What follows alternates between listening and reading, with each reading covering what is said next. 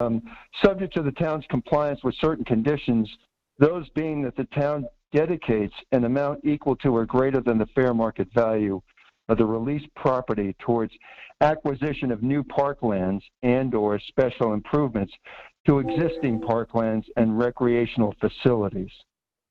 I want to know how the town feels that it fulfilled that requirement, which I think is basically, I believe, says replace in kind, more or less, as I've been advocating. How does the town feel that it fulfilled that requirement?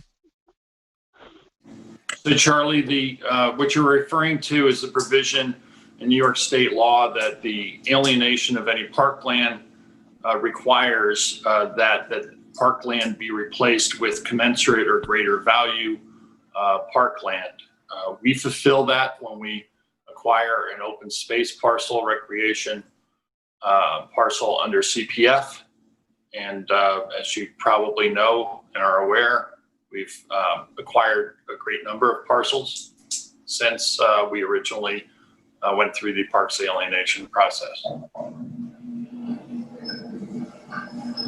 Okay, I'm a little bit confused. Are you saying you replaced this parcel with what parcel? Or are you saying you replaced it with parcels?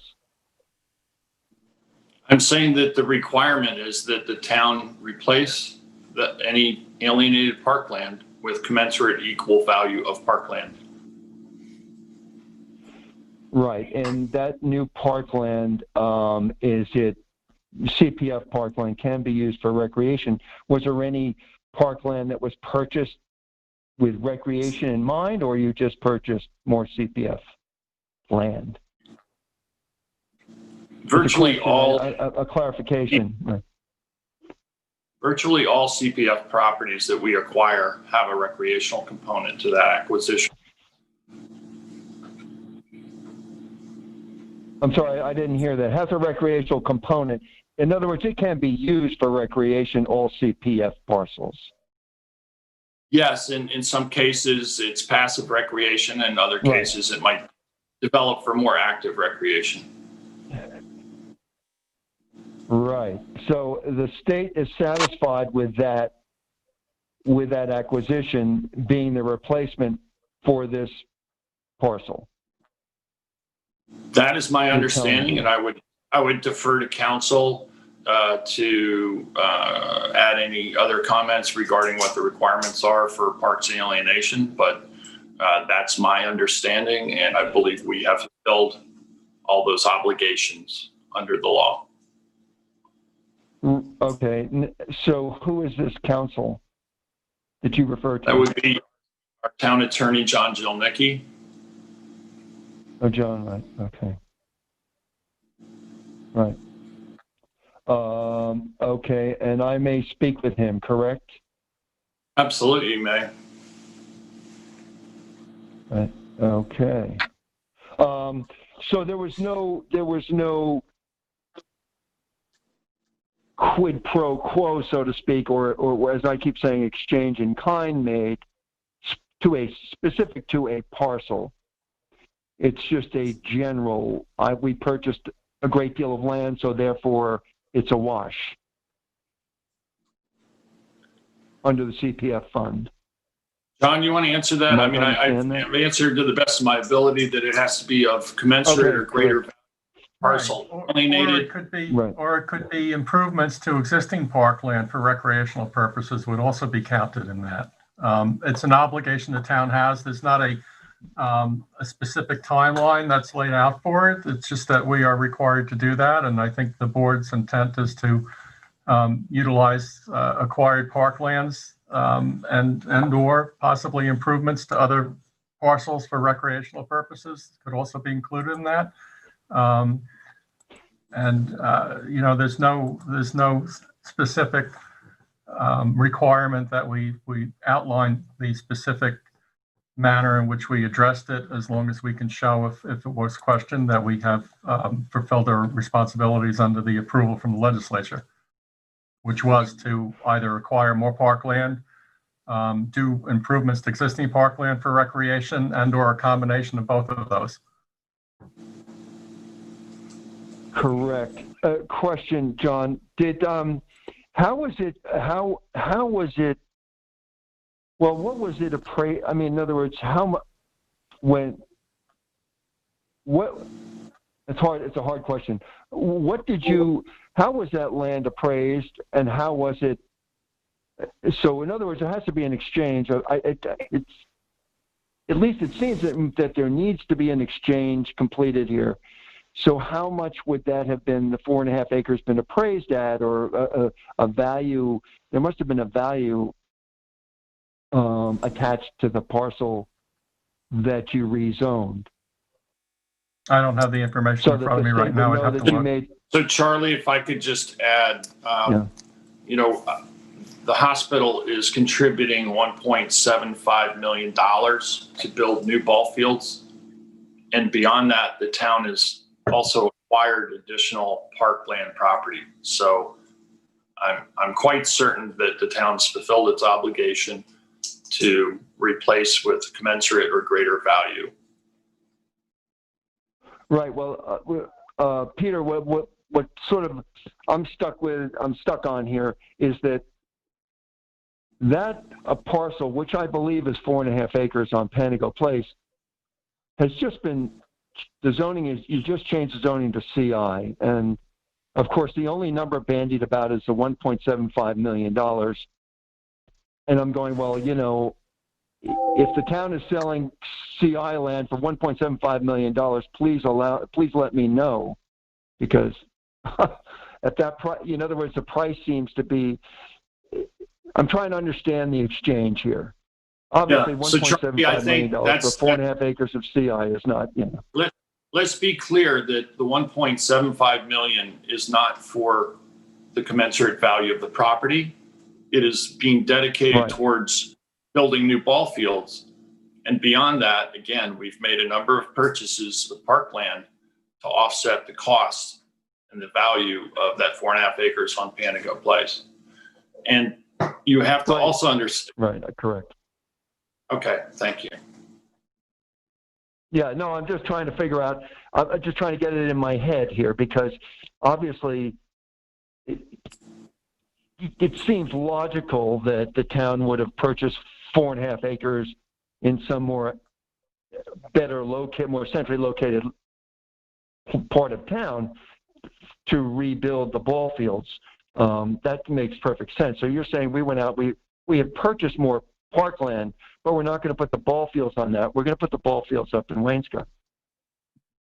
So it doesn't make a lot of sense per se, but because you didn't purchase land to replace in kind the ball fields, is what I'm saying. As a matter of fact, there's a net loss. I understand your point. But right. Okay. Thank you. Okay. Thank you, Peter.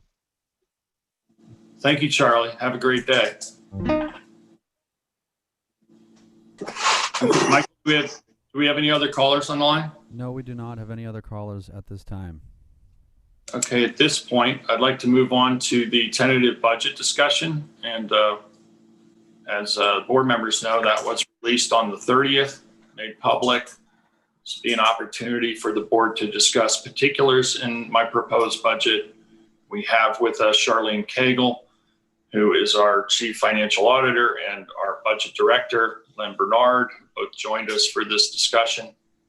And before we get started, I just want to make a very brief comment about Charlene Cagle, who for the last decade has dedicated herself to the town of East Hampton and to help steer us into a fine and very solid financial standing, recovered from what was a financial disaster. And we are now in a very good place in terms of finances. And she was an integral part of that. And when my administration took over, I asked her to stay on, and she's been good enough to do so for nearly 3 years now. But at this point is moving on. And I just want to thank her again on behalf of the town board and the citizens of East Hampton for the outstanding job she's done. She's been recognized for governmental auditing and accounting as really an exceptional award by GFOA. And I just wanted to make mention of that before we get started in the conversation. Thank you, Peter. And I'll add to that. I mean, it's been 10 years working with Charlene almost 10 years since she came over from Brookhaven. And she's been invaluable. I mean, we're going to miss her tremendously. I think everybody will see that, especially over the next few months. She's been great to work with. She knows the business. She knows the subject matter. She's like my sister. So I do want to thank her. It's been a gregreat run. And hopefully, when she'll be gone soon, and when I'm gone, we will have left the town in better shape than it was when we came back in 2010, 2011. So I want to thank her, and she is definitely going to be missed, no doubt about it. Well, I'm certainly going to miss all of you, and it's not something that I had ever expected. I never envisioned myself. I always thought I'd be retiring from the town, and just this opportunity came up at the village of Southampton, and I decided I had maybe one more project left in me before I sail off into the sunset. And I used to be a Cub Scout leader, and one of the mottos of Boy Scouting was to leave a place better than you found it, and that's kind of what I always try to do when I come to work, and that's my work ethic. So Lenny and he's been the best boss around, and there's a lot of tears shed last week, and I think we're in a good place now. So I thank you. I mean, it kills it. It hurts to see that blank wall behind her where all of her awards used to be. I came in on Saturday to sign some things because I've been working from home because of some medical problems. And when I walked in and I saw the walls empty and all of her pictures down and all of her, awards down off the wall, it kind of hit home, and it was sad for me. So. Yeah. While the awards may have left the wall, Charlene certainly put into place a number of controls and checks and balances within town finance that were sorely needed a decade ago, and that has helped right the ship and keep us on the straight and narrow. And again, our deep, heartfelt gratitude and thanks to you, Charlene, for all of that.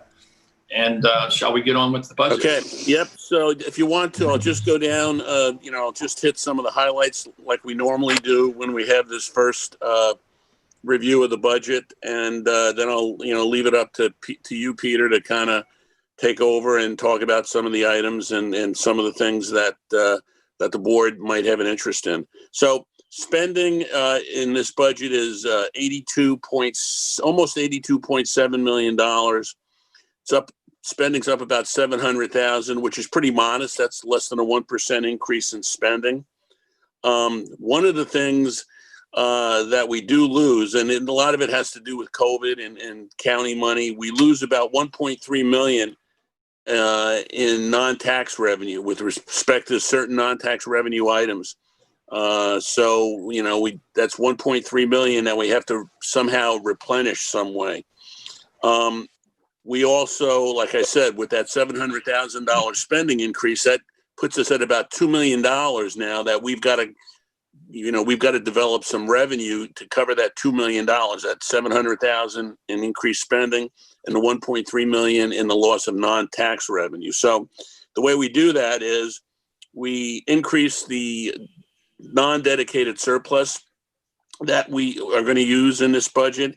And compared to the 2020 budget, that non-dedicated surplus that we're using is up about $70,000. We use about $1.8 million. We had about $1.73 million in this year's budget, which I don't think we're going to use all. But so that's 70. And then we have $600,000 in dedicated reserves. We have reserves that we have to spend. We don't have a choice.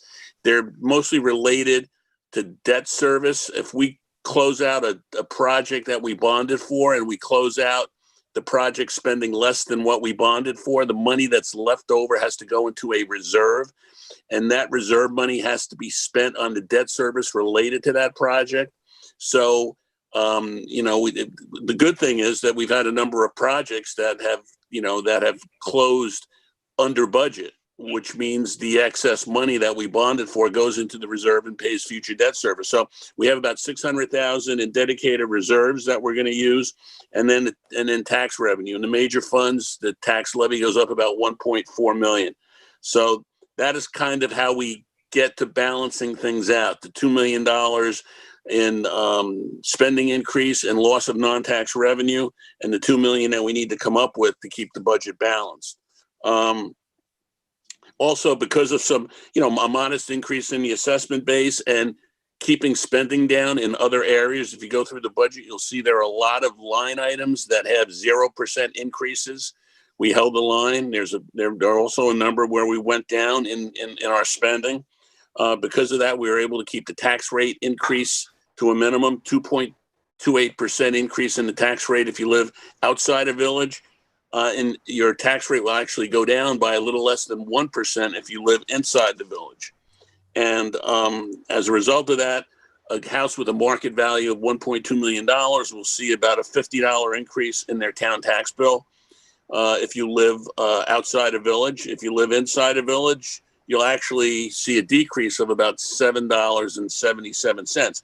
Now, the reason for this disparity primarily relates to $500,000 that we're not going to get from the county for public safety measures. Every year we get approximately $1 million from Suffolk County to fund our police department because we don't use the county police. The county saves by us having our own police department, but they do send us $1 million that they raise through sales tax to help offset the cost of us providing the police service. We've been told that in 2021, that's going to be cut in half for 1 year. So that means we're losing $500,000 in non-tax revenue. That $500,000, the weight of that falls on people that live outside the village because the people that live outside the village are the ones that fund the town police department. If you live inside the village, you have your village police department. So that said, we had to make up that $500,000, and that's done primarily with the tax levy for people that live outside the village. And that's why there's that discrepancy between if you live outside the village, your rate's going to go up some. If you live inside the village, it's going to go down some. So I just wanted to explain that. Again, like I said, we really don't increase the use of non-dedicated surplus that much in terms of 20 compared to 21. We still have 1.8 million, but that 1.8 million is going to be somewhat offset because during 2020, as you know, we sold the scavenger waste facility property to the school district, and we're going to net about we've netted 1.8 million out of that sale. That 1.8 million will be added to the year-end surplus this year. So that 1.8 that we're going to use next year is kind of neutralized by the fact that we picked up $1.8 million in 2020. Another thing we did, we added 132,000 of additional money to support some of the outside groups that the town has traditionally supported. Peter, you may want to talk about that a little bit. That's mostly COVID related. We had requests for additional money from some of these outside groups like Project Most and the Eleanor Whitmore Child Care Center. And some of those outside groups are getting more money than they did in 2020. So that's a thumbnail sketch of the budget and some of the things in the budget and how we arrived at the different tax rates and tax levy. Right now there is a very small tax levy cap space. As you know, we are only permitted by the state to increase the tax levy by 2% a year, around 2% a year based on how the formula works out. This year, again, the tax levy cap, I think, is somewhere just under $2 million. And that includes all of our special districts too. So that 1.5 million for the major funds Also, you have to add the special districts, the lighting districts, the fire protection districts, and we had some increases in the tax levy for the fire protection districts because a lot of them are going to paid EMTs. So we're paying the fire protection districts more, which has increased the tax levy for those districts, and that does put pressure on our tax levy cap. So our cap space is only $9,000. We're $9,000 short of what the state is allowing us under the 2% tax levy cap. So I think that's it. Charlene, can you think of anything else? Nope, I think that's a 400-page document in a nutshell. 300. Well, I'm going to start, excuse me, my comments with deficit financing, which will end in this proposed budget year 2021. I think the final payments for that deficit financing that was required in order to get the town out of its $22 million hole is only about $160,000 left. That will be paid off in this year. So it, again, Charlene and Len have worked very hard over the last decade to right this ship. And I guess it's fitting that Charlene, you would go out mission accomplished, with this year being the end of the deficit financing. Many of the additional increases in costs are related to the pandemic and addressing COVID, whether it be the stockpiling of PPE and protective equipment, additional cleaning and sanitation throughout town programs, whether it be the beach bathrooms or other town facilities. That's more robust now in response to COVID in order to keep the public and our staff safe. We've had a number of, actions personnel-wise that are important. We are continuing with our records digitization so that as we move forward, we get closer and closer to be able to do much of the town business online.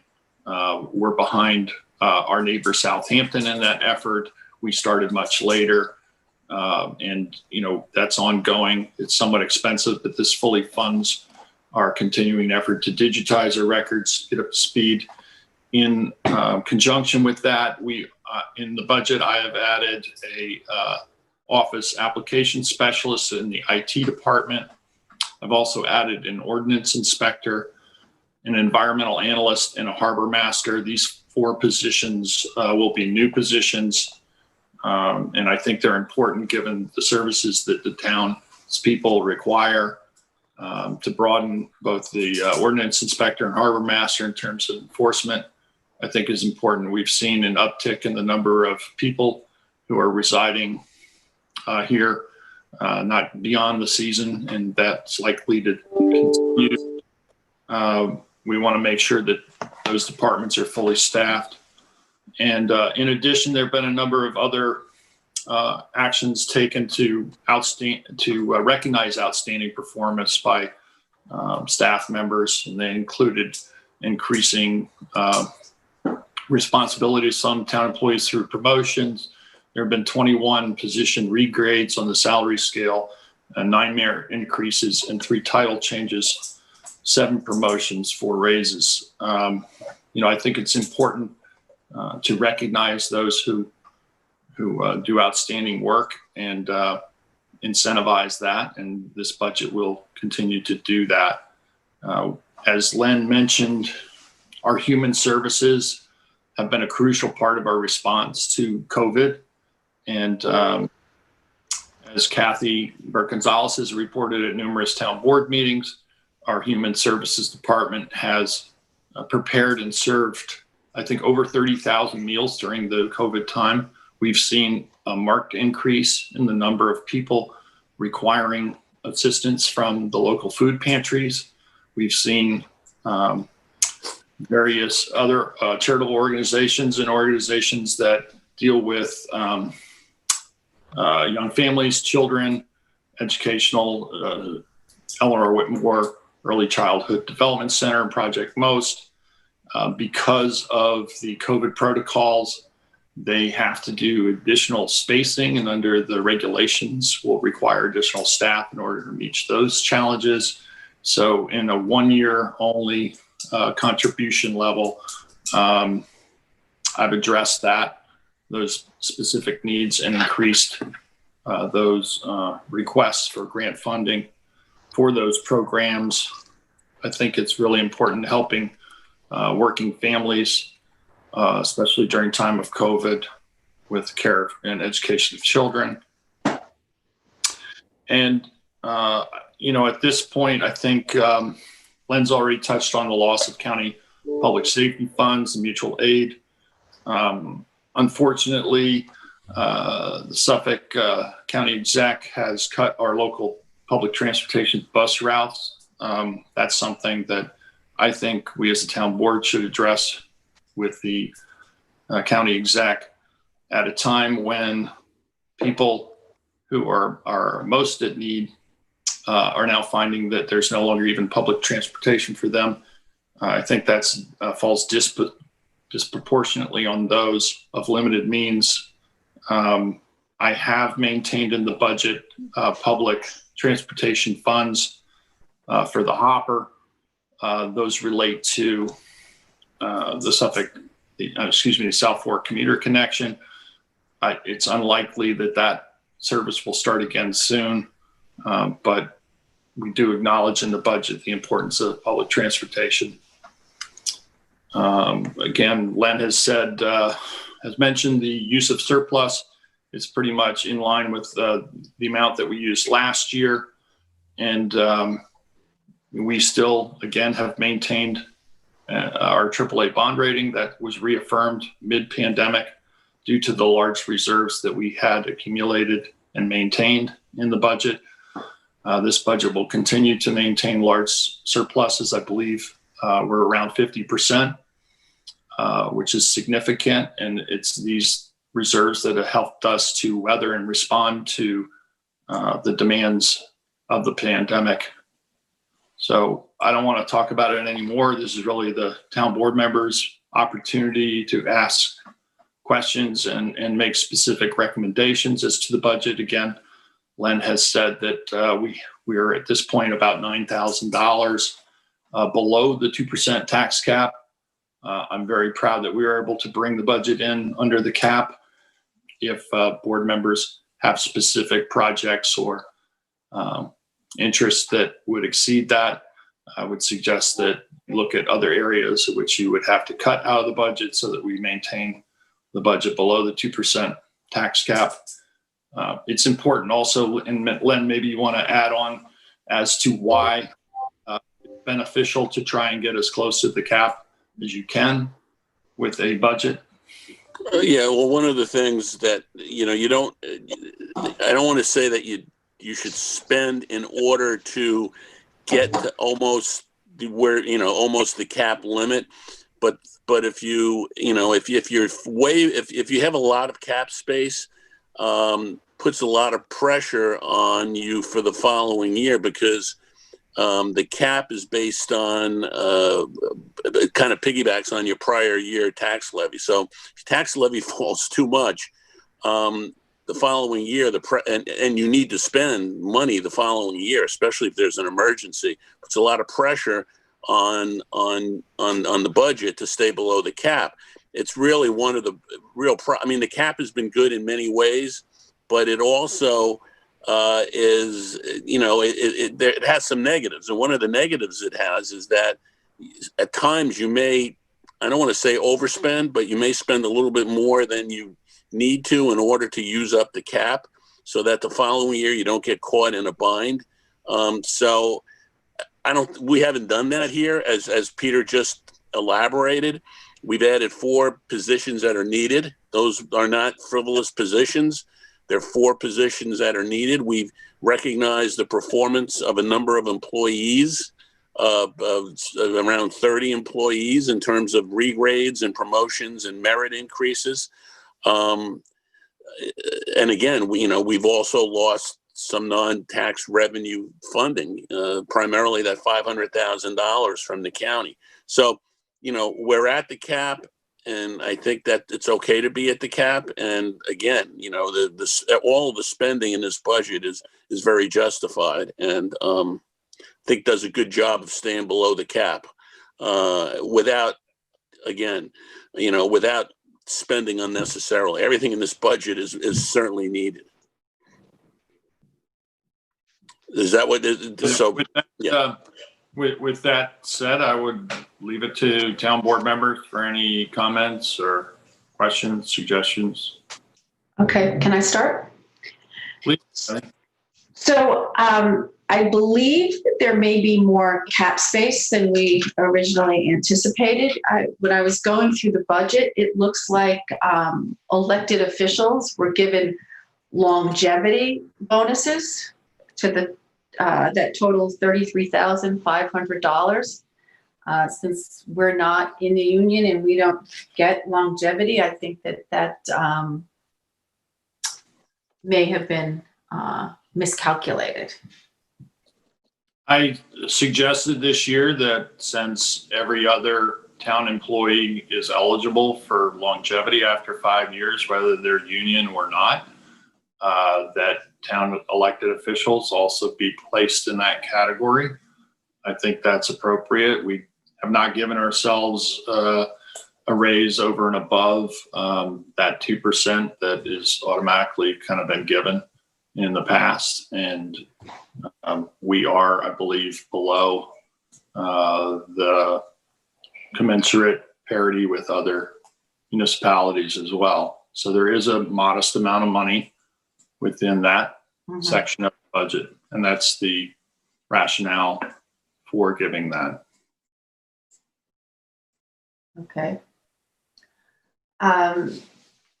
Question about, we had talked about during the budget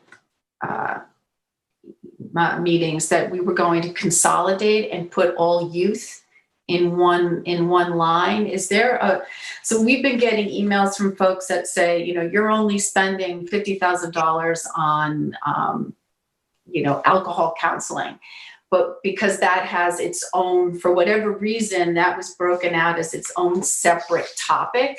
Whereas then we also, what's not showing up is the funding that we do for Family Service League, that we do for $50,000, that it's not showing up what we do for the South Fork Community Health Initiative. I mean, it's like things are all kind of all over the place. I've got a list. I did this yesterday, actually. I got a list. These are all of the organizations that we contribute to, okay? And it totals $629,500. And that includes the $132,000 increase. So we actually increased those contributions by almost 21% this year.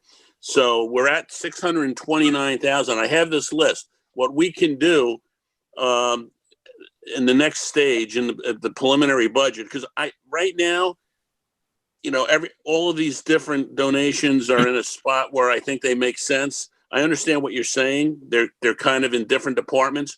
I think what I can do is, at the end of Peter's budget message, we can attach this list, and this lays it all out. This has got, I mean, and I'm real quick. You got adolescent substance abuse. You have anti-bias task force, disability advisory group, the MVA, the Arts Council, Meals on Wheels, Montauk Nutrition, Community Council, Southampton Hospital Wellness, RSVP, Family Service League, Retreat, East End Hospice, Springs Food Pantry, iTry, South Fork Community Health Initiative, PDF, Project Most, East End Disabilities, Whitmore Early Childhood, Montauk Youth, East End Players, Phoenix House. It's a complete list. So what I can do is we'll take this list, we'll put it at the end of Peter's budget message and say, here's a list of all the different groups that get money from the town in one place. So those would be all the grants. Okay, that's great. But I mean, but we did talk about, though, is there an opportunity to put, because that's not, when folks go to our budget, they don't always go to the budget message, right? They go to the department and fund. And, you know, we talked about it particularly we have youth services, but in youth services, we don't include I Try and Project Most and Eleanor Whitmore, but that's really that's how you would categorize what that is. Charlene, I'll let Charlene talk about this a little bit because some of it has to do with the chart of accounts that the state, requires us to use, in the sense that, I Try can be considered more youth because it's definitely youth, as opposed to Project Most, which is youth, but it's also education. Charlene, isn't there a differentiation in terms of how we categorize some of these things in terms of the chart of accounts and what areas they cover? Well, the series between the in the 6,000 to 7,000 series is generally human services, home and community services. Those and that's what the state chart of accounts classifies, that range of accounts. Human services have kind of traditionally have had, that's kind of where we kept all the grants, the bulk of the grants for years. Somehow some of them ended up over in the youth services. But I think that if we wanted to move them over, I'd have to find out, actually, I think we can import the entire, all the activity over to another fund, but we would have to change the account number and reassign the account number that we're using in. Right. And which, at this, it's, the problem is then tracking and I'm just looking here to see. Is your concern more that people won't be able to have a more centralized place? Yeah, it's not user friendly for folks, trying to figure out where they're, May I make the suggestion that we take the list of all of those organizations and we list them and the amount in a chart, and then have the corresponding accounts? Yeah, I can add the account number, and then you can go right to it. Those specific That'd be great. lines in the budget. Okay, Yep. so that would satisfy your concern on that. That would, because, I've always said that it's, been my belief that our budget's a reflection of what we value, and who we give grant funding to is something that we have discretion over. And Right. What this budget does is it supports, our kids, our hardworking families, and our seniors.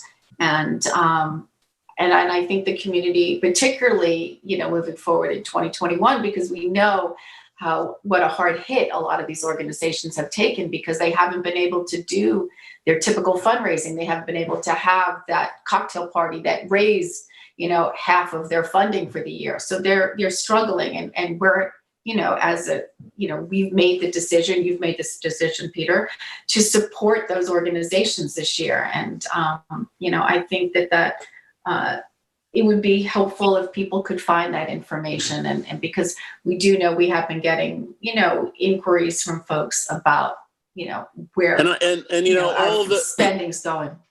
That entire list that I just read off are only, because I actually, my worksheet are in 4 different places in the budget, 4 different departments, units, Right. and one of them's human services, and most of them are there. 12 of the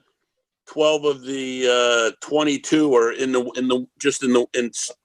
A6773 in the Right. human services part of the budget. So yeah, what I'll do is I'll add a column and I'll put in the actual budget lines, the actual budget line that each item is associated with. This way, they have that list, they can go right into the budget and see right where it's at.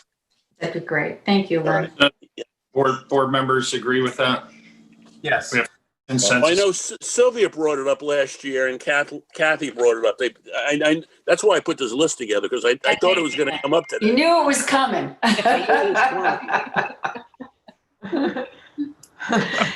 And then the only other, I have 2 other comments. It looks like for engineering that we had $50,000 in for outside professional this year, and for the 2021 budget, we're only showing 10,000. No, Is that the other 40 is in the B fund. Okay. I thought that it better reflects, because most of the work that the engineer is doing he's doing it for the boards. Right. So we split it. So we split it between A and B, and Great. the greater portion in B. And then the last thing I had was public information. So we had $20,000 in for this year, and we've got 10 in for next year. Is that, we've just cut it in half, or is there also money in the B fund on that as well? I believe it was 10,000 originally in the budget. If I can look, I don't remember. I think that we started out with 10,000 and then it was adjusted during the process last year. So I guess we just rolled it back to what the original budget was last year. Yeah, I'm looking, 2020 adopted was 20,000. Yeah, no, I think it was the same as the tentative last year. And I think we might have increased it during the budget process. So. I just know that, for instance, the census postcard cost us, close to $10,000. Plus, we did newspaper, and with COVID, we're doing more public outreach. So that's just my only question. Obviously, if we want to increase it, we've got to find the money. We could increase it by up to $9,000. Right. Unless other board members have other, asks. So. Okay, that's what I have. You know what again, this is one where we, there's probably a 50-50 chance that you're going to need the extra money, and then if we see during the course of the year that we need it, that's why we have a contingency line, and the contingency line has 175,000 in it. So, I mean, we can always, which is what we did this year, and I'd rather do that than over budget. I mean, we have the contingency line is set up for a reason. And if we do have another situation where, you decide we need to do something that you didn't anticipate, we can always use the contingency line. And the contingency line is in the budget. It's part of the spending plan. And if you look at the actual 2018 and 2019, we haven't really spent more than the $10,000. I know there was a census that I'm sure that's not something that doesn't happen every year, and the COVID was an extraordinary item. So that's really what contingency is used for, is for extraordinary items. So. Okay. All right. Other board members? Yeah, just a couple quick comments from me. I think this is an extraordinary budget based on the worldwide pandemic. There's been so many things that the town has had to actually weather this year, not just from a health perspective, but also from a financial perspective. So having the team that we've had and the foresight to move forward into 2021, based on what we learned, I think is extremely important. I see certain little lines like public safety, the Marine Patrol officer, slight increases in civil defense and the beaches. That might just be signage and such, just stuff being very appropriate. Also in the buildings and grounds, that's where most of the cleaning expenses come for our bathrooms. That's where a lot of part-time employees have been increased, and to keep that on for 2021 and also to stay under the cap, Peter, I think that's pretty impressive. I do want to say this as I continue to look into this. I think what this shows us, as Len was saying, at 1.3 million decreased revenue over these 2 years right now, I think we have to look a hard look at non-taxable revenue right now that the township has maybe not wanted to move forward on in years past, but during COVID might be smart things to do. And is this from parking? I know we talked about the cell phone registry, money could come from that. Other thoughts would be, selling cemetery plots once we design these plots. There's hundreds of thousands of dollars out there every year we might be able to bring back in to sort of cover as best we can from a non-taxable revenue aspect, the revenue loss that we've incurred through COVID to keep everyone safe. And I agree with what the spending plan has been and looking forward, but I also just want to say, I want the board to keep a hard look at these other options that we might have to go in the near future then too. And that should be, that sounds like a good ongoing project. I mean, not necessarily be captured in this budget, but as we move forward, because you're going to, the budget, it seems these budgets come up very quickly. We're doing this one now, and we'll start the budget process, start in August again. And in the interim, try to come up with some creative ideas for non-tax revenue to try to offset some of the revenue that we lost. Right. I mean, the county says we're going to. I will say that going forward, one of the biggest hits we took in non-tax revenue was the sale of non-resident beach permits. And, I think while we're guardedly optimistic, that's something that could be back next year. Hopefully it is back next year, and we'll be in a position where we don't have to limit the occupancy as we did this year. So, but I appreciate your comment, David. I think it's always good to be looking at ways to offset the costs to residents, tax-paying residents, with non-tax revenues. We did institute late in the season the paid lot at Kirk, and that's generated a fair number of participants there contributing to non-tax revenue. That's helped some, but agreed, we should be looking at ways. The other thing I just wanted to mention is that I believe we've taken a part-time fire marshal to full-time. Is that correct? That's correct. Yes, we did take the part-time position to full-time in this budget. I did not mention that earlier. It's not a new position, but we did make it full-time. Yeah, which is important. I just know from serving on the Special Events Committee for 7 years now that, what a valuable role our fire marshal's office plays in keeping our community safe, and adding that position to code enforcement is helpful too, because there's no shortage of work out there for those folks in public safety. And one of the things, some of our fees are like police fees for next year are projected down, and justice court fees have taken a real hit. And that's because our enforcement people are doing other things COVID related. I mean, as we climb out of this, hopefully they'll be back enforcing things that they normally enforce. I don't want to say giving more tickets out, because that sounds horrible. But the bottom line is we had to project our justice court fee revenue down by $350,000. That was the other really big hit. That $500,000 from the county, but locally our justice fees are down, and so we had to reduce our projection for next year by $350,000.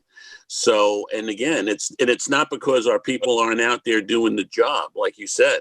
But they're out there doing things that don't necessarily lend themselves to handing out tickets or handing out fines. They're out there trying to keep people safe. So the COVID has really changed the way that we do business on many different levels. And one of the side effects was that, and Kathy mentioned the fact that many charitable organizations weren't able to have their large galas and fundraisers and special events.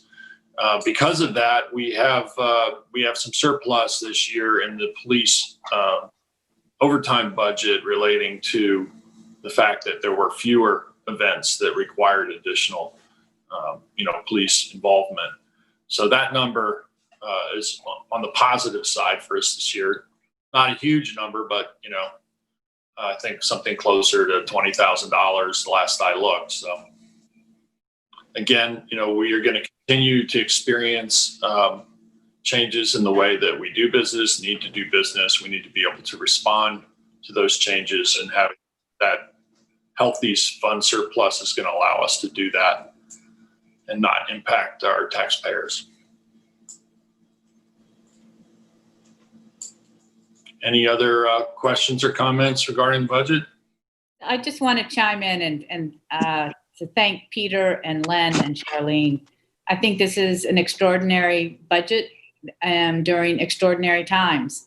And I really have to give you guys a lot of credit for keeping us under the tax cap, which was not an easy task. And, without the guidance, I think of the three of you, we could have been in a much different position at the end of this year. So I want to thank you for that. And just for my little groups, Anti-Bias Task Force, thank you for increasing their budget slightly. I think their work is important to the community, and to the Arts Council also for continuing to support the Arts Council. So thank you for both of those. Thank you. I can say that the budget process this year was also impacted by COVID. And frankly, for me personally, I thought it worked a lot better and it was more efficient. Not having the handout spreadsheets with the microscopic print was a real plus. I didn't have to put on reading glasses once this budget cycle. I was able to review all the spreadsheets over Zoom and at a magnification that worked for me. And I think it was actually easier in some ways to keep the various requests organized, and the compilation of that was I think a little bit more efficient, at least within my office, because we weren't doing in-person meetings, we were doing them remotely, and the folders on the computer just worked out better. Can I and the other thing, this tentative budget, and I've done a lot of these now, is probably the most complete tentative budget in terms of kind of everything being addressed that I've been associated with. And I think, and again, it goes back to those Zoom meetings. I think that there was quite a bit of interaction between the town board members and the departments that they're liaisons for. And as a result, those meetings, you're right. I think they were in a lot of ways more productive, and it got us to an end point earlier. It got us, everybody on the same page. And so I think that as a result of the individual departmental meetings and the coordination between town board member liaisons and their departments, we had kind of a final product, as a result of the meetings. And then I think Peter's been very hands-on during the month of September in terms of, do we add, we're going to add all 4 positions, 3 positions, what do we really need? And then you go back to the meetings that we had, the departmental meetings with the liaisons who made good cases for the need for the extra staff. I just think everything was really vetted much more extensively during this process.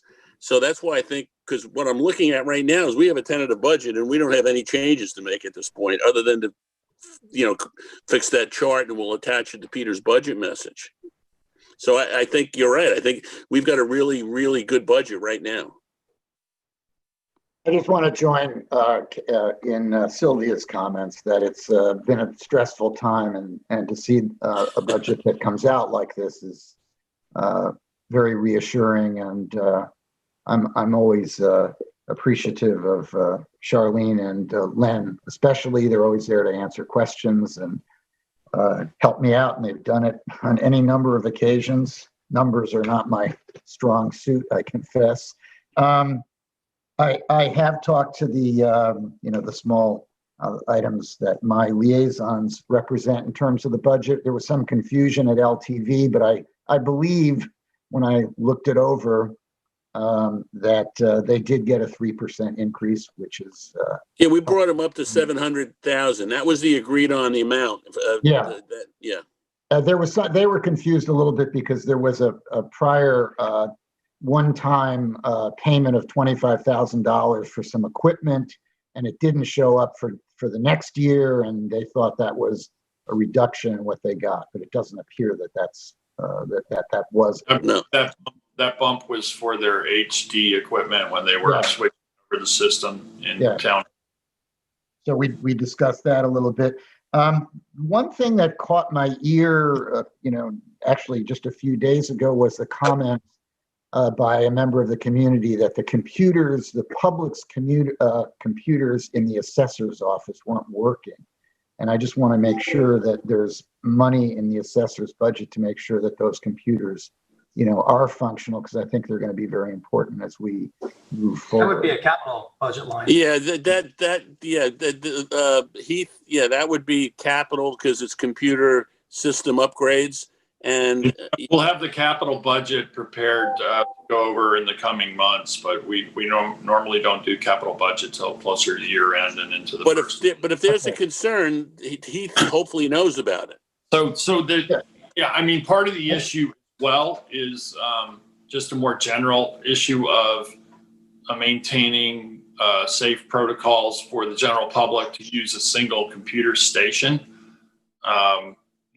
There's some issues with that we need to look at if we have members of the public using a workstation, has to be in place certain, cleaning protocols in order to ensure that that doesn't become a vector for transmission of the disease that we're all trying to fight here.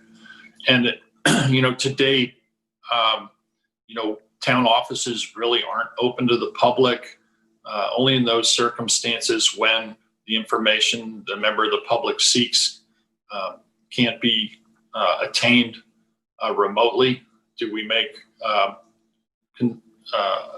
available in-person by appointment meetings to be able to get that information? So I believe that what Jeff is referring to is the comments made by Mr. Buddha about being able to have access to that database. So we need to figure out a way to make that portal available to the public, whether it be remotely or at a workstation that has heightened sanitation protocols. And if that's the case, that's really not anything that's really that cost related. It's more protocol.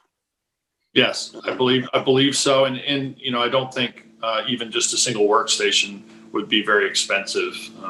No, that's what I'm saying. That's something to work through. Maybe you can work through Jeff as liaison with the assessor's office to come up with a solution. Yeah, okay, that sounds good. I also wanted to say just a word about the housing authority. We had very good discussion in the town board about the stipend that we give them, and I don't want to relitigate it. I thought we had a very thoughtful discussion, but I just wanted to say if given the importance of the work that they do, and I think they're a good track record, especially with this new housing plan in Amagansett, that a small bump of 3% in our stipend might be considered. But as I said, I'm not critical of the board. We had very frank discussions about it, and I rest in the knowledge that we had those discussions. But I wanted to at least put a word in for them. Okay, so are you making that request on their behalf then? Yeah, I would make that request. I mean, that's a $1,200 increase. I know it's not much. I think it's a gesture, frankly. Board members have any comments on that? Do we have any consensus on that $1,200 increase for housing authority? I'm okay with it. If we can find it, but also based on their revenue that they're bringing in. I know that their revenue has been higher over the last 10 years. So if there's a need for it there, they can show that need. Well, I mean, if it's $1,200, I mean, I would support the $1,200 increase. I appreciate that. All right. So I believe we have a consensus on the board. Okay, so that's $1,200 for housing, for housing authority. That's it. That's the one addition. Maybe so far. It's only so far. Well, this is here's your opportunity, board members. I mean, we're at the tentative budget stage, and this is where board members who've had the budget for a while have an opportunity to make specific requests or changes to the budget. So, I get Len and Charlene and I have worked very hard with department heads and liaisons over the entirety of the town budget, and I think this is an excellent budget, especially for the circumstances. And if there are things that you'd like to change or ways you think you can improve it, I urge you to do so. Because here's the schedule. I mean, you have another work session next week. If you have anything additional, next week is it. I mean, we need to know next Tuesday. And my suggestion would be that if somebody has an idea that they, run it by everyone via email before next Tuesday, and then we can discuss it Tuesday. And at the close of our discussion, Tuesday, I guess that'll be the 13th. that's what we're going to go with. Like I said, we don't 1,200 less than, so now we've got about $7,800 cap. So does that sound good? Because here's the schedule. The schedule is next Tuesday. Any last minute changes or any ideas, we have to kind of all agree, or you guys have to agree. Next Tuesday, the 22nd of October, Carol would put the notice of the public hearing into the East Hampton Star. Public hearing will be on November 5th. I think we have to post it 1 week out in the hallway or on our website. And then, so that's 1 week gives us plenty. We'll adopt it on the 19th. I think a lot of towns actually are adopting their budget on the 19th. So that's your regular meeting. So that's the schedule. So, come up with a final version next Tuesday, and then notice a public hearing in the Star on the 22nd, public hearing on the 5th, and adoption on the 19th. Okay. Anything else on the budget before we move on? Okay. And Charlene, again, thank you so much. Thanks, guys. Thank you. Bye. Bye-bye. So our next discussion will center around the Hither Hills State Park proposed cellular communications tower. And with us today, if I can just get back, log on to the computer, which is timed out. I believe we have Lawrence Dean and Jacqueline Murray from Crown Communications. The state of New York and Crown Communications, as part of the review process, and an involved agency reached out to the town of East Hampton to let us know of this proposed project on the state parkland. And although it's outside of the town's jurisdiction, they are required under secret to and let us know as to what's proposed and seek comments by the town. I referred the matter to the town planning department for a review of the project, which resulted in a memo with comments about the proposed project. And we have invited Crown Communications today to be with us to explain to us and the public, and have a discussion about the proposed wireless communications at the state park. So I don't know if Jacqueline, you want to introduce, or if we have Lawrence also on the line. Yes, there's Larry. Good afternoon. My name's Jackie Murray. I am outside counsel to Crown Communication New York, and I'm here today with Larry Dean of Crown Communication New York. And before getting into the details of the project, I'd like to give the board a little bit of background about the nature of this project. Because it's a project that's pursuant to a statewide contract and projects that have been going on since 1997. So back in 1997, when New York State first started getting contacted at its state agencies by wireless carriers, New York State put out an RFP to hire a telecommunications site manager to assist the state of New York with addressing requests for wireless facilities on the lands and rights of way of the state. So this particular project is pursuant to that 1997 agreement. We've developed numerous state-owned cell towers under that agreement since 1997, and that is the nature of this particular project. So often there is some confusion as to what Crown's role is in this. Crown is the manager of the sites for the state of New York and the developer of the sites for the state of New York, but Crown does not own the towers. The towers are all owned by the state of New York, and that's precisely what's proposed here. The land remains owned by the state of New York, and the facility that's proposed would be owned by the state of New York. Now, the purpose of this arrangement between the state of New York and Crown was in furtherance of several objectives. One was to meet the requests of the wireless carriers and the governmental agencies that needed to install communications equipment on state lands without burdening the state agencies whose primary functions were not to process applications and project review and seeker review for wireless telecommunications infrastructure. Another one of the objectives was coordination between the governmental agencies and the wireless carriers in furtherance of reducing redundant wireless facilities.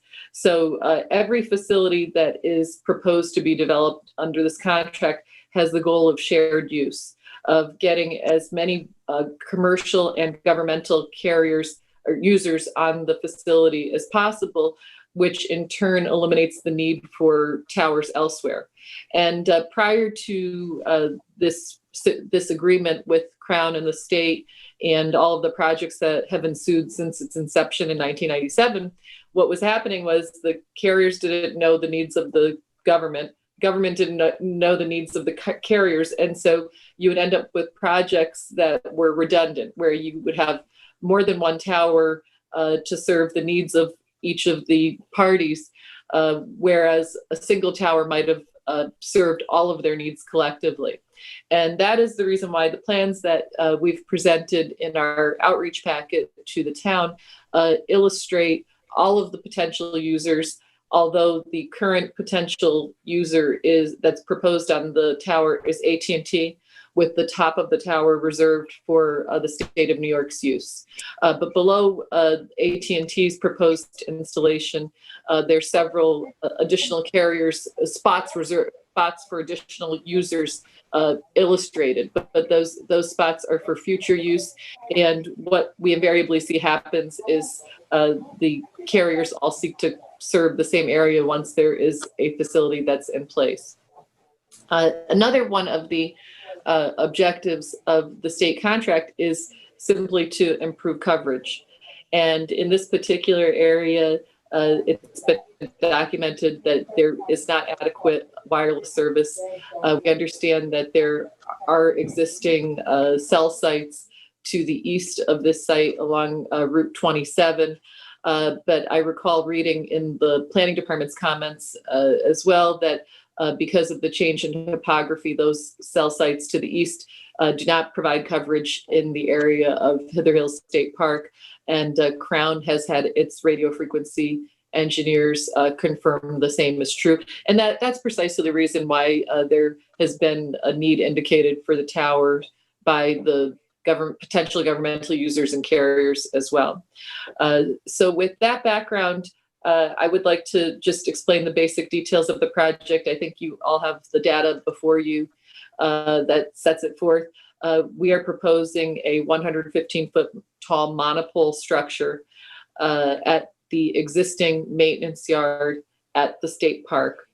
The maintenance yard already has maintenance yard infrastructure on it, as well as a utility substation, and it already has an existing access driveway off Old Montauk Highway. The site that's proposed is immediately adjacent to the wooden fence of the maintenance yard set back at the end of the access driveway away from Montauk Highway.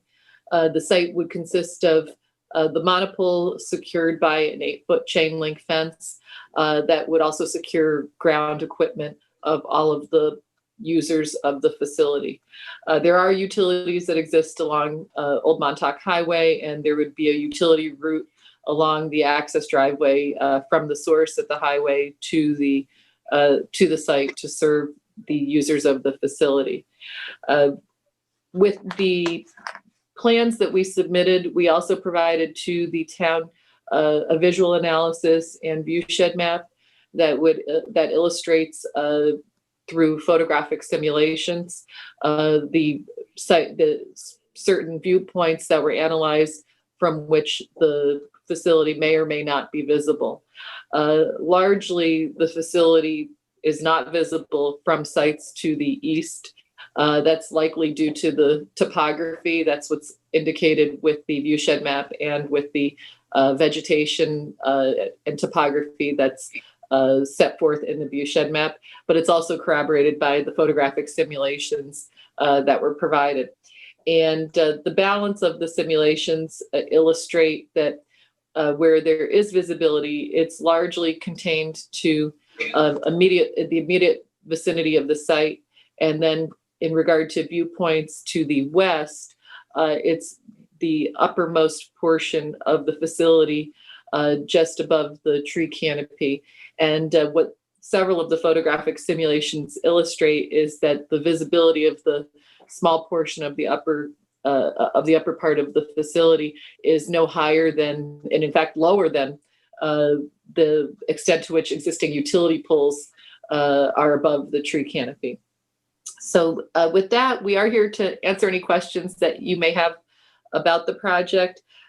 Supervisor, I see that you understand the immunity of the project because it is a state-owned facility, a state project. But I do want to note that this is just the inception of the project. The reason we reach out to the town is to get your comments, and then those comments are brought back to New York State Office of Parks, Recreation, and Historic Preservation, which is the agency with jurisdiction over the site. And the agency thereafter does a thorough review of the project, including a seeker review. After the seeker review, you will receive further outreach from the state representatives in regard to the project as well. So at this juncture, it is a very early step in the project. We still have to submit all of our materials to the state of New York, and the state of New York undertakes its review. So the purpose of today's meeting is to get your comments, to incorporate into that review. Of course, we're going to include the planning department's comments and provide all of that to the state so that they can conduct their review of the project. Thank you, Jackie. Do board members have any specific questions about the project? I just want to chime in. I did have a meeting with the Montauk CAC last night and I told them about this project that was going on. I had the information to give them how tall it was going to be, a monopole, and where the site was going to be. So they seemed receptive and were in support. So, there were a few questions about the height, and it went both ways. Some of the questions were they didn't want to see it, and others were, can it be higher so that we can get further coverage on the non-peak stretch. So those were the two kind of competing conversations, but I would say overall there was support for the project. Okay, thank you. I just have a question. You said this is a very preliminary moment in the application. How much time do we have to get back to you with comments? For example, I'd like to hear some input from the public, just the general public on this. Yes, well, that was the purpose of us meeting with the town board at this public meeting, albeit via Zoom today, was to get any public comment from folks that would show up and have comments for us. We already did receive the planning department's comments. If you do have comments, by all means, send them to us. But at this juncture, we have a 4-week window from when we send the letter, and then we schedule a meeting. At the meeting, if people showed up to comment, and maybe there are some people on the phone, we would certainly take their comments into consideration. If you find that you get comments after this meeting, feel free to forward them directly to me and to Larry Dean, and we will include them in the environmental assessment for the project. And where is your meeting? Your meeting's in 30 days, and where is that? Oh no, this is our outreach meeting with the town, and thereafter the next step is Crown and the state of New York will prepare an environmental assessment, which is a very thorough document that will include a full environmental assessment form, a NEPA screening report, which is the National Environmental Policy Act report that covers 10 different areas of potential federal and state environmental assessment issues, such as impacts to wetlands, impacts to historic resources, impacts to threatened and endangered species, radio frequency emissions, lighting and marking. It's very thorough analysis. And I may have misunderstood you. I thought you had said that are you going to do that in 30 days, prepare the EAF and on the other side? No, what was the 30-day period? The 30 days was from when we sent the initial letter to the town, asking for the town's comments and offering to conduct this meeting. And so we did receive feedback from the town supervisor, and in response, that's what led to our meeting today. Okay. And per that letter, per our outreach letter, we also did receive a reply letter from the town planning department, which had several comments about the project as well, that will be incorporated into the environmental assessment package that is reviewed by the State Parks Agency during its seeker review. So the next step is to start preparing all of the assessment materials, submit them to Parks, and then State Parks starts its seeker review of the project. I just have another question. You said that some of the comments or your conclusions about the view shed from the west, that it would not be higher than existing utility poles. Is that because of the difference in topography? Because obviously 115 foot tall. It appears it's from the difference in topography coupled with the existing vegetation and the locations of viewers standing at 6 feet above ground looking toward the potential site. And we did provide to Ms. Bell and with the outreach packet photo simulation. So I don't want the board to think that I'm drawing a subjective conclusion. I'm just describing what's illustrated in the photographic simulations that were prepared by the visual consultant. And in that regard, these are not photographic simulations that are just superimposed data of photos of a tower at the site. They're actually rendered using a 3D modeling software tool that takes into account GIS topography and an average tree canopy. Here they used an average tree canopy of 50 feet. And the trees are illustrated. You used also a balloon as a placement of the total height of the tower, the tower. And they do include a balloon test, but then the balloon test is even further corroborated using coordinates through GIS. So they're generally highly accurate simulations. In my experience, the simulations usually are more conservative than what you see in reality once a facility's built. Jackie, I wonder, do you have those simulations that you could screen share or the site plan, geographic location of the site? If not, we can have staff do that. I did. We were sent copies. I have a copy. I mean, part of my public asking to have this. I can grab them. The primary reason for having this work session agenda item was so that the general public might be able to view and see what was going on as more informational outreach to our general public. I know the board members have been circulated, both the planning department comments as well as your submissions. But again, I'd like to just share those. It looks like my secretary sent that, so I could pull it up if you want me to. Do you want me to share it? I actually have it, but I don't know that I can screen share it that efficiently on my technology here with I can do it for you. To switch to my desktop. I don't know if I can do it that efficiently either. All right, let me give this a try. Thank you.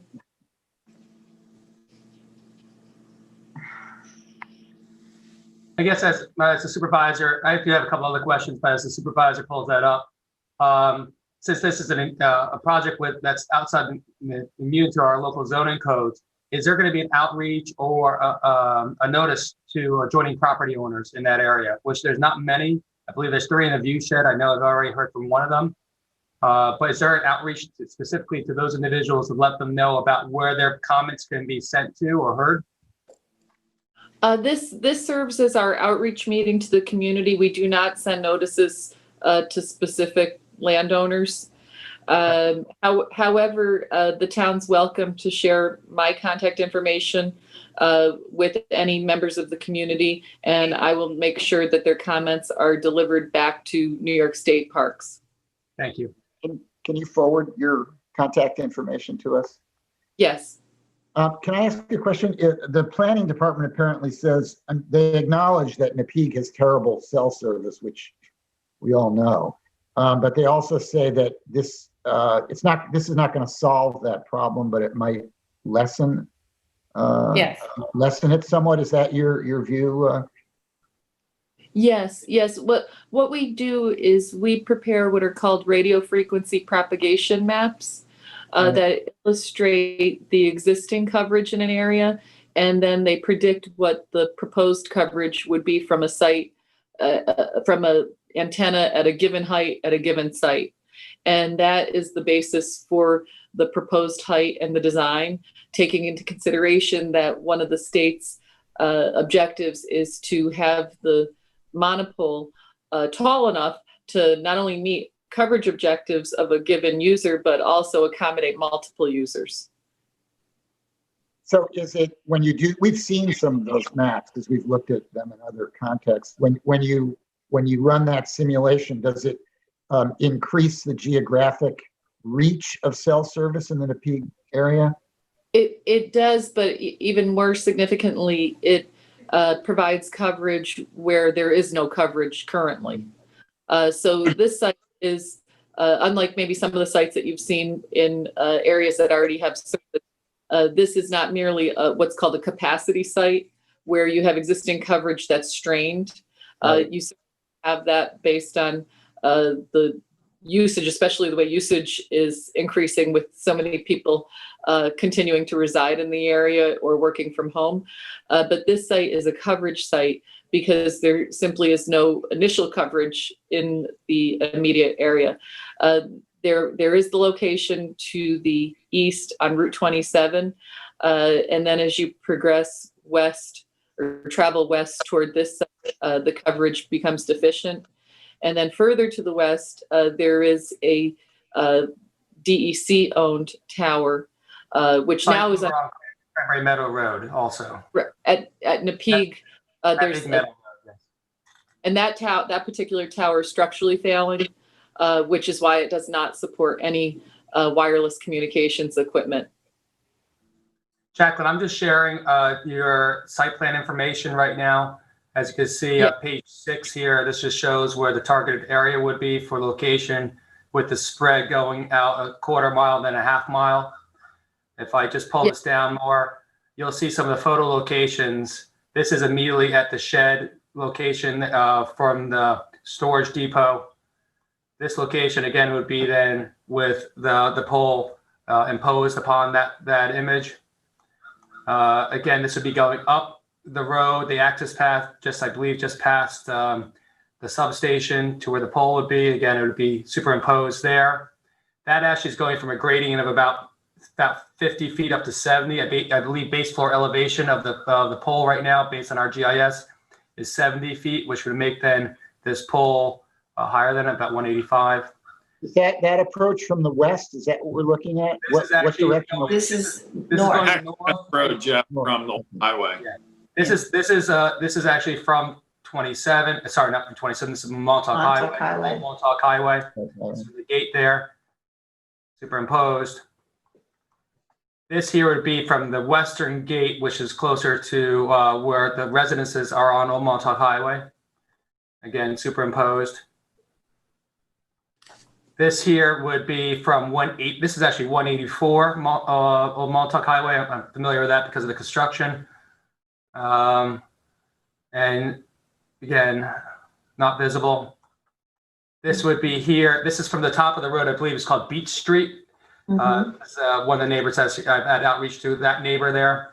Not from there. This is from the street, not from the neighbor's property, but again, not visible from that street. This is heading west. Sorry, this is heading east on Old Montauk Highway.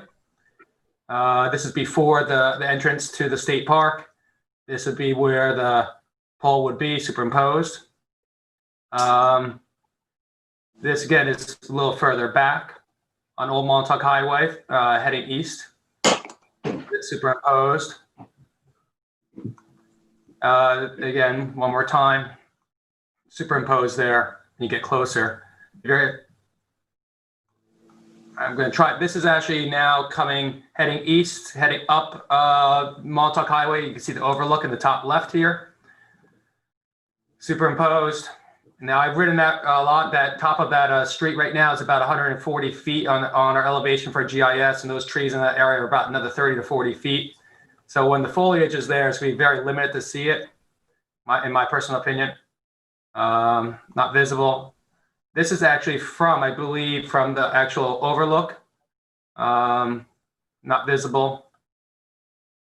This is where you can maybe see it the most. It's mostly a shot that's just heading west, just before the overlook. There is a little peekaboo view there. You can see that it's not as dense foliage, and you'll see it a little bit in here. And again, this is heading up the hill. So those are the photo renderings. This is the visible view shed based on your analysis. So these are the points that in the red that the tower would actually be visible from, based on your estimated growth rate of the trees and visual vantage points. These individuals up here off of Beach Street and in this area probably would be the most have the most visual contact with it. I don't know if you want me to keep going on here. Could we just stop the view shed map that you just showed? Because I just want to put one thing into context, that the areas identified in red on the view shed analysis are where visibility would be predicted only based on topography and vegetation. And so once that view shed map is prepared, then the visual consultant goes out and takes the actual photos from various viewpoints during a balloon test and renders the photographic simulations that were illustrated prior to this page. And what's worth noting is that the photographic simulations show the scale and magnitude of the visibility. So when you see these areas that are marked in red on the viewshed map, those are just areas where visibility is predicted, but it does not indicate the scale and magnitude of the visibility. Rather, that's why we do the photo simulations, because they show that although visibility is predicted in a given area, it might either not exist based on the site-specific situation when you're physically on the ground, or what does exist is a small portion of the top of the facility in the context of other elements in the existing view shed.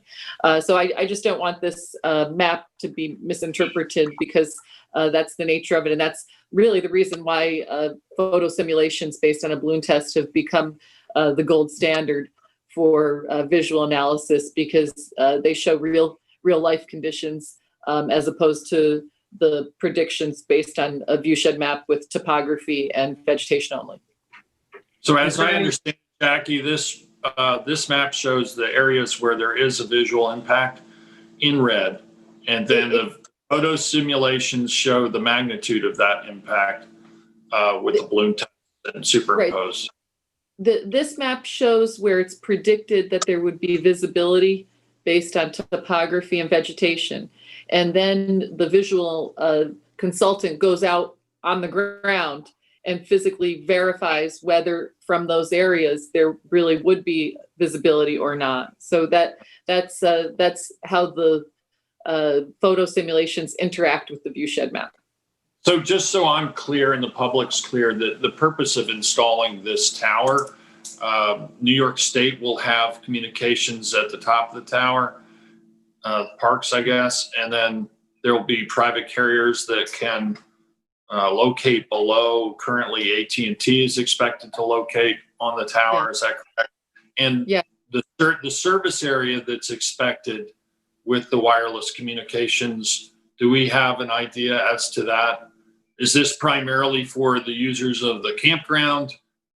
Given the topography and sight lines, it seems like the reach will be somewhat limited.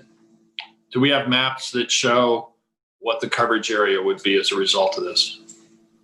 Yes, unfortunately, I don't have a digital map of that right now. Larry, can you explain the extent of the coverage? It is. And is that something you can share with us also, so that we have that coverage area? Yes, Yes. we're working on those.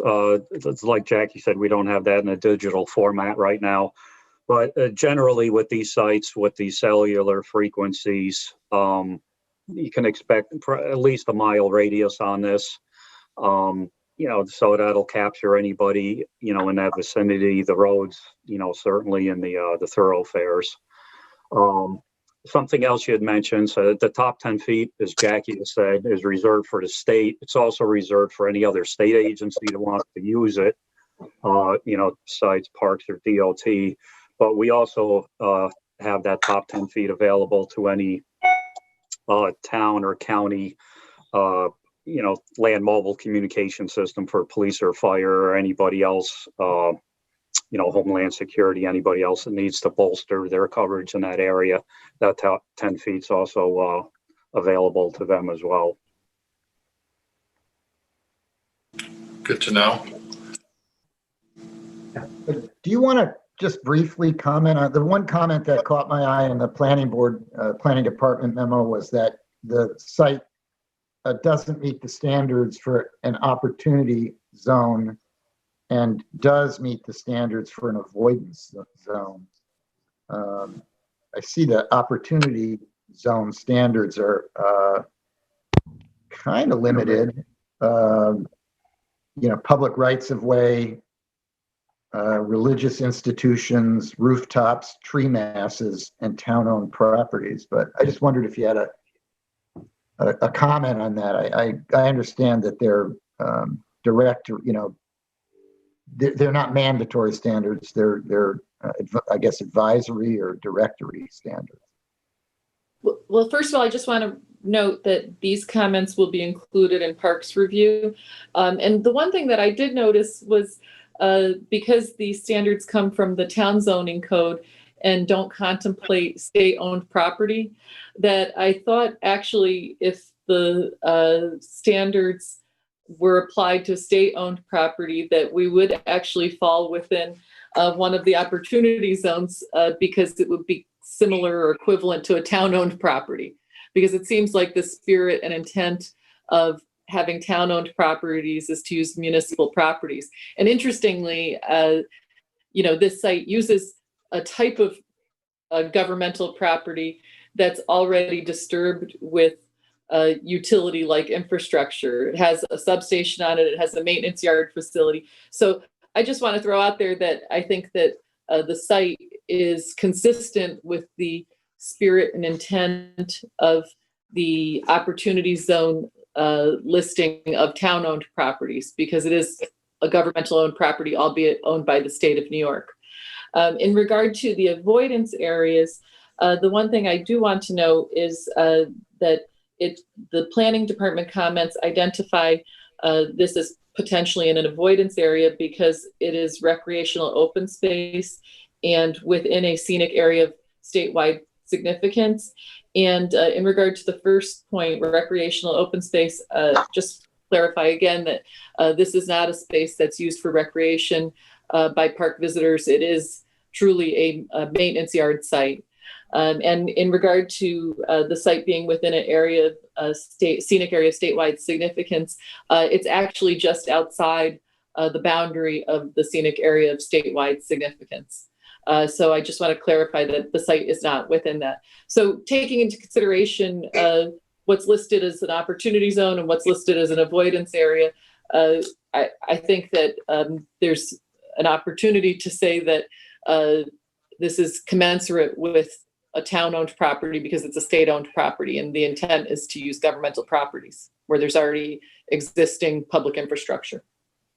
Thank you. I think those are thoughtful comments. Jacqueline, is part of the location of the pole itself to make sure it's out of the fall avoidance zone for the substation that's there?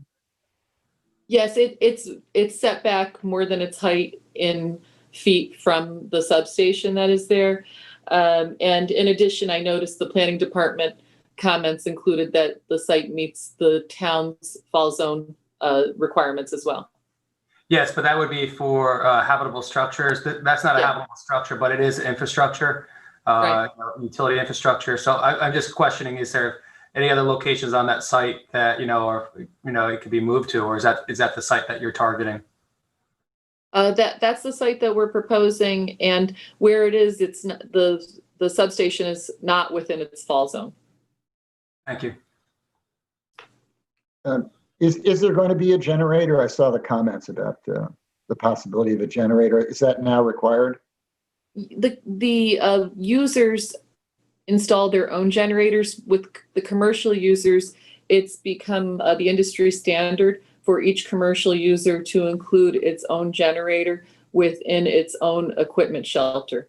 So there will be generators for backup power. As we all know, these sites have become the point of first contact for basic emergency communications when the power goes out. So there's absolutely a need for backup power at the sites. It's been something that the federal government's been focused on because of weather events in the past decade. And the users of the sites will have backup power sources within their equipment shelters. Thank you. Other questions from the board members? No, all my questions were answered. Carly, no, I think I appreciate that. I think there's a need in the application. It's mostly just being so close to this, an area of SAS and an area of Montauk, the entrance to Montauk and part of that wilderness. Any type of visual and sensation change might be a little bit jarring, but knowing that there's a need, hopefully that balances it to the general public, and just making sure that if there is the general public that they can reach out to Ms. Jacqueline or Mr. Dean with any comments, because within a month's time frame there will be a scheduled meeting. I do have a question. If you stay on schedule, when do you anticipate this to be operational? Yeah, it's very difficult to predict because we have to yield to Parks seeker review process.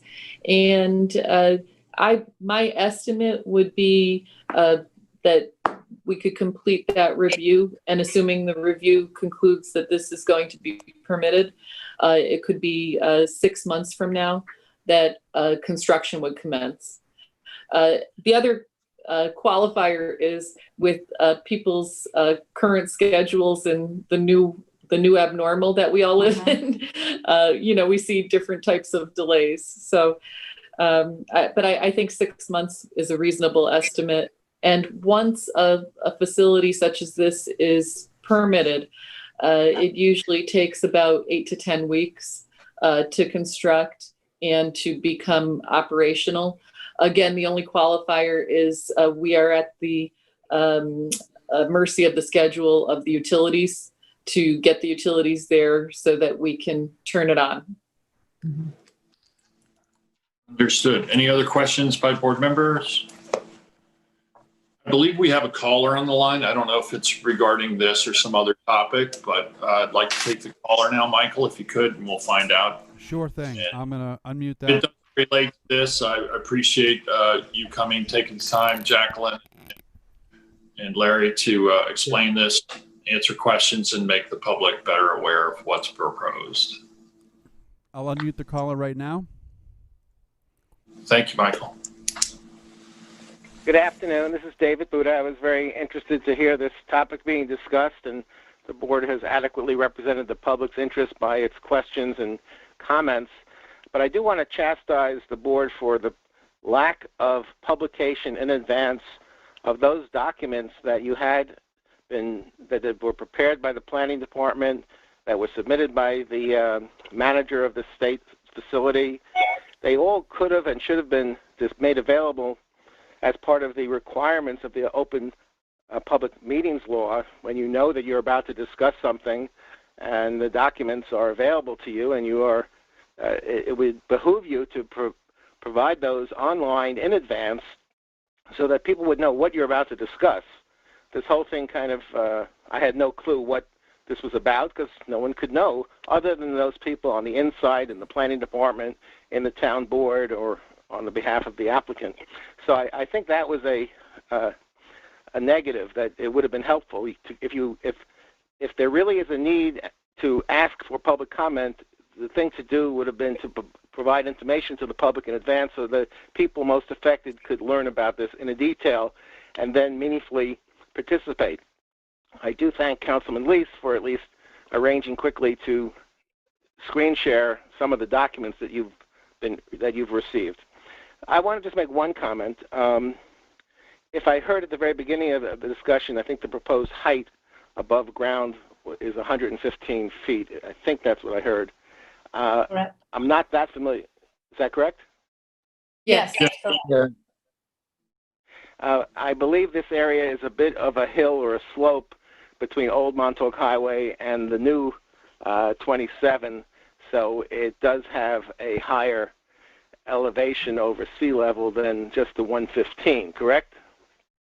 Yes, I believe it was stated that it would be sited at roughly 70 feet elevation, so the top of the tower will be 185 feet above sea level, David. Okay, yeah, that's where I heard the 185, I heard the 115, that explains it. All right, I just want to make one general comment for someone who doesn't live in that area.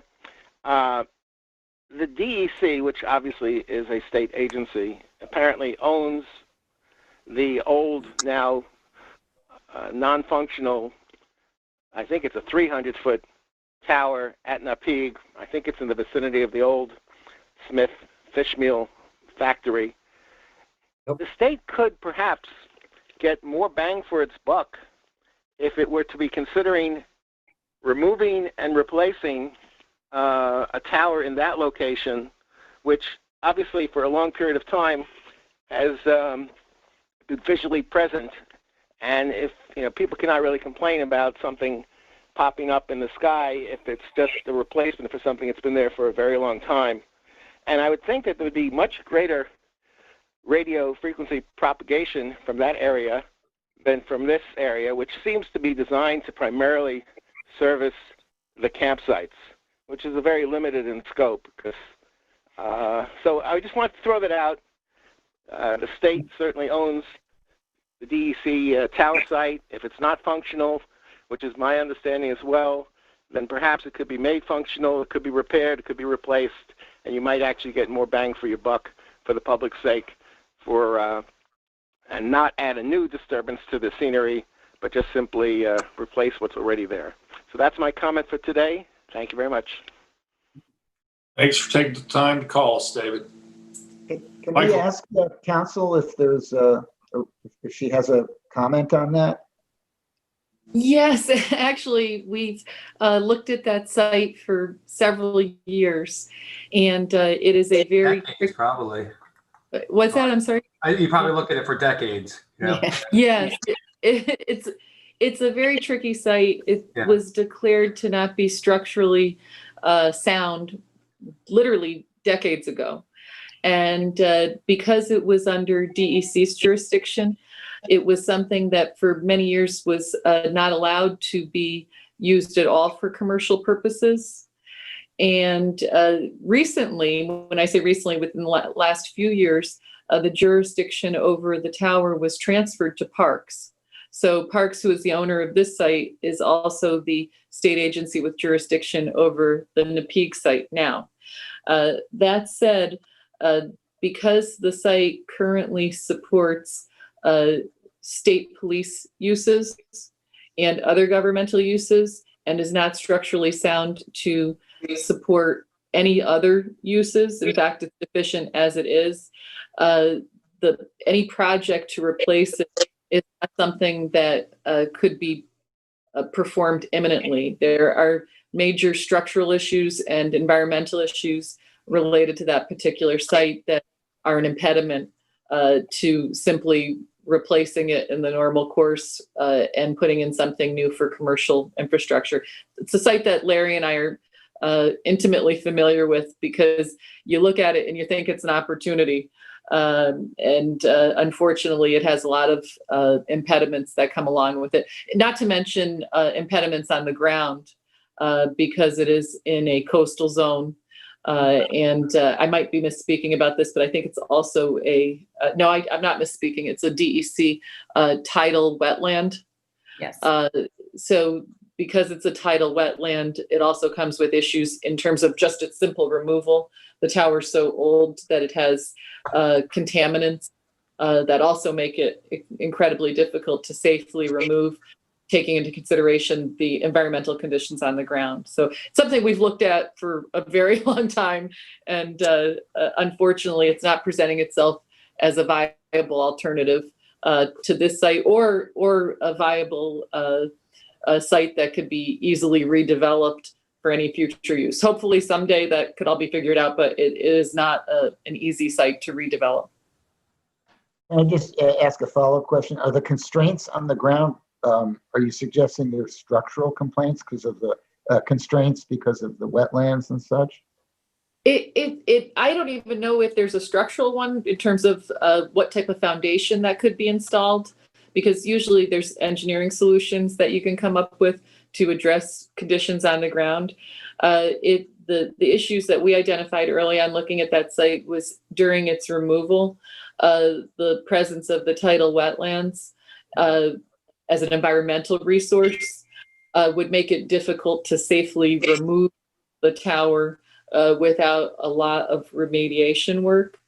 But to your point, I think that you're correct that the tidal wetlands will create a limitation and/or impediment to safely installing a foundation that's financially feasible to make the project their work. So it's something that we've been looking at for many years, and it's not a site that is easily developed because of the wetlands, the coastal zone, the jurisdiction initially of DEC over the site, and then just the plain old nature of the structure itself, the type of paint that's on it, and the contaminant that could be presented by the paint and other related materials. So unfortunately, if we could use an existing site or redevelop it with a replacement, that would be the number one choice. That said, the site is far enough to the west of this proposed site that if it ever were developed, it would likely present coverage that would not be duplicative of this site and would hand off to this site. Because as you go to the west, you're still going to need more coverage. And for what we know from the outreach we've received from the carriers, there's been interest in that site for many years. It's just been constrained from redevelopment. Yeah, so that's the old Mackey site. So if I looked into the crystal ball, Jacqueline, and you're stating that the one off of Napeague Meadows Road is structurally unstable, are you anticipating coming in front of the board for a restoration of that one? Because that's only on a telephone pole, I believe. I don't know. I'm not familiar with the telephone pole site. Okay. Sorry. Thank you. Any other questions or comments? I just want to reiterate, I know that I've talked about that the tower on Napeague Meadow with the Natural Resources Department. It's a very sensitive, environmentally sensitive place, and that even taking the tower down, which has been a conversation, I think, with the DEC for years, is something that has been contemplated, but could be so much destruction environmentally that they have backed off of it until they have a better way to take that tower down. So it certainly wouldn't be a site that I would want to continue, because I think putting in a pole there to replace this would be even more destructive to the environment. So, but thank you for the explanation. It was a thorough explanation, but our own Natural Resources has also looked at this site as well. Thank you, Sylvia. Any other comments or questions? Again, we thank you for taking the time to apprise us of the project and to better educate the public as to what's proposed. Jackie and Larry, appreciate your time very much. Thank you. Thank you so much for your time.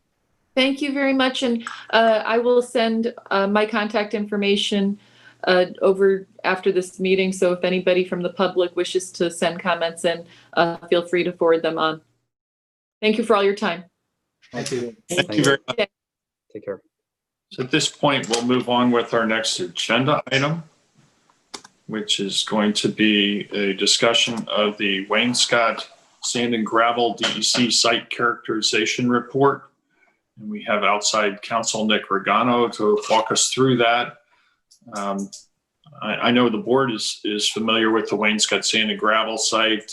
This is an area that's just south of the airport, roughly 70 acres, former sand and gravel mining site, which has a number of current uses on it, as well as a site plan application for a commercial subdivision.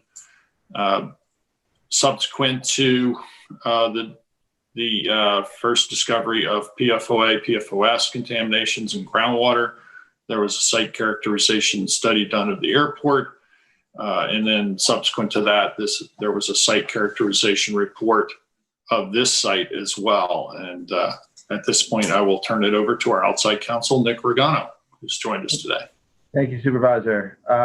Yeah, so that was a very good summary of the sand pit and the issues that are effectively going on along Industrial Road and Wayne Scott of the airport or surrounding properties. If I could share my screen, I prepared a PowerPoint presentation for the board and the public today. Let me just go ahead and do that. Okay, can everyone see my screen? Yes. Yep. Okay, great. So my name is Nicholas Regano. I've been retained by the town to serve as special counsel with respect to the PFOA and PFOS contamination that was detected both at the airport and surrounding properties, as well as the sand pit. And I wanted to walk through DEC's assessment of the Wayne Scott Sand and Gravel property, which just came out within the last couple months, so that the public had an opportunity to understand all the issues and DEC's conclusions. So before we get into the actual assessment, I just wanted to spend some time briefly on the DEC process generally and how they operate. So initially, DEC reviews documents to determine if a site could warrant some further investigation. And they review documents such as historical activity that occurred, maybe permits that were issued, et cetera, as well as looking at aerial photographs. And once they determine that a site preliminarily could be a contamination source, they then designate that site as a P site. The P stands for potential, meaning potential Superfund site. Once they do that, DEC will then go ahead and conduct preliminary investigations by sampling soil and groundwater. They did that at the town of East Hampton Airport. They also did that at the sand pit here. And what they're looking to do when they conduct the sampling is effectively they're trying to identify whether the site is a source of contamination. Again, they did that at the airport and they did that at the sand pit. Typically, soil contamination is the key to determine if a site is a source. Groundwater, kind of, you could imagine it like a river, flows underground. So if there's groundwater contamination, that groundwater contamination could be coming from the site itself, but it also could be coming from a place upstream. Where there's soil contamination, that issue is not present. Soil contamination doesn't really flow off-site. It could flow vertically through the soil, meaning up and down. But if there's soil contamination on the site, it most likely means that the site is in fact a source of contamination. Where there's soil and groundwater contamination in the site, it most likely means that the site has some kind of contamination issue there that may warrant further investigation. Once DEC conducts this site characterization, they then either list the site on its registry, meaning it becomes a Superfund site, or they list the site as an N site, meaning it doesn't warrant further action, effectively, or it's not placed on the registry. So DEC's decision to designate a site as a Superfund site or not is really in their discretion, and it often varies based on the levels of contamination, even when there's soil contamination or otherwise. And even if that contamination exceeds standards, DEC does exercise significant discretion when determining whether to list a site on the registry. So the contaminants at issue here they've come up very often over the past couple of years in East Hampton is PFAS. PFAS is the group of chemicals. There are around 4,000 man-made chemicals that have been around for around 70 years. The most studied of them are PFOA and PFOS, which have been designated as hazardous substances under New York law, which gives DECs certain rights and duties when they detect these contaminants. These chemicals have been used in a variety of consumer products, industrial applications, and here most applicably, firefighting foam, notably aqueous film forming foam, which was used by the military and fire departments throughout the nation to extinguish what's called Class B fires. Primarily, those are fires resulting from petroleum spills. So this is really a unique substance that allows for the fires to be extinguished quickly. But with that, they had these ingredients in them, these chemicals, or these chemicals precursors, which ultimately contaminated a vast array of water supplies throughout the country. And so they have been a issue of great concern throughout the country. So on August 26th of this year, a couple months ago, less than a couple months ago, New York State promulgated binding drinking water standards for PFOA and PFOS of 10 parts per trillion each. And to put that in context, you could combine 100 Olympic-sized swimming pools, fill them up with water, and put 1 drop of PFOA or PFOS in it, and that would meet the standards approximately. So it's very, very low concentrations are considered toxic. These standards are not binding on private wells. They serve on guidance values for private wells. They are binding on public water suppliers, such as the Suffolk County Water Authority and various water suppliers that supply drinking water in Nassau County. So under New York law, however, the drinking water standards here, again, 10 parts per trillion for PFOA and PFOS, are used as groundwater cleanup standards where there are Superfund sites or brownfield sites where DEC is intending to clean up a site either by means of a party or themselves.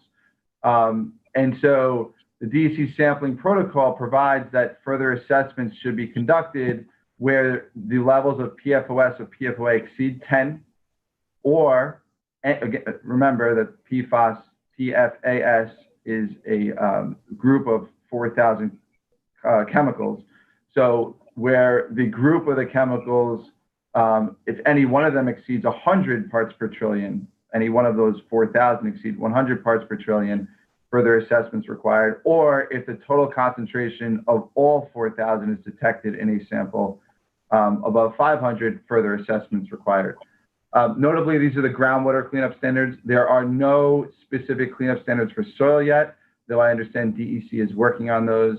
And there are certain guidance values, but they're really guidance values, and we're still waiting on DEC's indication as to what to do with soil. So let's talk about the sand pit itself, the Wayne Scott Sand and Gravel site. You can see on this slide, there's an aerial photograph from Google Maps, and I outlined in yellow the location of the site. The airport is just north of it, and certain properties on Industrial Road are as well. In 2019, DEC designated this site as a P site. Remember, that means a potential Superfund site.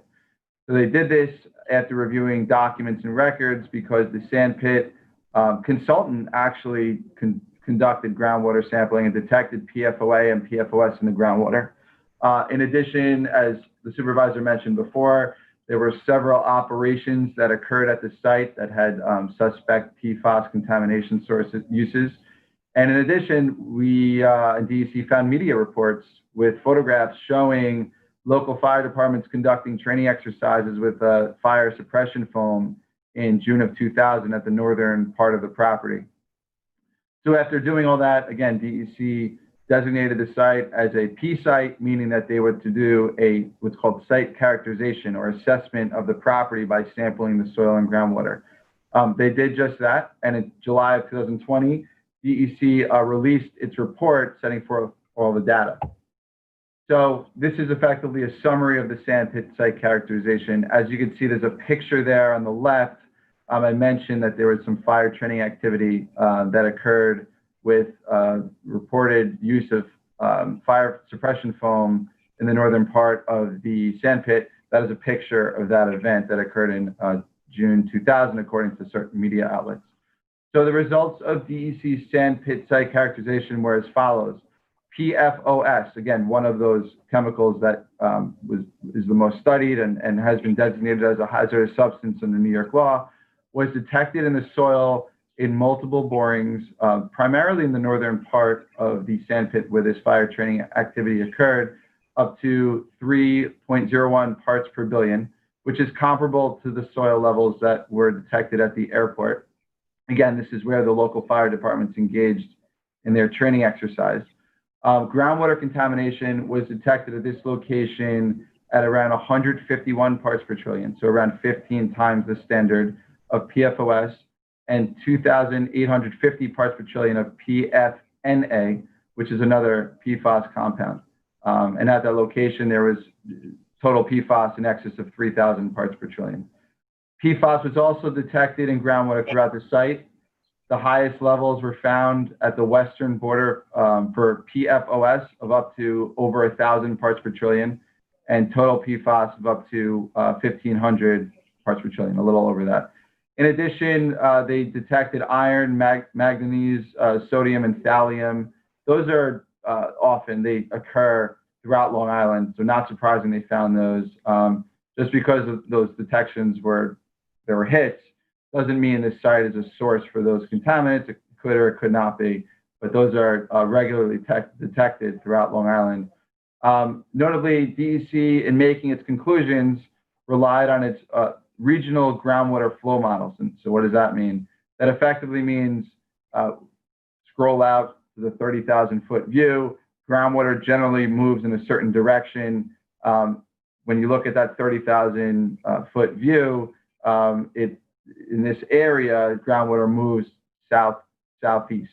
But DEC did not determine the specific groundwater flow of the site, which is important for the reasons I'll get to in a little bit, because groundwater does fluctuate, especially in East Hampton, where the tidal flow could impact the direction in which the groundwater does flow at a specific site and at a specific time.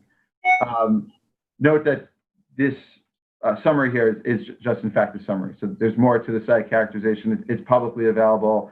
And if anyone wanted to reach out to me, I'd be happy to provide it for anyone's review.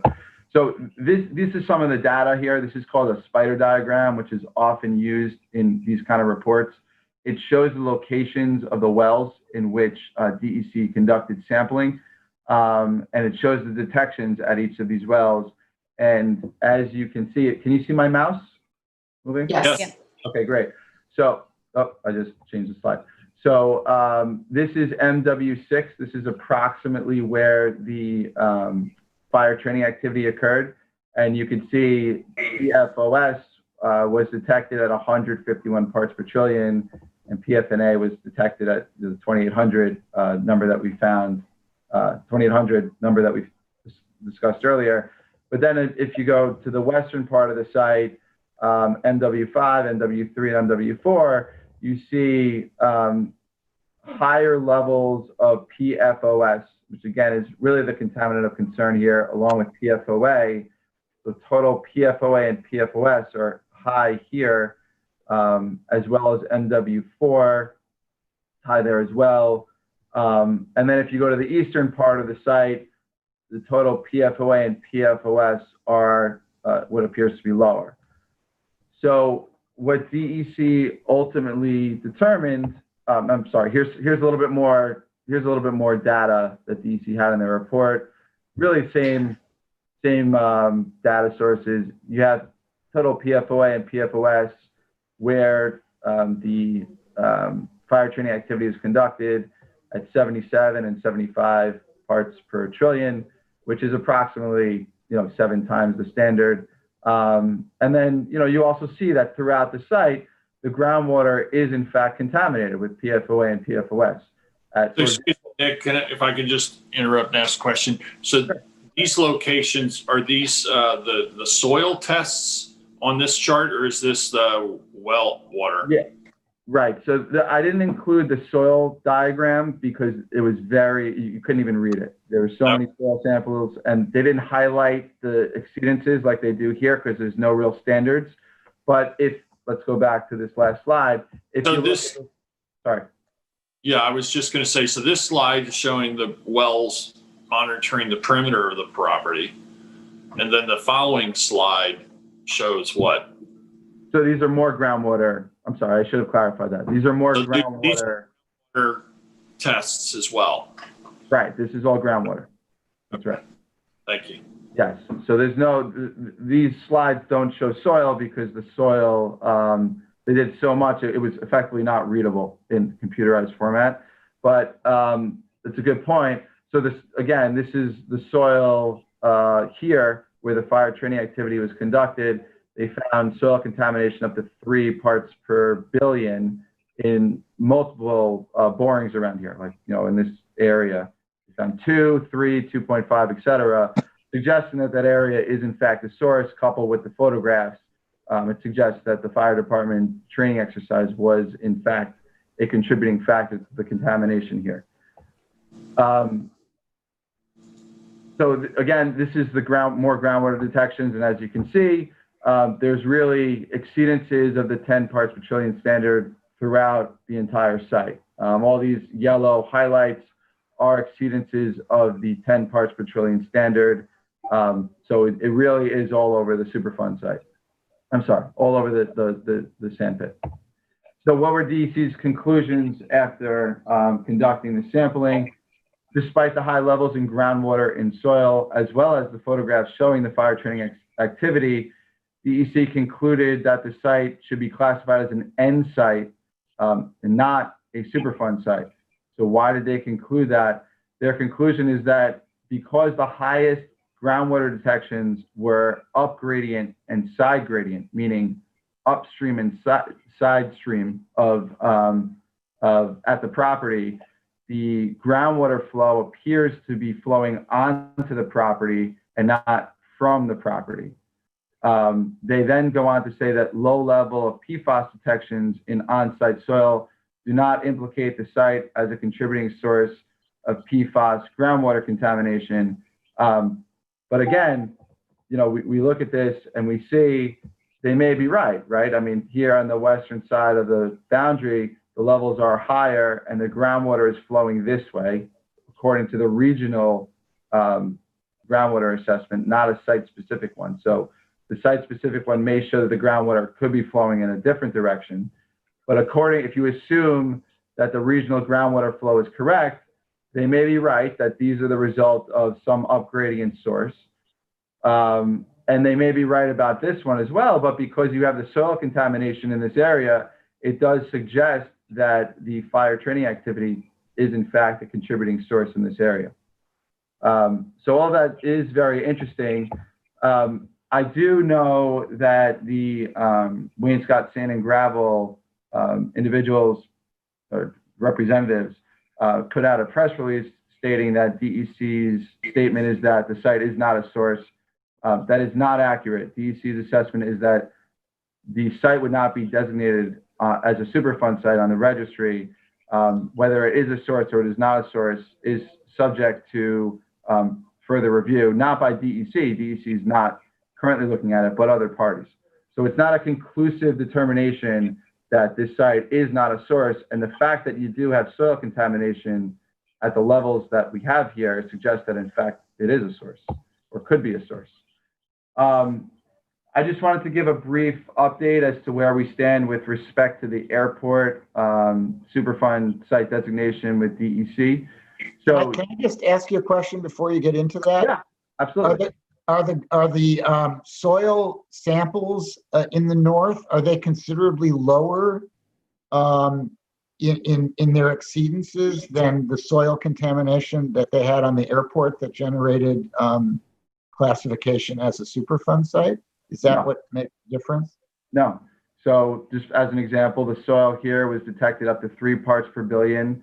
And in a location of a plane crash, just as an example, and that occurred in 1995, DEC conducted soil and groundwater sampling there, and they found 4 parts per billion in that location.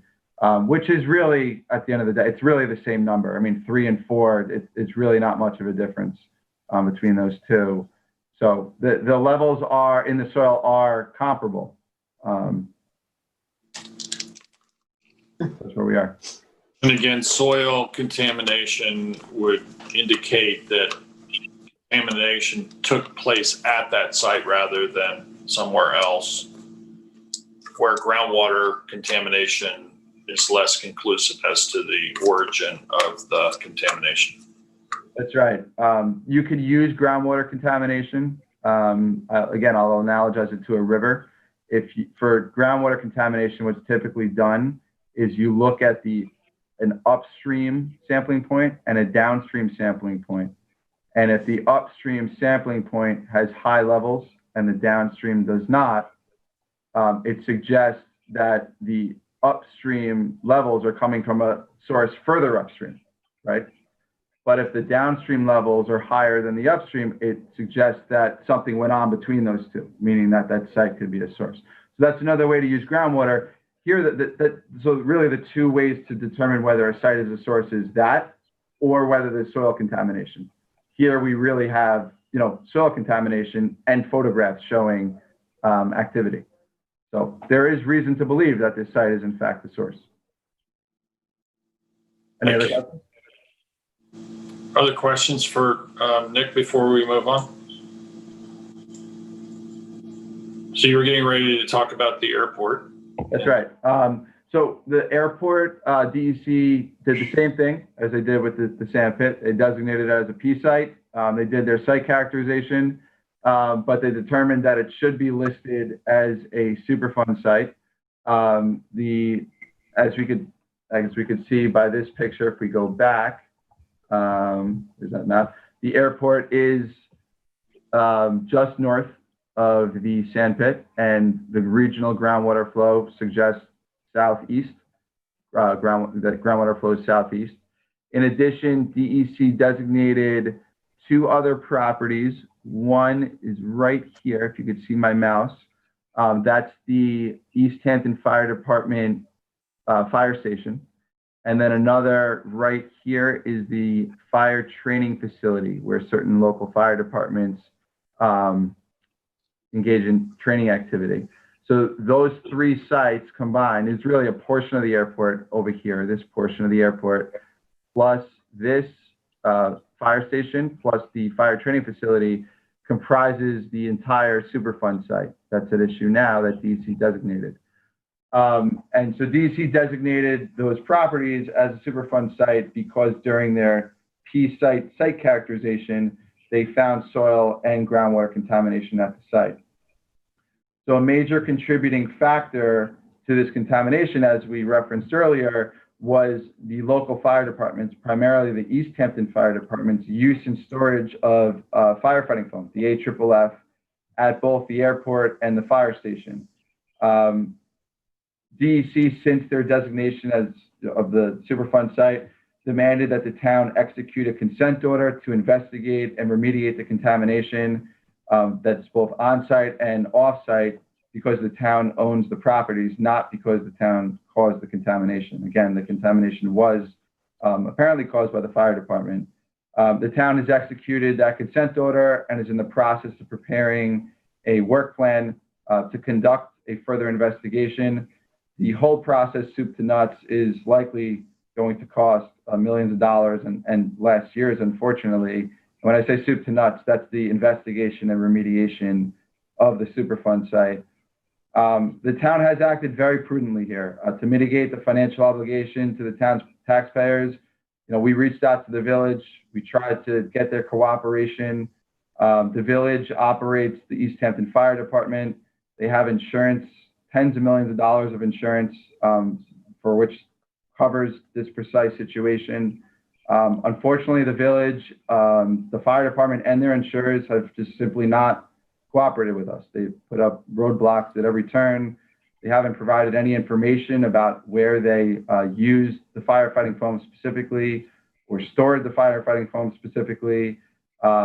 We've asked them over and over again. DEC has asked them. They haven't provided that information to DEC. So it really puts us in a blind. We're kind of investigating. We're doing the best we can. We're investigating this based on the information we have. And unfortunately, because they've been recalcitrant, they've really forced the town to proceed with litigation to both mitigate the financial impacts to the town's taxpayers and shift that burden to the village's insurers, and also get the information from them. There's really no other option that the town's had. That's the position we've been forced to be put in here. So that is unfortunate, and I wish we had a better report, and I wish the village was being a little bit more cooperative, but that's where we are today. And that's the conclusion of my presentation. So if there's any questions, I'd be happy to field them. Thank you, Nick. Questions for Mr. Regano? One of my questions is about the testing actually on the site of the mine site. There was different testing for soil boring, but also for well water testing, groundwater testing on there. Do they new wells? Do they use the property owner wells? Was the flush test just solely recently, or did they look at a long history of testing if they were if they've been there for a while? I thought I saw something in the report say that they were sank probably back in 2008. Right. So are you referring to these contaminants specifically, whether they tested them before? Well, I just want to know the testing protocols and what information that the DEC was looking at. Were they looking at all the historical data, or just from this acute action of this assessment that they wrote up for us? Well, so a couple questions that I need to answer there. So PFOA and PFOS are emerging contaminants. So they really came around in the last 2-3 years. So there was no testing for PFOA and PFOS previously. This is the first time, other than what the sand pit consultant did themselves, which that information was provided to DEC and reviewed prior to determining where to sample here. Other than that, there was no, that I know of, sampling done at the sand pit for PFOA, PFOS, or any of the PFAS compounds. What DEC does when they determine where to sample is they look at historical uses, in particular locations of a property. And here, this is obviously a very large property, 70 acres. So they look at the particular locations and they determine where to sample based on what occurred at those locations throughout the history. Here, you have a mining operation. So really, the entire site is a suspect site because, first off, even if the groundwater alone was contaminated and the site wasn't a source, they likely were using the groundwater as some kind of dust control, right? Because they're mining the sand out, and so the sand, poofs up in smoke, but wet sand doesn't. So they typically would use the groundwater to wash down that sand before digging it out so that dust doesn't spray everywhere. And if they're doing that, then they're just kind of recirculating the contaminated groundwater. DEC did appear to do a decent job. As you can see, they have samples everywhere. The soil samples are even more, more regular throughout the site. So I think that this was a fairly robust assessment. I think their conclusions leave some matter to be desired. And frankly, because there was contamination detected in certain locations that are above DEC's guidance values for providing additional sampling, I do think additional sampling is warranted, not only in the locations that exist, but additional locations to both determine the groundwater flow at the site itself, but also if this stuff is moving in areas that were not sampled. So I do think it warrants further investigation, but DEC obviously concluded otherwise. Is that the end of the story? In other words, do you have any leverage to lobby them or suggest, or is this a done deal in terms of what they're going to sample? Well, with DEC, nothing's ever a done deal. When new information comes out, they can do what they want to do based on the information we have. So, we will contact them. We have contacted them to figure out, what really the basis is for their conclusions and why we're wrong. But, they made their conclusion and, it's really up to them how to proceed. We can do our own assessment and figure out basically how to further this dialogue with both DEC and also figure out if there's a way to determine if this site is in fact a source based on, an off-site investigation. We'll see, but it's certainly not the end of the story. There's more to come down the line. The groundwater flow was a very important part of the characterization of this entire area when we were seeking to establish the boundaries of a water supply district, because it was important to know not only where contamination was, but what properties could potentially be impacted in the future by any contamination that was in the groundwater.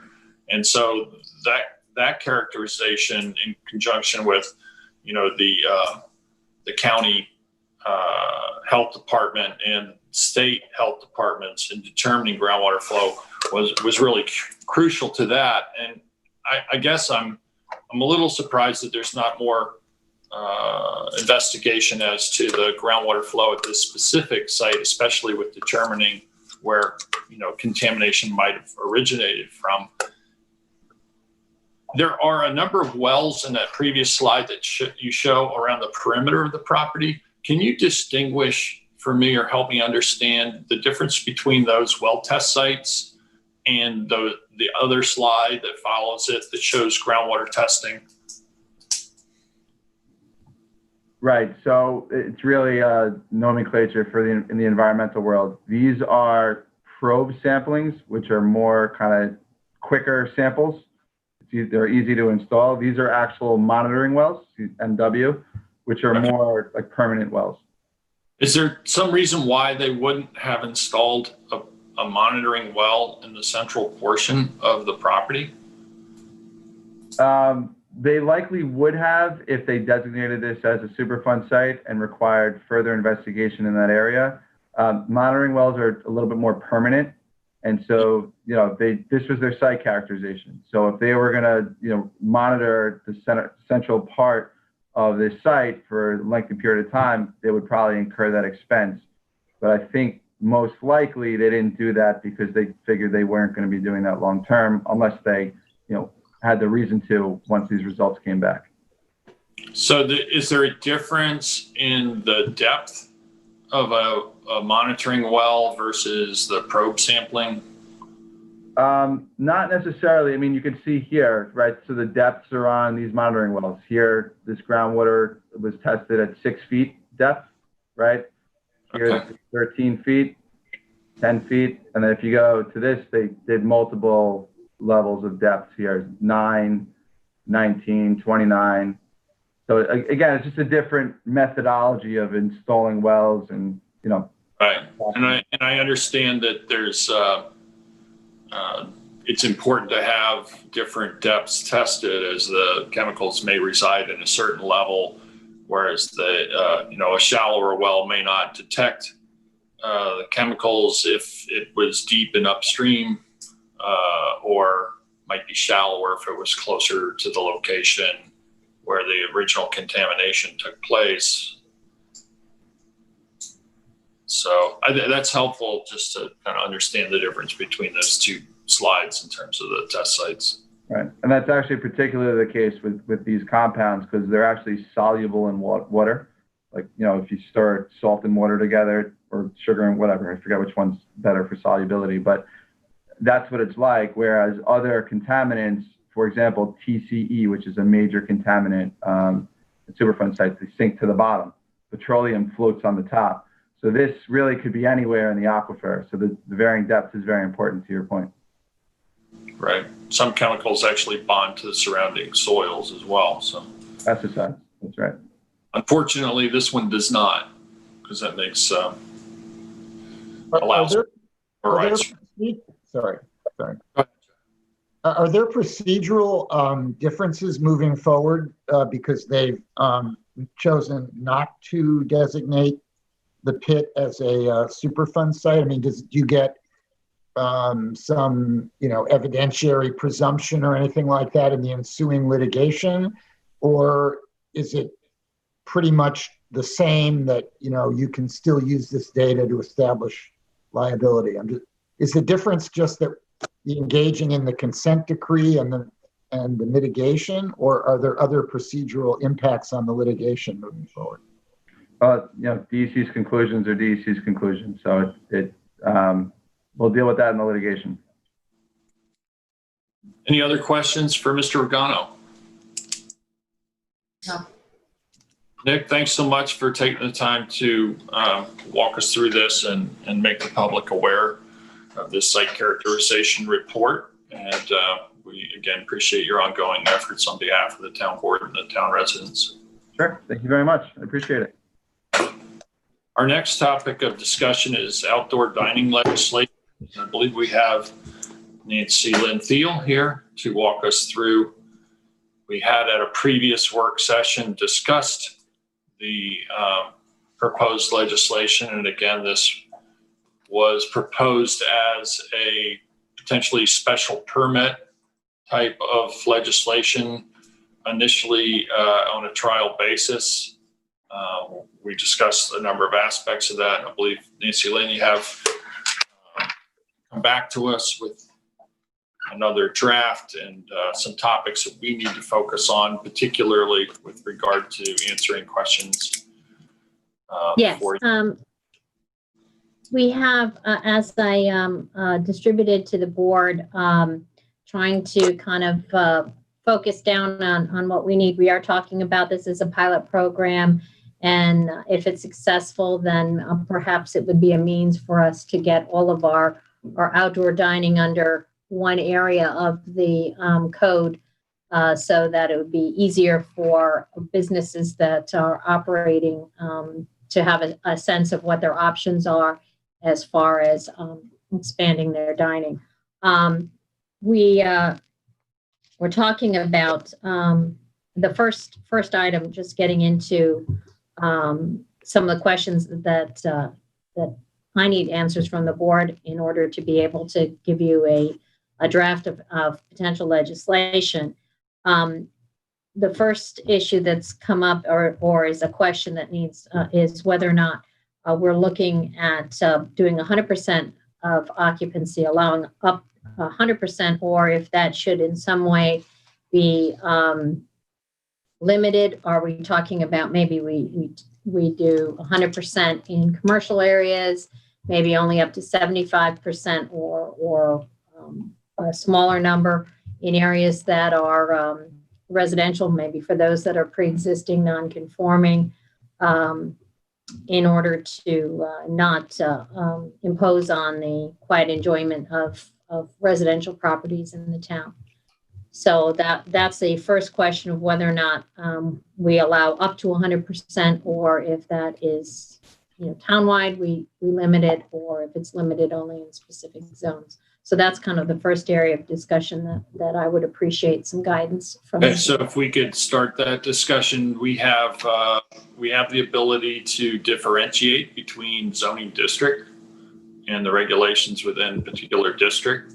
The board may want to consider up to 100% in central business or some other commercial district, and perhaps place some additional limitations if the property is in a pre-existing non-conforming location.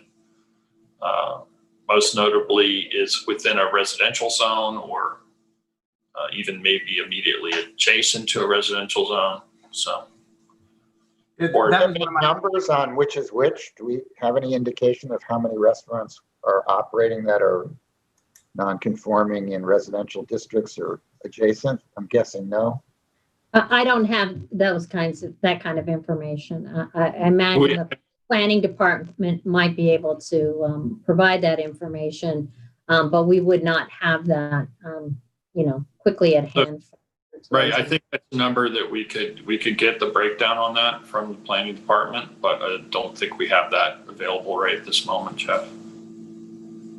My concern would be, like, if it's central business, I can see allowing for a greater occupancy rate outside. But if it was a pre-existing in a residential area, not central business or resort zoning, I would see lowering the occupancy levels outside because of the known area that it's in, being there's going to be residents and other property owners that are not a commercial entity. So I know I mentioned to Nancy Lynn about 75% out of areas outside of central business, but again, that was just a starting number. Again, I don't know if a lot of these places, if they are pre-existing, would be able to even fit that many people outside. So Nancy Lynn, just as a point of clarification, currently we have regulations on the books regarding placing indoor seating outdoors. And I believe currently we allow up to 30%. That's correct. Indoor seating to be placed outdoors. And is that across all districts and all situations? Yes, that is not limited. The only thing that limits that is if there's not space available, it has to be able to accommodate it in a manner that would not create any kind of hazards. But that's. And then I believe there's also a provision in that code section where, or maybe in another code section, whereby the owners of the property can, through site plan, pursue a greater amount of outdoor seating. Do you recall if there's a maximum limit as to the total? There isn't a maximum. It's only, I mean, the limit is based under site plan, under really what it can accommodate, the property can accommodate as far as parking and. So theoretically speaking, a property could potentially, through site plan, get 100% of their seating occupancy outdoors, provided they meet the necessary requirements under site plan.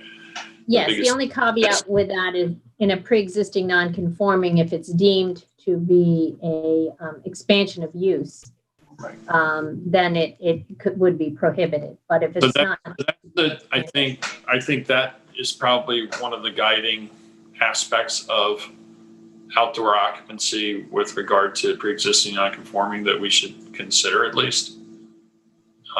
If it's not currently available as an option under a site plan process, I don't know how we would be able to allow that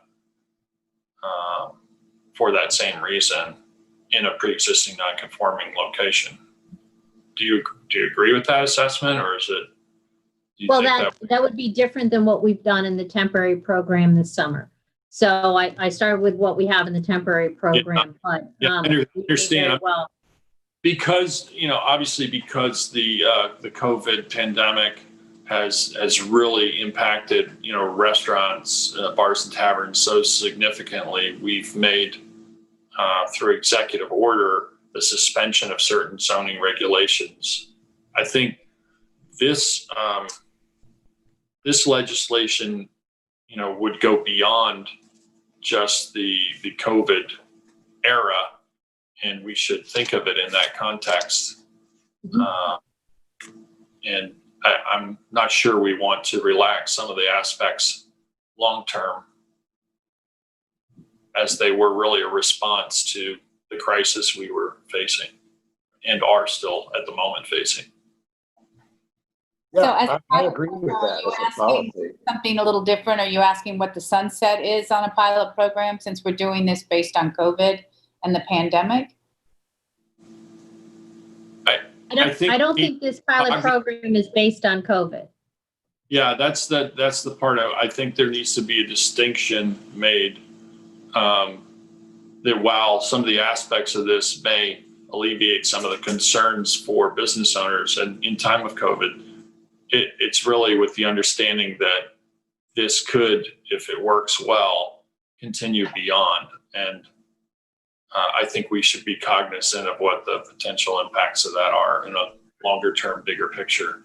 I mean, I agree with you with that assessment, but what we're looking at here is also suspending, people using their parking lots for parking. So if we're going to be looking at that, that's a completely different animal than what we've done in that's actually another item we need to discuss in crafting this legislation.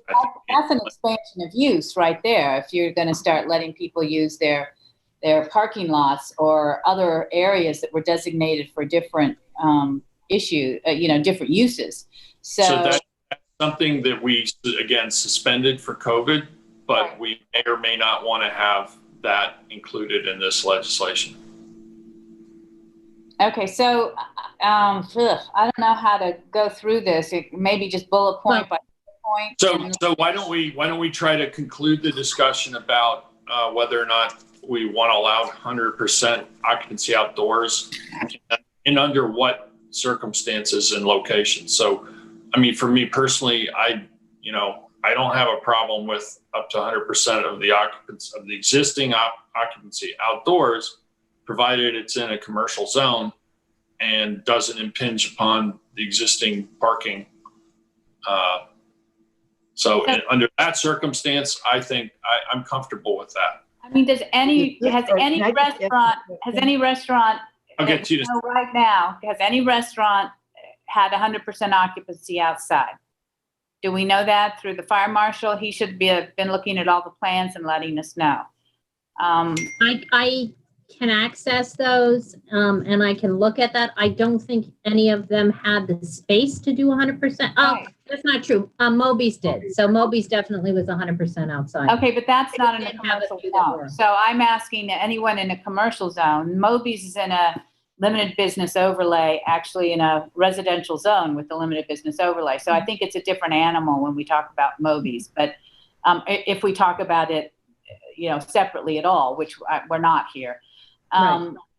But so I would say that it would, we can look at increasing it from the 30% that's allowable to, a 50% or higher. But, I have a hard time believing that if you empty your restaurant of all tables and chairs, that you will not use your restaurant for table and chairs.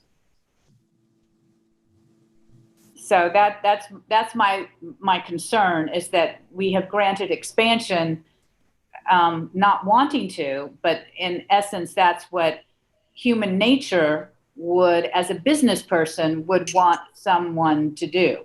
So your concern is about people potentially violating their existing 100% occupancy if they were able to put, well, the same could be true with even 50 or 70% outdoors. True. That they.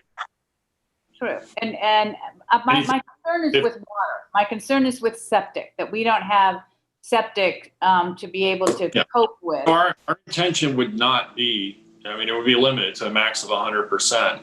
Violators of any, regulation or rule, would have to face the consequences. I'm frankly loath to limit based on the fact that somebody might violate. I think that's kind of a treacherous slope to go down, to presume that people will violate the law based on the regulation you pass. And Jeff, I know you were trying to make a few comments. Did you want to add something to that? I just want to make sure I understood what we're talking about. Are we really talking about changing the 30% rule, that is the rule in normal times, and upping it? Is that what we're discussing right now?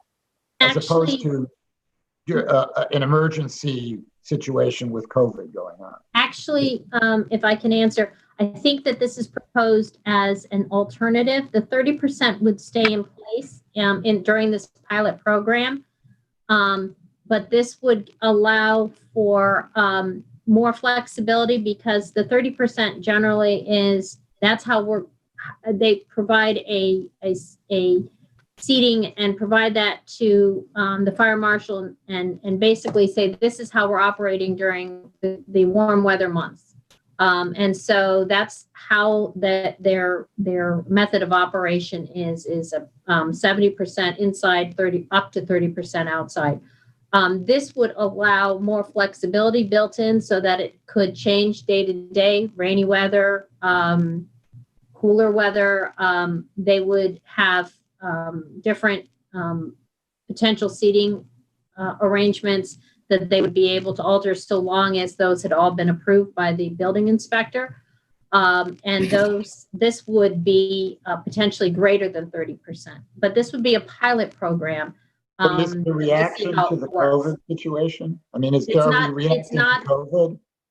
The intent is not to do it for COVID. The intent is to do it because of having done a emergency program during COVID.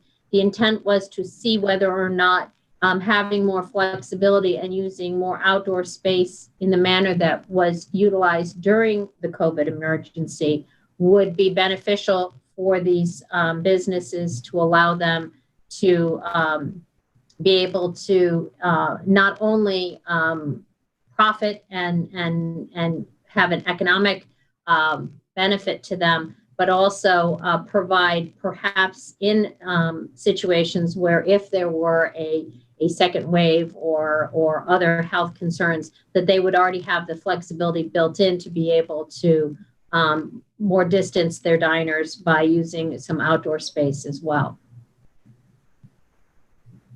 Well, it would be interesting to hear from, we haven't really heard from enforcement or fire marshals about how well this has worked. I mean, I haven't heard any complaints, but it would be probably a good idea to hear from them and see what the thinking was. With regards to the emergency program? Yes. Okay. I don't have information on that. I did circulate this idea to this pilot program proposal to the building inspector as well as the fire marshal, and with Dave Betts with regards to our code enforcement. And they did not see any problems with the program. My understanding is had very good compliance, and part of the reason is that this is something that's been beneficial and can immediately be taken away if you have a violation. So, and again, I think that's an important aspect of even this pilot, because it's special permit that gives the town much more authority to respond if you have a problem situation. Would they have to submit a site plan? Because I would think that enforcement would depend upon some pretty definitive information about what's allowed. Because I think Sylvia's point is somewhat valid. There is going to be an inclination. Yeah, it's not a site plan. What it says in here is that it has to be a detailed diagram of and under what circumstances. So if this is our seating plan and this is where our tables and our occupancy would be, if it's a hot August day and we can be outside, this is what our seating plan would be. If it's a spring day and it's, we want to give some people the option, but most of the people are going to be inside. As long as they identify these seating plans and they are clearly not only approvable because they're appropriate pursuant to this program, but it also that they meet fire safety and egress and evacuation requirements, that they would all be on file then, and they would also be on premises, that they would have to have them readily available. Okay. And should there be a question about occupancy, they would have to produce those to the fire marshal or to code enforcement or to the police department to say, this is how we're operating today, and this is the protocol we're following today. So that there would be some paperwork that would confirm. Yeah, and then because this would be under a special permit, can you explain the differences in terms of the town? Are we then in a position to revoke special permit upon violations and convictions, or how would that aid enforcement being in the special permit versus site plan? Well, site plan, once a use or an ability to provide or to have that use, once that's granted, that goes with the property and that goes with the that's now a right almost that has been granted, and it is very difficult for the town without some sort of change in zoning and the like to take that away. Special permit is more contingent on following the conditions thereof. And if the town were to find that a special permit use that they have decided not to provide going forward, then that use can be either, if they didn't specifically comply with the conditions, then their actual permit could be rescinded.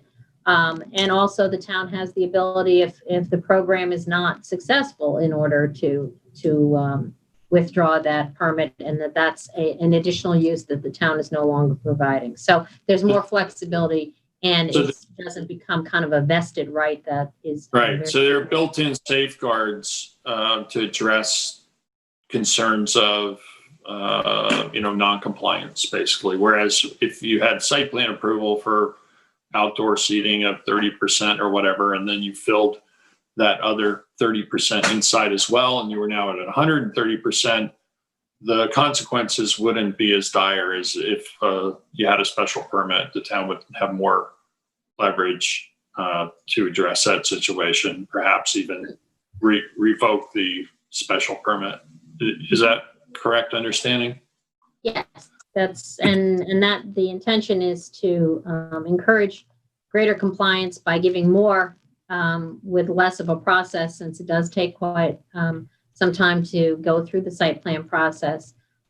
So it's providing a little bit more flexibility with the understanding that this is a privilege, more of a privilege, less of a right. Right. So in order to continuing jurisdiction, is that how you do it? Would you build that into the code and say that if I get one of these special permits, the planning, or I don't know which department it would be, the building department has continuing jurisdiction and can, under that concept, pull it? Because otherwise I see you getting into. It's actually in the document. All the procedure is in there, Jeff. At the end, I did talk about how how it could be suspended by building inspector, fire marshal, or our code compliance emergency preparedness coordinator, which is Dave Betts, and that it can be that it could be revoked if there's convictions. So that's in there. All that information. So for more than 24 hours, you got to give them a violation. Right. And if you look at the paragraph before that, Jeff, it does talk about it can be revoked by the building inspector upon a conviction for a town code violation based on an allegation of non-compliance with these conditions. Yeah. So what I'm saying is that's not quick. It sounds like if you had continuing jurisdiction over the life of this temporary program, then you could say, we have continuing jurisdiction, we can just terminate you. But if you can only do it for 24 hours and then you have to cite them, then you're in the same position you would be with a site. But you can still, if the health and safety concern continues, the suspension can continue. It just is a 24 hours that you have to file it, so that there is also a justice court process going on as well. Basically saying if you're giving someone just, basically a warning, you have to clear this out, that's one thing. But if you're going to shut them down, the outdoor operation down for more than 24 hours, then it has to be significant enough to file a appearance ticket. So certainly that's the theory on that. I mean, you don't have to have that in there, but the theory was that if it's serious enough that we're going to close them down or not allow them to use their outdoor patio for 24 hours, then it better be serious enough that code enforcement or fire marshals have written an appearance ticket so that they have their day in court. They need to remedy, but that suspension is not lifted if they don't remedy that health and safety issue.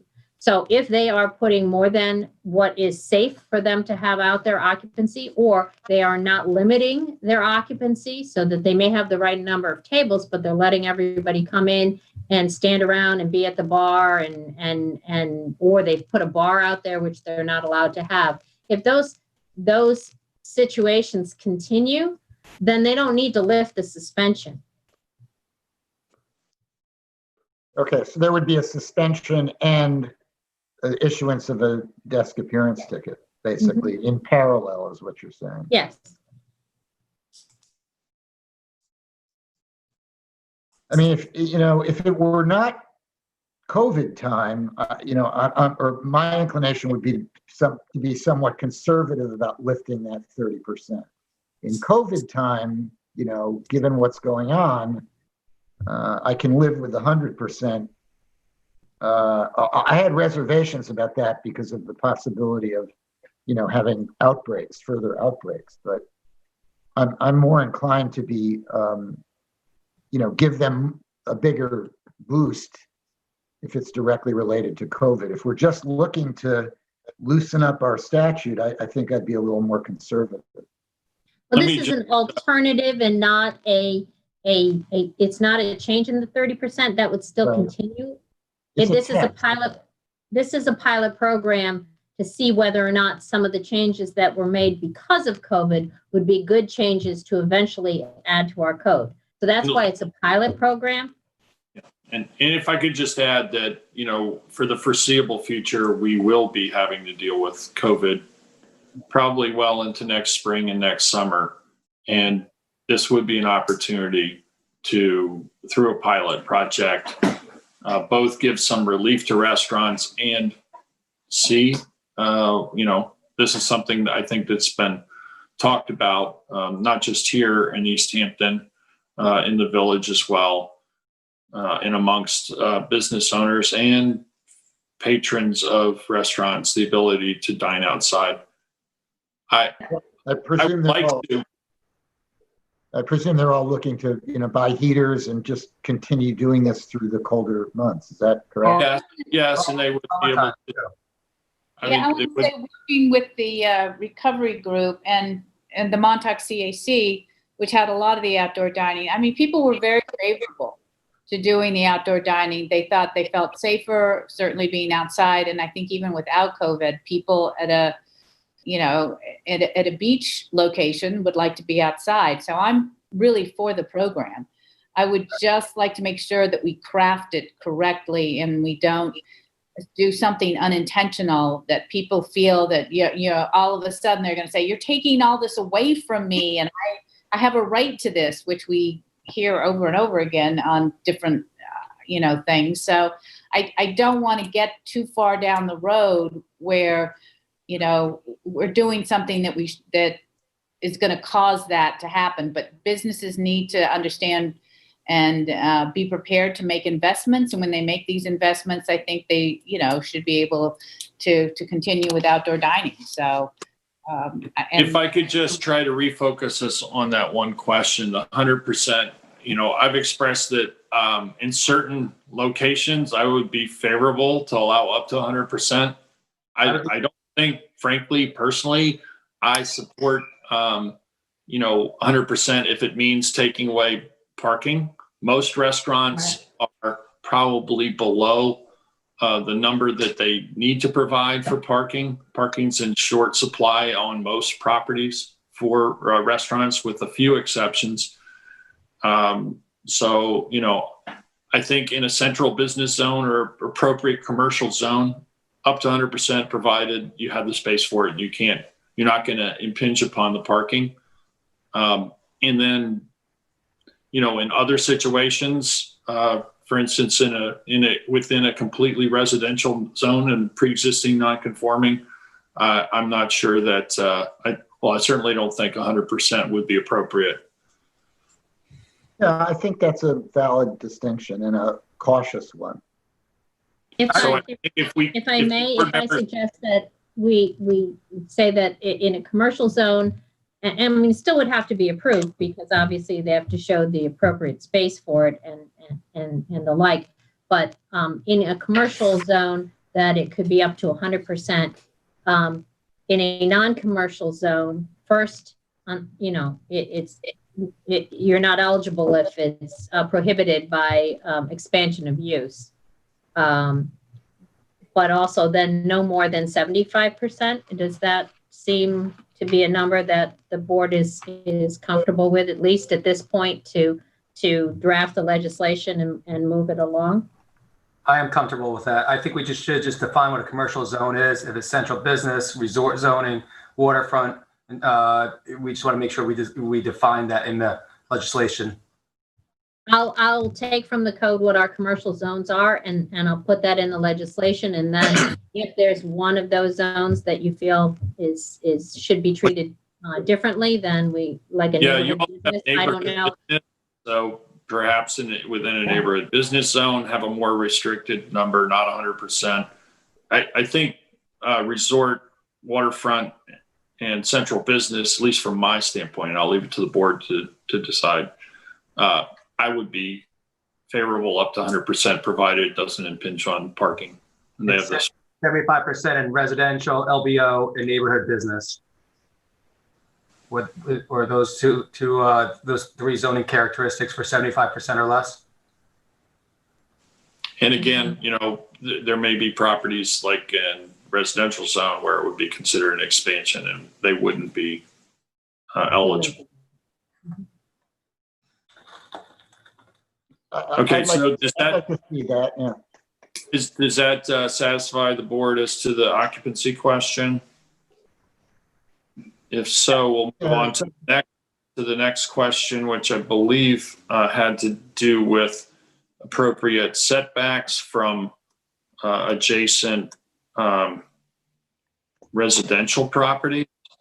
I originally had language in there that I took from another special permit about 100 feet. And I know that there was some question about whether that would be enough in a residential area. So the other language that is also in a special permit is basically double setbacks. It's all outdoor areas shall be set back from any side or rear yard property line when the adjoining property is a residence, a distance which is twice that required by the usual setback. So I'm curious as to what, because I haven't looked at the zoning setback table in some time. So, I mean, in some cases, I think the 100 feet might be more restrictive than double the side and rear yard setback. Yeah, it may be. I mean, there are some. Given the zone, I mean, if it's in a B zone, what is the side and rear yard? Like 10 feet or 20 feet? So 40 feet instead of 100? So, I mean, I mean, you could say that, but I would say in no case shall it be less than 100 feet. Mm-hmm. I don't know how the other. Yeah, I don't know what or if you just want to set, if 100 feet is not enough, 250 feet or whatever distance you're comfortable with, that it has to be from a residence, you know, from the property line of a residence. I'd like 100 feet. I think it's not a bad. What about 100 feet from a residential structure, no less than double the setbacks from the property line for any of accessory structure setbacks? So using basically both, whichever is more. So at least 100 feet from any residential structure and double setbacks, and which, you know, that they have to meet both of those. Yeah, pace closer than double setbacks. So if you were, you know, 150 feet from the residence, but it still couldn't be closer than double the setback to that property line. Okay. And what would double the setbacks? My only concern is that, so I have a home and I'm 100 feet, but I also have a patio area where I want to be able to enjoy the outdoors with my family and friends. And I don't, you know, want what's happening next door at the restaurant, you know, overcoming that, right? So about the quality of life. Right. It is defined as 100 feet of a structure used for residential purposes. So a pool deck would be a structure for residential purposes. So that would be 100 feet from the pool deck. Okay. Thank you. Does that seem to address the board's concerns? That topic? Yeah, for the moment. We have consensus on that at the moment? Okay. I believe that brings us up to bars. A decision on the service bars. Oh, thank you. Again, just let's be clear about what a service bar is. That's a location where only restaurant staff would pick up drinks to be served at a table, essentially. And it's not for patrons to use, sit at, or pick up beverages. You know, I'm just really reluctant to put a service bar outside. I think if you've got 100% of your seating outside or even 75%, it's not inconvenient to walk to the bar inside. So, you know, just, so I would just say that this is, even though you'd have to go to the SLA, you know, for this type of thing, I think what this is the slippery slope that I'm concerned about, that we have just said everybody gets an outdoor bar. I agree with I Sylvia. agree with that. Yeah. I'm in agreement with that. I Okay, think so it's- like let's- this on that issue among the board members. Let's see. The next one was midnight or 11 p.m. Frankly, I think 11 p.m. is plenty generous for outdoor dining. And in some cases, maybe in some areas, it should be 10 o'clock outdoors should wrap it up. Depending again. The same distinctions we did earlier with regards to allowing it in Yeah, I think there should be a distinction made based on zone, frankly. I don't know how the other board members feel about that. I think we could put that in that way, knowing that sunset during the summertime is 9 o'clock. Yeah, that's what it might push to 10 o'clock, but maybe in the three sections that we mentioned before, resort, CB, and then also waterfront, we could put in 11, and then the other is 10, and let's see what the public says when we. Yeah. And the other thing you can look at is the way restaurants do their kitchen. Many times the kitchen is open, so let's just say 10 o'clock on a weeknight and 11 o'clock on a weekend. They make a distinction based on the day of the week. They could also continue to operate indoors.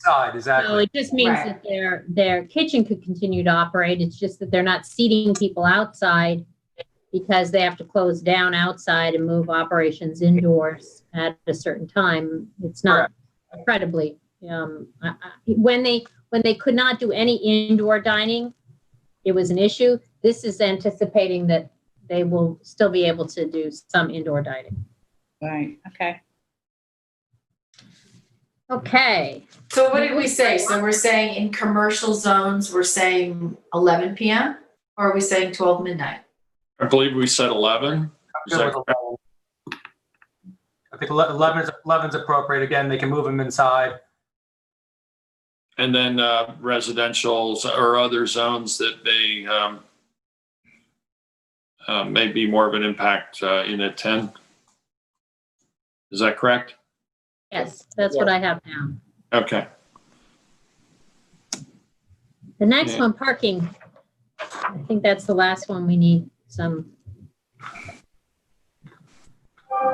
decision on. Board members? Can we go back though for a second? Did we skip outdoor lighting?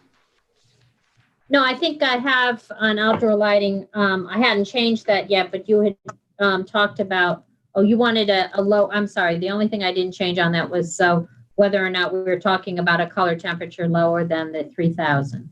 Okay, so there were a couple of things that in the lighting. I did have an opportunity to talk with the planning department, and there are two levels that they're using. Kelvin is 3000, and then lumen level would be it depends on the height. At 6 feet high, it's 1000, and at I think 8 feet high, it was less than that. So, but I would like to suggest, I think lighting is a real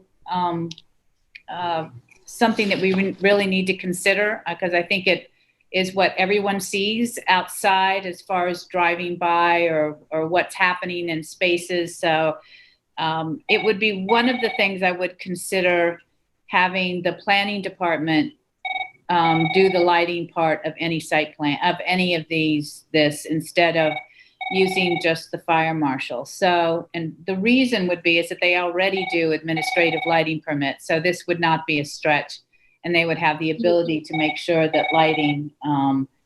So instead of using this, you would simply have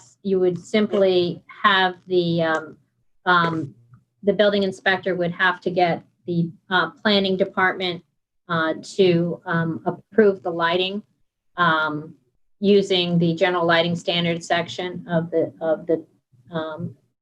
code. That's what it's. No. So that yes, I would like to see that. Agree.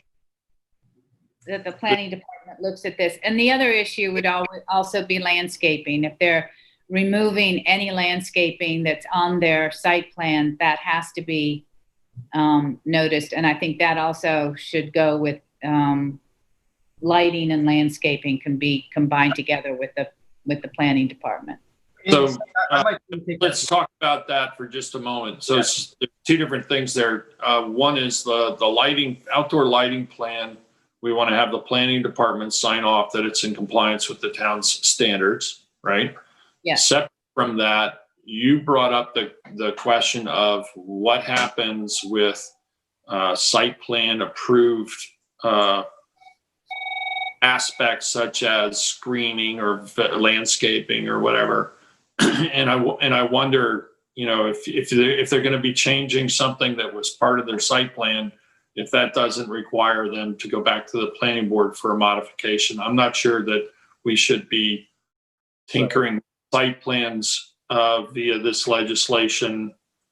I would agree with that. I think if with COVID, we allowed people to put temporary, paving or even vegetation based on the pandemic. But if this is moved forward, and God bless, we don't have COVID with us into next year, that, if it's removal of vegetation that was part of mitigation or pavers, that's a site plan element and should stay out of this. They got a site plan for that. So use what you have. Maybe I'm looking at it right now.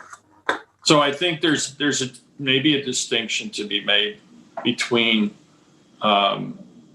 changes to the site or additions to the site versus changes to an approved plan. I'm reluctant, and I really think I oppose the idea of trying to change the site plan approval. I don't think we could do that this way, that would require modification. If there are, in fact, in order to better, for instance, screen the outdoor dining from adjacent property, or to basically delineate space that's allowed for the consumption of alcohol versus non-consumption by adding some landscaping or some other details, I'd be more willing to allow that to occur through some kind of a process within this legislation, but I don't think we should be changing existing approved site plans in And this. I think that needs to be made clear in the introduction to this legislation. Yeah. That this does not allow you to alter your site plan. It only allows you to move, really you're moving your tables around and perhaps, going for some lighting, administrative lighting. Well, I would refine the statement even more to reflect you cannot change an approved aspect of the plan. If it's to remove or alter that approved aspect of some feature, if you will. Okay. Is it possible for us to ask the planning department to just give us some lighting standards that could be plugged right into the code so that you don't have to go to the planning department? Like, could they list, like, this is permissible, this isn't permissible, just so that it's all in one place and people. Well, we kind of did that to some degree, I believe. The question, was, I think Sylvia was less comfortable with just putting it in the legislation, and she wanted a review of it to see that it was compliant to sign before signing off. Am I correct in that? Yeah, I am concerned that, they might, I think that lighting is an issue that needs to be looked at with the type of light they're going to use, if it comports to, what the planning department policy is and what their brochure has, the lumen level, if it's light trespass, if the bulb is exposed. I mean, there's a lot of issues depending on which fixture somebody might choose. So the question for the board now is, do we want the planning board to review a submitted site? Planning department. Planning department, right? I'm sorry. Do we want the applicant to supply the planning department for their review for compliance with the lighting plan? Sorry. Or could do we combine want them. or do we want the standards for lighting to be placed in the code and allow them to just, these are the requirements, comply, and the end of it? Well, they could submit a plan. We could actually do both. We could put it in the statute and say you have to submit the plan that meets the. I don't oppose that. If you want to enumerate the conditions that the lighting plan has to meet and say that it has to be approved. Yep. Does everybody agree with that? Yes. Yep. Yes. Okay. We're making good progress here, everybody. Sylvia, if you have it, the section that I have is the general lighting standards. When you're talking about lumens at 8 feet, 6 feet, and 8 feet, is that in our code, or is that just what is That's right? And policies are a little bit harder to enforce. right. So are we saying they have to follow code, or that they have to follow policy? I think policy is not something that is readily available for the public to know what that is. Then I think that let's talk to the planning department about this. So we may want to make the policy part of the code as we're going through this as well. So I think it's something that we need to discuss with the planning department to see how they want to do it. There's so many advances in lighting right now, and it's changing so rapidly that I think that was one of the issues in looking at and putting it as a policy. And this is what. Okay. So you want to put that issue aside then, and try to get comments from the planning department about.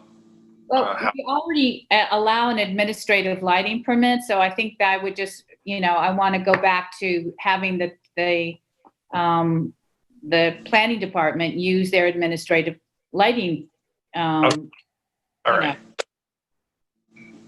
So we don't have to. But it's if we have an applicant who says my lighting plan meets code, and they can show that it meets code, then if we're writing this to say that it has to meet our general lighting standards code in order to comply.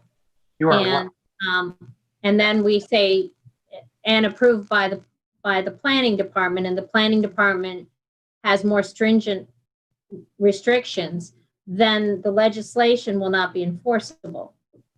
I would suggest that we simply keep it tied to the code with a review by the planning department.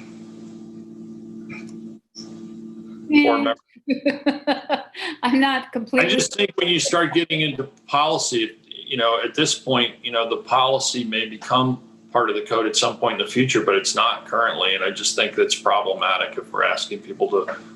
But right now with commercial buildings, if they are changing their lighting, they have to come in for administrative lighting, application and to get signed off on, so that. That's a site plan process, though, right? Are we asking for that? Or? It's separate by itself, the administrative lighting. And Sylvia, in those situations, if an applicant meets our code and the policy is to be more stringent than the code, then applicant could possibly have an Article 78 against the town for requiring something that our code doesn't say. So I think that Peter's right that we set ourselves up. I wouldn't subject applicants to anything other than what our code is. I wouldn't go beyond that.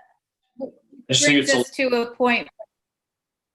So let's talk to the planning department about this so that I can just square it with them and with our own planning board. We'll set this aside. We'll set this aside so that further conversation can be had about that planning. But so we'll try to make it work. We may end up having to redo some of the lighting code our lighting code in some ways in parallel with this.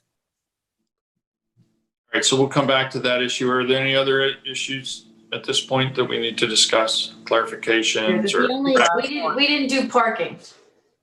Parking lots and use of parking spaces. Yeah. I would offer that since we said that you can't change your site plan by use of this permit, that would include parking and that answers the question, saying that you can't use parking you can't use parking unless you go back to site plan and have a new site plan that allows for different parking and the like, and then you can have your outdoor dining by site plan and wouldn't need to use this pilot program. Board members have any comments or on the parking issue? I agree with that. I agree. My understanding what Nancy Lynn is saying, I know that there's specifically in Montauk, there's 2 central business locations that don't have any other land besides their parking for outdoor dining. One might have the right of way for a couple of spots, but they're successfully using their parking. They're also well within distance to a municipal parking lot. So what I potentially mentioned to Nancy Lynn is if there could be a provision such as we have an exercise studio provision as far as square footage to parking spots, if they're within a certain distance, which is 500 feet is what the code has, to a municipal parking lot, that we can allow for some leniency to the use of their parking lot. That would get rid of a lot of the non-conforming locations, because the only municipal parking lots we have are pretty much in our hamlet areas. Yeah, I understand that. I just think that if they don't have any outdoor dining other than their parking lot, they just may not be eligible to take advantage of this. And maybe it's not appropriate in that circumstances. We already have severe parking issues in some locations. And as I said earlier, my own feeling is many of the properties don't have adequate parking now. It's one thing as part of an emergency order to suspend that, but I think, just my opinion, and again, you guys can decide otherwise, that the parking, since this will be codified as a special permit, and it is legislation, that I don't think we should be legislating away existing parking. I think that's problematic for me. Understood. I agree. I agree. Okay, anything else on this topic? I think we've covered. The only thing I just want to reiterate, only because of some things that have happened over the summer, is that the use of outdoor dining doesn't give anyone the right to use their indoor for anything else other than dining. So, and I think it's your second bullet point, only restaurant dining use limited to the service of food. Is that what you meant in that second bullet point? Well, it also means that you can't transfer out your bar use. So that any other use you might have indoors it's not just to transfer anything else outdoors. But I think I know what you're getting at, and I think I can also add in there that this in no way allows you then to substitute another use in what had been your dining use. Exactly. You got it. I think that's an important provision. So thank you for bringing that up, Sylvia. Any other questions? So when we look at this next time, Nancy Lynn, can we have the legislative intent included? Yes, I can start working on that. Any language you would like to have included in that, if you forward that to me. Sure. I have a general idea of that we're looking to look at greater flexibility. We're looking to do that, but any points that you want to make sure that we include, if you'd forward those to me, I will definitely incorporate that in. Great, thank you. Okay, thank you. I think that was a very productive discussion. We'll reconvene on the issue perhaps as early as the next work session.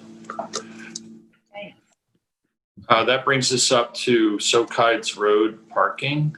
And I had asked David if he could help out with the presentation of the issue. As the board knows, Sokides Road parking is an issue along 3 Mile Harbor for the property pretty much generated by the property known as Daymark's Deli.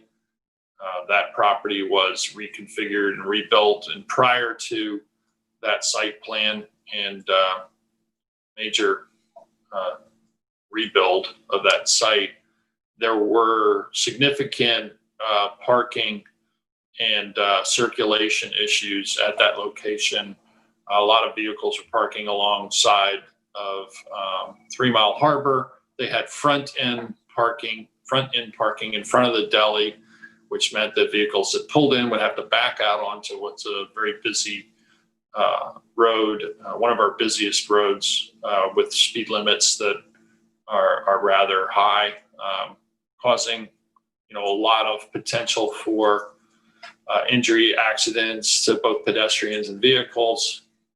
Property went through site plan. The regulations on parking were reviewed along the roadside. That street is a one-way street beyond Daymark's Deli, and there's been, due to the popularity of that location, there's been a lot of spill out of parking, spillover, and conflicts caused by parking along Sokides Road. So, David, if you could bring up some of the visual materials for the discussion, that'd be helpful. Sure. Yeah. Thank you, Mr. Supervisor. Just to let the board know, and also other members watching, we initially tried to discuss this back in January with Marguerite Wolfson, but we were missing some crucial information there. So a lot of information was sent to the board over time, and there's been some resident complaints about that overspill of traffic that would be using the services of the deli there. I did take photos. You'll see this in a little quick presentation. I also incorporated what the previous information the board received. I have discussed with the situation with multiple property owners on Sokides, which there's 4, and also with Bruce Daymark, who I believe might be watching right now, also about the situation. And again, this is an opening for a discussion, but there actually is some history to the planning board decisions. So I'm going to screen share. I'm just going to move forward if you don't mind. So overall, this is Sokides at 3 Mile Harbor. This is a drone photograph of the new Daymark's building. Sokides Road's going straight down here with 3 Mile Harbor going on the south side. You can see just in the northerly section here, the head of the harbor. Sometimes we call it the dream, to an area where Sokides Road, where they used to soak the hides of animals back in colonial days. Moving forward one more, just to the next slide. I'm sorry, is this coming up? Okay, is that better for everyone? Good. Yeah, Okay. there we go. Okay, sorry about that. So again, Sokides Road here, you see 1, 2, 3, 4 residences there. This property is Daymark's. This property is actually also owned by an LLC for Daymark's. There's no other property that are developed on the north side of Sokides. I believe that the Kathy Lester Preserve, is that right? That's back in this section. It's just past the Dream. That is correct, Peter. This again is just our GIS where you could see during construction, these are the residences on Sokides. And again, the Kathy Lester Preserve is back here. Sokides Road was traditionally, historically, a one-way road.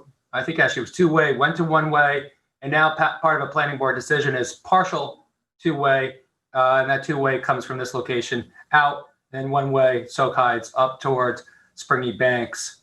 You can see on the GIS, there's a jog in the actual road of County Road, 3 Mile Harbor County Road 40, I believe it is. And I think that's part of the development of Olympic Heights, which is this area to the west. I don't have all the information on that. We have the section that's now two-way from the exit of Daymark's parking lot. Correct. The point was that was recommended, I believe, by the planning board to allow people to exit the parking lot, go back to 3 Mile Harbor Road. And due to the popularity of Daymark's, a number of vehicles are parking, particularly, I think, immediately adjacent where it says no parking, but it doesn't say no parking, no standing. So what happens is some of those service vehicles, sometimes landscaping trucks with trailers, larger vehicles, will pull up there in the no parking area. And while somebody runs in to get whatever, then they park all the way down almost to the Dreen. I've driven over there to take a look. I was really quite surprised how many vehicles were parked alongside of the road leading from Daymarks, and residents have been complaining that people are turning around in their driveways and in the roadbed to pull back out on the one-way section to get back to 3 Mile Harbor rather than continuing down to Springy Banks Road and making the left to get back on 3 Mile. Correct. So that's problematic. There have been vehicles in the residential properties parked in their driveways that have been damaged by vehicles turning around.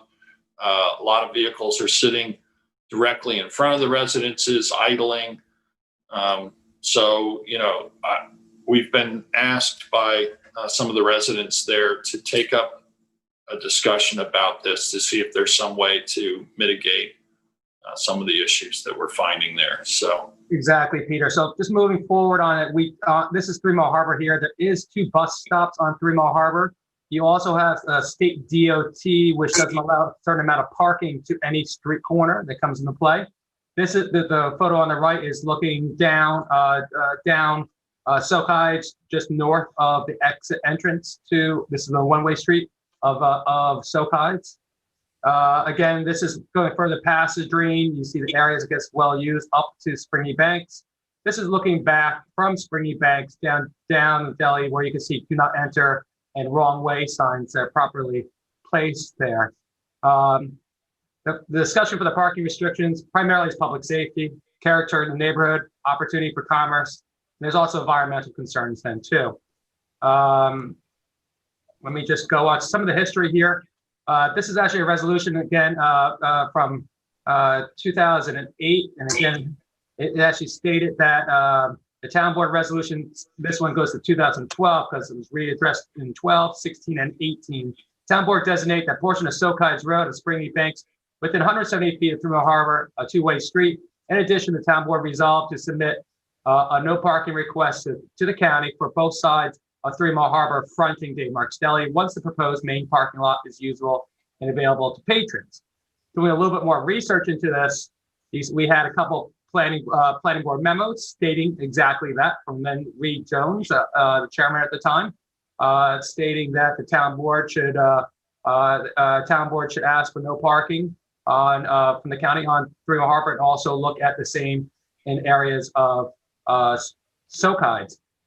One more forward on there is that they actually had a map designed and built for the chart back in 2011 that showed what they wanted. And then I've redone this again also.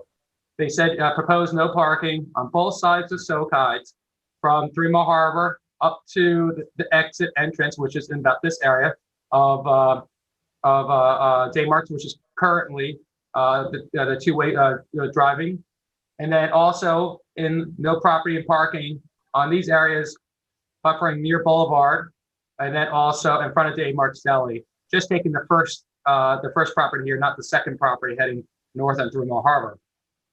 Moving forward, doing a little bit more research, the town board actually put this to resolution in February 2012, pretty much stating that they wish to submit a no parking request to the county of Suffolk for both sides of that portion of 3 Mile Harbor, Daymarks Deli, pretty much stating and to actually resolute exactly what the planning board wanted. But I don't believe there was ever a request sent to the county as of yet. So, but the board at that time moved that forward. What I want to do here is, if I could just stop the sharing, I want to show this the board a video of what happens on. This is a video. I'm going to share screen. If this comes through correctly, please let me know. But again, this is what the parking looks like. This again is coming from the 16th of September of this year. This is going towards Daymarks Deli. This is sent to us. And this is what happens on Sochides Road. Oh, wow. Parking up to the parking lot, which goes to the right there. So you see a vehicle on the left that's facing the wrong way since it's beyond the 1-way, I believe. This is going past the second residential property on the north. From here and further, there is no other residential properties here. on the north side. On the south side, the last residential property is approximately to the left. Now, Mr. Daymark is a very good gentleman. He wants to be a good neighbor. We recognize a lot of people that use this area. This is the dream in this location, are contractors, and they bring trailers. And then this heads up to the Kathy Lester Preserve there. I will stop the sharing of that and go back to my presentation. What are we doing? I'm just going to bring this forward again. This is the sightline issue that I took the photo of when I was at that location. This is coming out of the driveway, looking towards Three Mile Harbor where the truck's coming in. It's a narrow road. There is some vegetation that has to be cut back. That is going to be maintenance. I then came up with 3 potential plans. I did mention this with the chief of police, who was going to leave it up to the board to make a discussion point on it, knowing that there had to be some changes made. This pretty much is the plan that the planning board wanted. And this is, again, pre-project being built, in which it was no parking on Three Mile Harbor in those locations, no parking on Soakides from pretty much the first property and Daymark's property out towards Three Mile Harbor. Okay, you see it only encompasses the two-way street. This is what the planning board was requesting. Now knowing that the building has been built and we've seen now multiple years of how the property in the neighborhood is being used, I want to just offer this for discussion to other options. Another option would be to extend on the south side, no parking all the way along the residential neighbors. So that parking would be no parking there up until the last tax map close to the dream. No parking. So again, no parking on Three Mile Harbor as requested by the planning board at that time. No parking on the side to the entrance of Daymark's, and then no parking along Soakides here. One more option then for discussion is to also put in parking, but with time restrictions on the green area, which would be on this side. And those time restrictions could be 30 minutes to an hour or 2 hours if the board wants to decide. Leaving a lot of the area on the north side here of Soakides for parking the trailers, or also on this side for parking, but it turns cars over. So those are sort of my discussion points. You now know the background history of the project. I think many of us, or all of us, go in that area a lot. And I'll just leave that up for the board to have a further discussion. Please let me know if you want me to go back to any of those photographs at any time. David, I appreciate you being able to put together that PowerPoint and collect the information that we had to be able to aid in this public discussion about the issue. Again, we've been contacted by residential neighbors on the street who, have obvious concerns. And frankly, when I went down there to have a look for myself, I saw pretty much what David's video showed, which was a great deal of congestion along that street and some kind of chaotic vehicle maneuvers, if you will, contrary to the posted signage. One thing that comes to my mind immediately is I believe there's a differentiation, and I'll leave it to the chief to inform me as to whether or not I'm correct, but this says no parking by Daymark's on the north side from 3 miles to the parking lot, but I'm not sure that's enforceable if somebody's sitting in the vehicle, quote, standing. And I guess I need clarification on that, because we may want to consider no parking, no standing, because I think there is a differentiation. But I think, the residential properties have been unduly burdened by the parking patterns subsequent to this property's redevelopment. And I think it is appropriate for us to discuss ways to try to solve that problem, or at least lessen the impacts.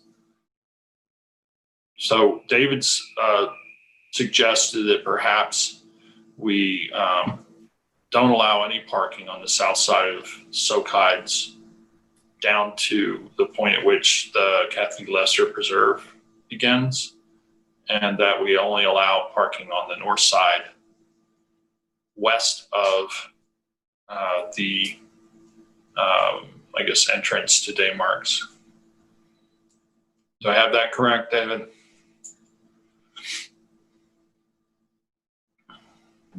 I'm sorry, I was muted.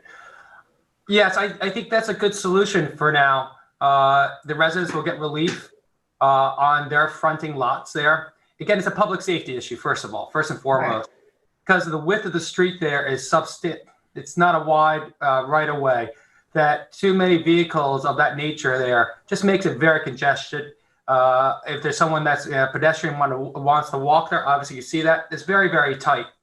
And again, it still allows for traffic flow, public safety, commerce, and it tries to pull the character of the neighborhood back into what it always has been, a nice little residential area. And then it also allows for the parking going further up the street here. The only reason I put in the other option for a time restriction would just be to make sure that no one's standing or no one's staying there longer than their lunchtime, or 30, 40 minutes to keep cars changing over. But again, I was just looking at things globally, putting a lot of thoughts out there. And but I think this plan here could be very successful. Is that one option too? This is option. Well, it's plan 3 You kind of did. I thought you did like 1, 2, 3. This is 1. It says plan 1 on it. This is the second one. It just says plan 3. This is plan 1. Wasn't that what the planning board originally envisioned? That's correct. Okay. And that doesn't seem to really be adequate to address the pattern that's evolved. All right. So then, can you just click through? Then you had plan 3. You could take. It's on the chart here. Got it. It's extending the no parking on the south side to the last tax map parcel. It'd be very easy to write that into the code that way using the tax map parcel address here. And then the other thought was, do we put a time limitation on this north side? I don't think that's necessary. I think folks are going there to get their coffee, to get their sandwich, and possibly eat in the truck or their vehicle and then get back to work. So I don't see the need for a time, but I do see no parking, no standing. I think that's what the neighbors actually asked for in some of the emails that we've received. But my only question, I guess what we're seeing is that there's a lot of, like landscaping vehicles and things that have trailers. And I can understand when Daymarks parking was on, when you got their parking, when it was the old configuration. But now I guess I'm not completely clear why we have to have no parking on 3 Mile Harbor. And is that an option for some of these longer trailers to just park on 3 Mile Harbor and not even have to come down Sokites? Let me just so the concern I think with the parking on 3 Mile Harbor is if you have the large vehicles parked there, and then you had constantly people running across 3 Mile Harbor Road, which at that point, people are traveling 40, 45 miles an hour. And if you're pulling out vehicles, some of those vehicles were doing U-turns in front of Daymarks with the trailers and everything. It really was, a situation where there was grave concern about both pedestrians and vehicular, accidents. So that's why it was suggested by both the planning board and the town board that the county restrict parking at that location. Yeah, and but the thing is, though, this is the county, prior to COVID, was looking to reconstruct 3 Mile Harbor in 2022, and I'm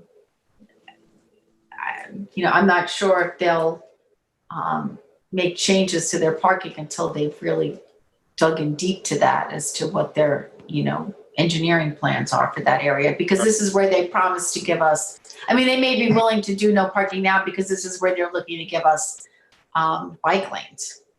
Yeah, so we can focus on, the Sokites portion. I think that's appropriate. I guess we do have some public safety jurisdiction, but the requests had gone to the county for the parking. And your point's well taken. The county does plan on doing work along 3 Mile Harbor in 2022. But to address I think the biggest concerns expressed were those of the residential properties, because this clearly has changed the character of the neighborhood. Vehicles, particularly diesel vehicles that are left idling, in front of those residences, really is inappropriate. And they shouldn't, under town code, they shouldn't be idling more than 5 minutes anyway, but even if it was just 5 minutes and then the next truck came for 5 minutes, and it's really diminished the quality of life, the fumes coming from the vehicles, the sound of the constant, running of vehicles next to the residences. I can certainly sympathize and empathetic towards those impacts on their quality of life. So also, I think we're probably going to need to add a couple of signs, wrong way signs, location of the exit area, and then cut back some of the vegetation here by the stop sign, just to get better sight lines. But that's even without any changes. I think that's just going to be proper highway management that I'll work with the superintendent of highways with. But it's up to the board's decision on how they want to proceed. I just want to present the facts, and I think we know that there's going to be some need there. Any other comments? How does the board feel about the proposal for limiting or basically prohibiting parking standing on the south side of the roadway? I like it. I support it. Yeah.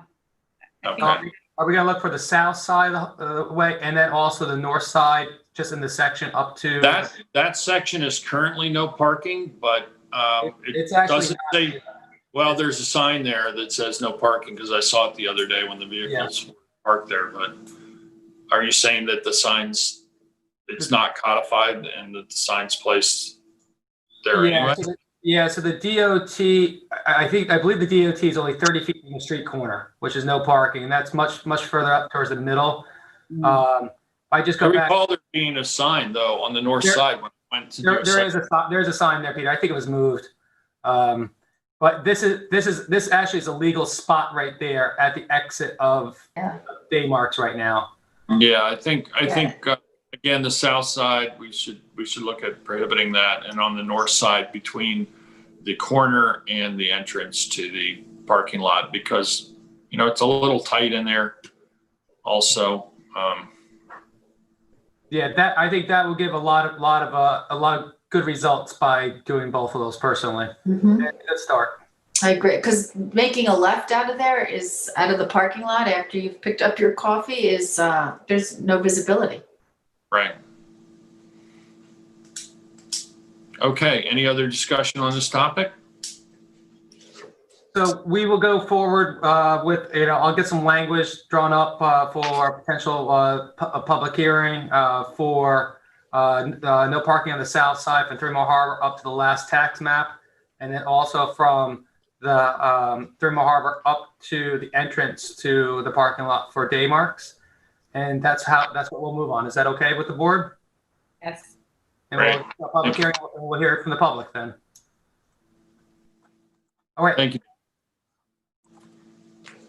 And that brings us up to liaison reports. Okay.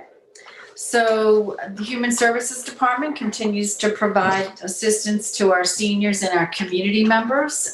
We're delivering meals to those age 60 and over that are looking for 5 frozen meals, along with oatmeal, fresh fruit, and tea bags. We just last week, we delivered close to 1,400 meals to seniors. And I know earlier in the meeting, Peter, you had mentioned, I guess it was during the budget discussion, that it would have been over 30,000 meals.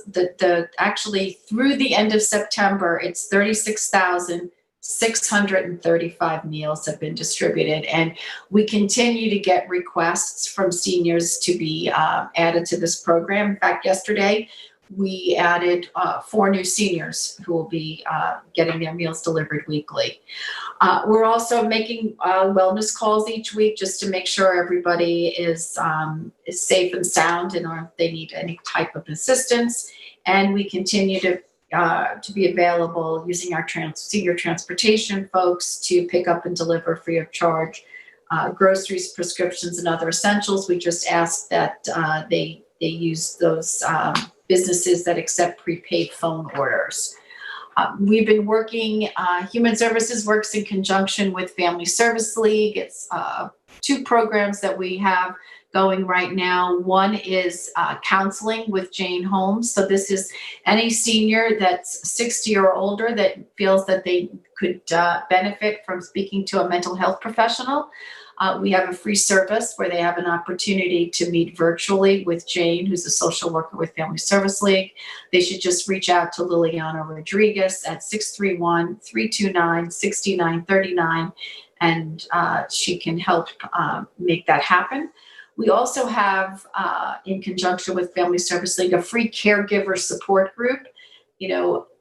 Having been a caregiver for my parents over the years, it can be challenging and it can kind of wear you down. And sometimes there's comfort in when you speak to other folks that are in your situation. So if you're a caregiver for someone over 60, again, Jane Holmes at Family Service League, mental health professional, holds monthly Zoom meetings where folks can talk and get support.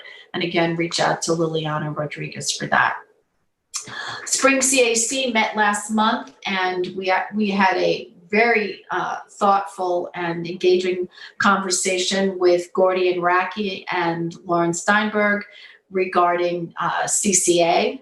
In fact, the conversation went for over an hour and 20 minutes. That's how engaged everyone was, which was terrific. At the end of the meeting, we had a conversation about the stop sign at Accabonac and Collins Avenue, because I wanted to gauge what the CAC felt about that intersection there.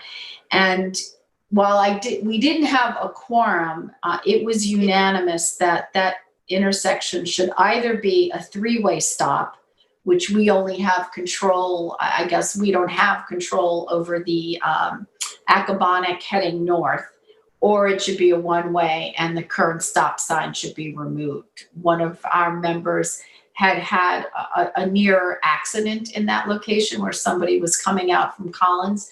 She was free to go up Accabonac, and because there was somebody in that turning lane, person coming out from Accabonac almost T-boned her there.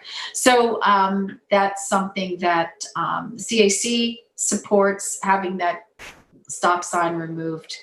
There's also questioning why the left turning lane on Accabonac going north says yield.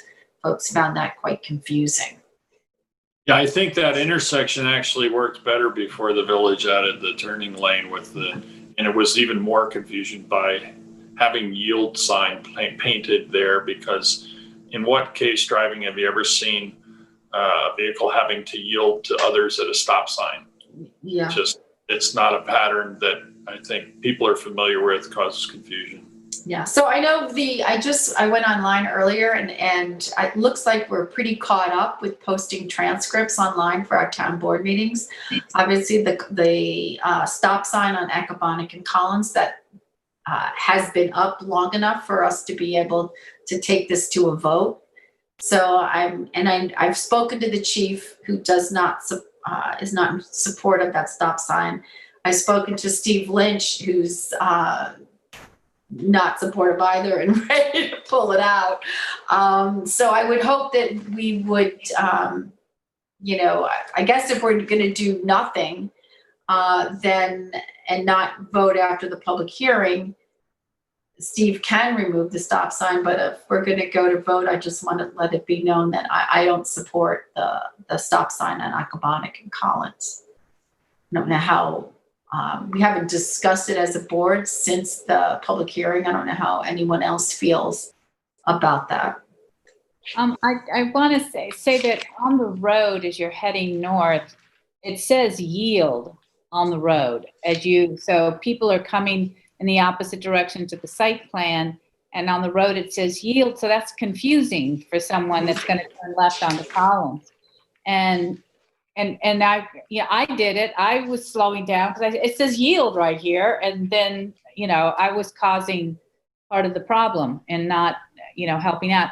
So can we remove the yield sign? Has that affected other? That's not us. That's the village. And honestly, I think we should probably reach out to village and have a discussion about traffic in that area, because maybe it makes more sense to have no left turn going north on Accabonac at Collins, and have the left turn take place in the parallel street that's south of the railroad. I forget, it goes into Methodist Lane, but I forget what the name of it is.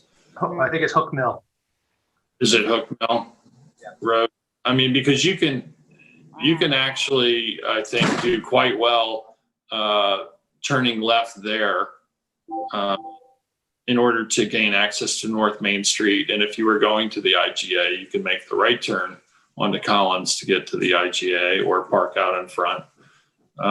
There's so much congestion in that area. Ways to encourage traffic to spread out and effectuate that, I think, would be helpful. And I really think, since it's both jurisdictions, perhaps having a conversation with the village trustees about ways we can work together to alleviate those concerns. You're absolutely right, Sylvia, that yield, a turn lane added and then the yield painted on it is incredibly confusing, because both the other lanes that you are intersecting with have stop signs. So in what case do you ever yield to a stop sign on the other side? It's just not a pattern I think any of us have ever seen before.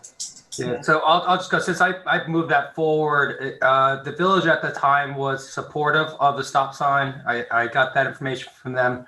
I know that residents had complaints about traffic being building up from the stop sign, the change of the traffic patterns.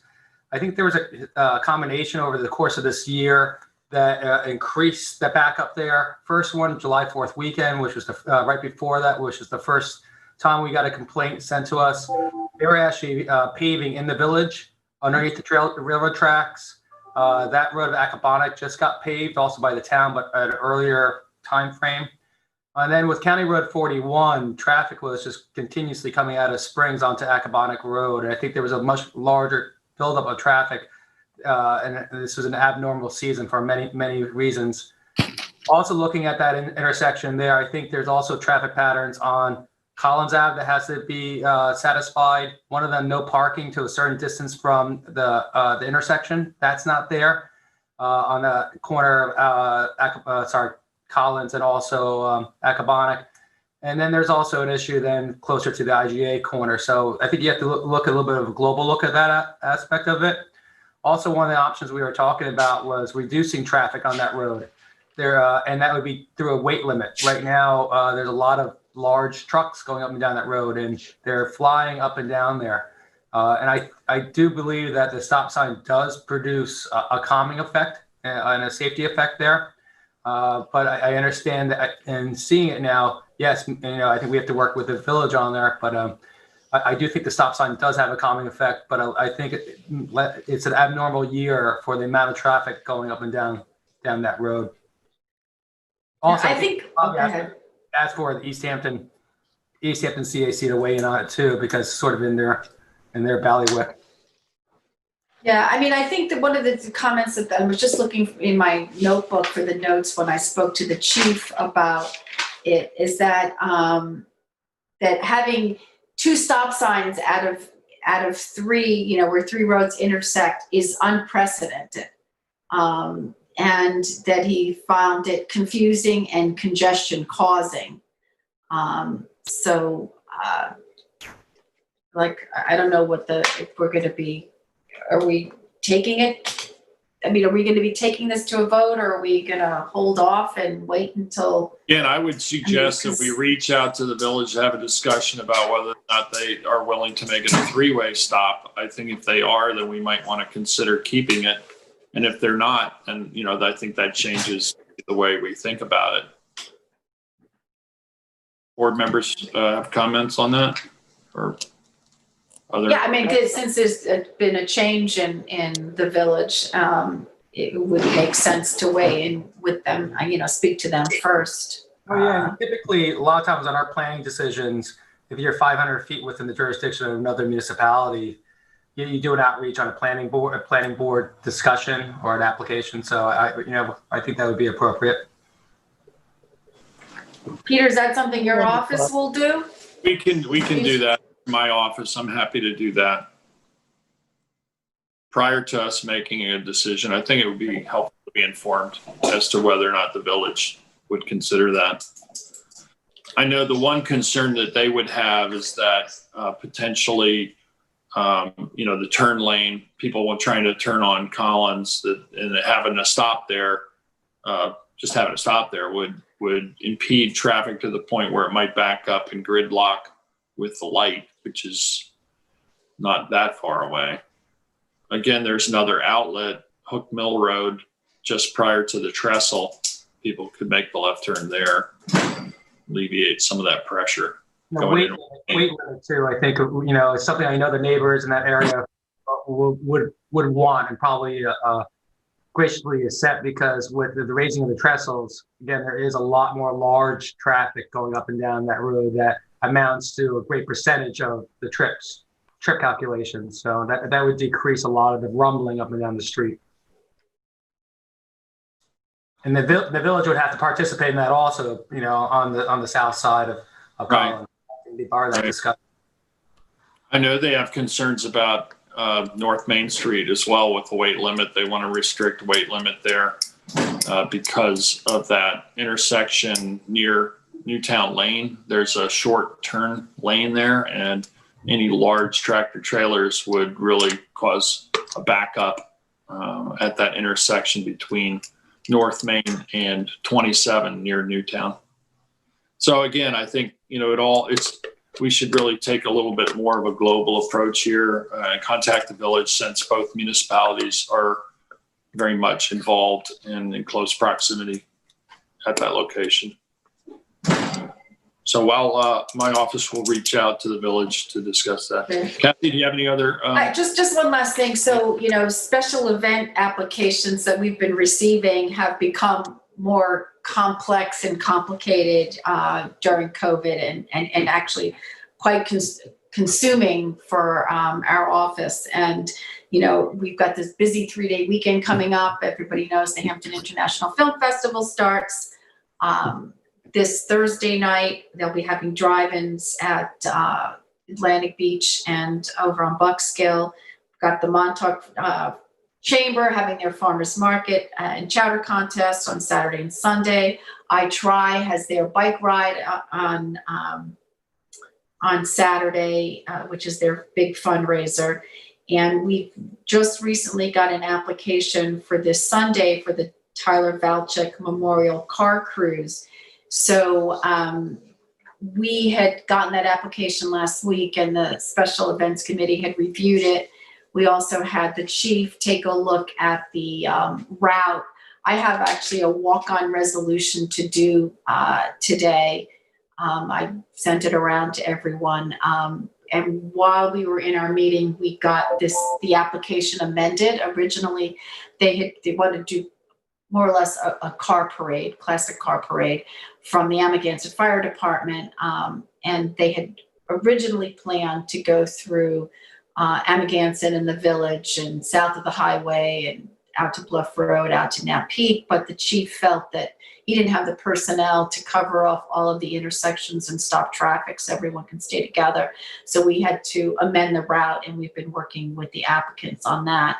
But just while we were in this meeting, they've changed the number of cars that are going to be participating. Originally, they felt that it was going to be 150 to 200 cars, and that has now been amended to 50 cars. So I'll be offering that resolution at the end of the meeting, but I just wanted everybody to know that it's been updated. Thank you, Kathy. David? Yes. Thank you very much. Let's see here. Land management. We actually heard from the Girl Scouts and Boy Scouts who are both in, I believe, in their second lease term for Camp Norwesca. They would like to execute the second 2-year option, both of them, for Camp Norwesca. They've been good stewards of the land there and within their license, and I wanted to see if the board would be okay with moving forward with executing their second tier option for Camp Norwesca for both the Girl Scouts and Boy Scouts. Yes. Yeah. Yes. All right, Yeah. great, thanks. Also in land management, there's been a little bit of an uptick in southern pine beetles. Specifically, some of them are on town properties right now at Stephen Haynes Path's recreational site. And then also in some of the trails on the county trails recently. So the land stewards are actually going out onto county and town trails, looking at some of these sites, and some of these sites they're seeing now are in some of the reserve areas, some of the property owners associations that have never been formed and don't manage these lands. So it's a spreading site for these, and there's no management to these orphaned properties and within these subdivisions. So we're going to try to formulate ways that we can try to get some type of management and suppression here. I'll be bringing that forward to the board very shortly also. But to let the residents know that please contact land management if you think you have any, you would like to have your property looked at as their trees for southern pine beetles as they're starting to resurge just a little bit now. The Fisheries Advisory Committee, we met the week before last. We had a first Zoom meeting. And there is multiple points we talked about with the group that there wasn't a full group. We still do not have the town's fishery representative from the committee. We discussed this back in March pre-COVID. Everyone went to an online remote base, including most of all the fisheries designees, meaning MRAC and the Marine Resources Advisory Council, Mid-Atlantic states and such.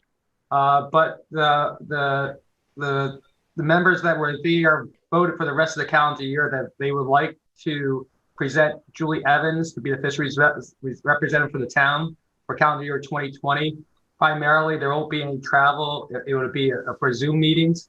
But they also were looking at doing it by committee also, not just having one individual.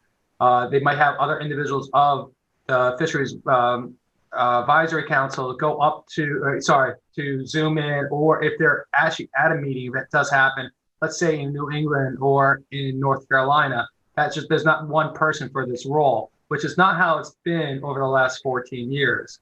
So I didn't know how the board felt about having multiple representatives potentially. I know we would have to do it through resolution because they get reimbursed their time. I'm okay with that right now to get us through this calendar year to make sure our fisheries industry is still represented at these meetings. But I think we do still need an ear at these discussions, even though if it's done remotely. So I didn't know if the board had any good considerations for that or wanted to discuss that further. And let's see here. They also were looking at a couple other things. We're going to follow up on the medical waiver letter that we sent to our state representatives and to the DEC director. All the town board members signed on to that.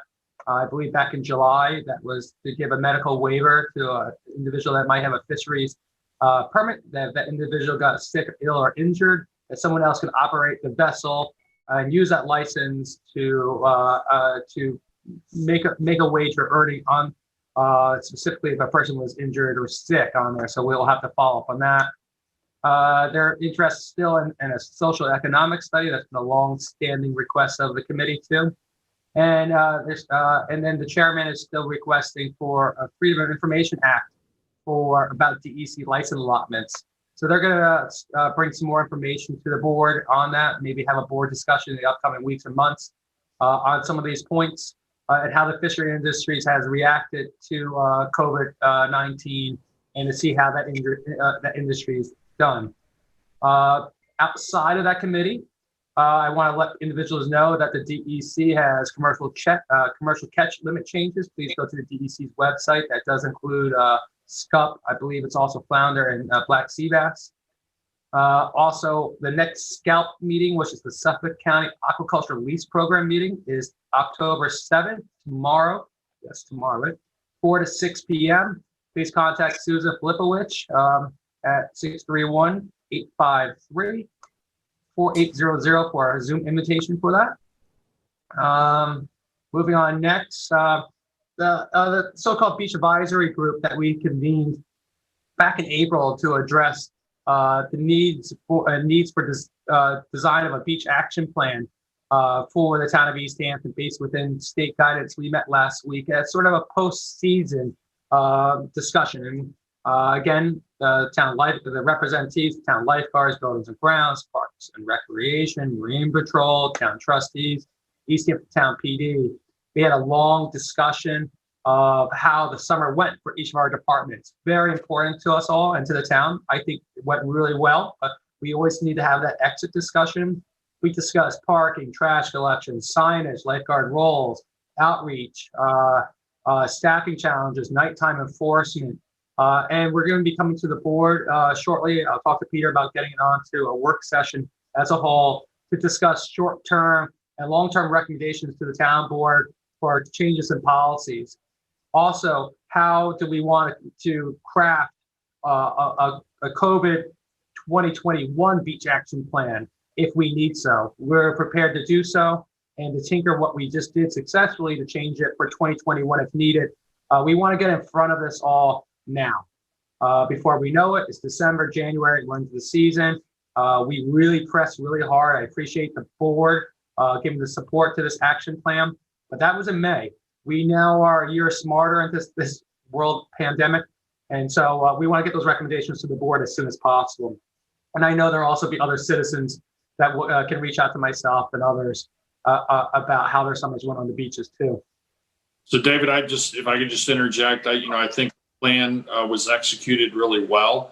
All the different agencies come together, and I appreciate all your work on that effort to make sure that we had the best possible summer that we could have, given the circumstances. And, we look forward to those recommendations, how we might be able to even improve upon that. Again, next season, we may find that we need to implement a number of those protocols again. Hopefully not, but we'll certainly be prepared. We have a great deal of experience now with how to keep the disease from spreading. So thanks again for all the hard work. I think there's a continued coordination between these groups within the town municipality that has to continue. Also looking, again, into the budget, tentative budget that you just put out, Peter, it allows for these action plans and needs going forward, which is a big thing in planning out of this. We're not just blindly closing our eyes.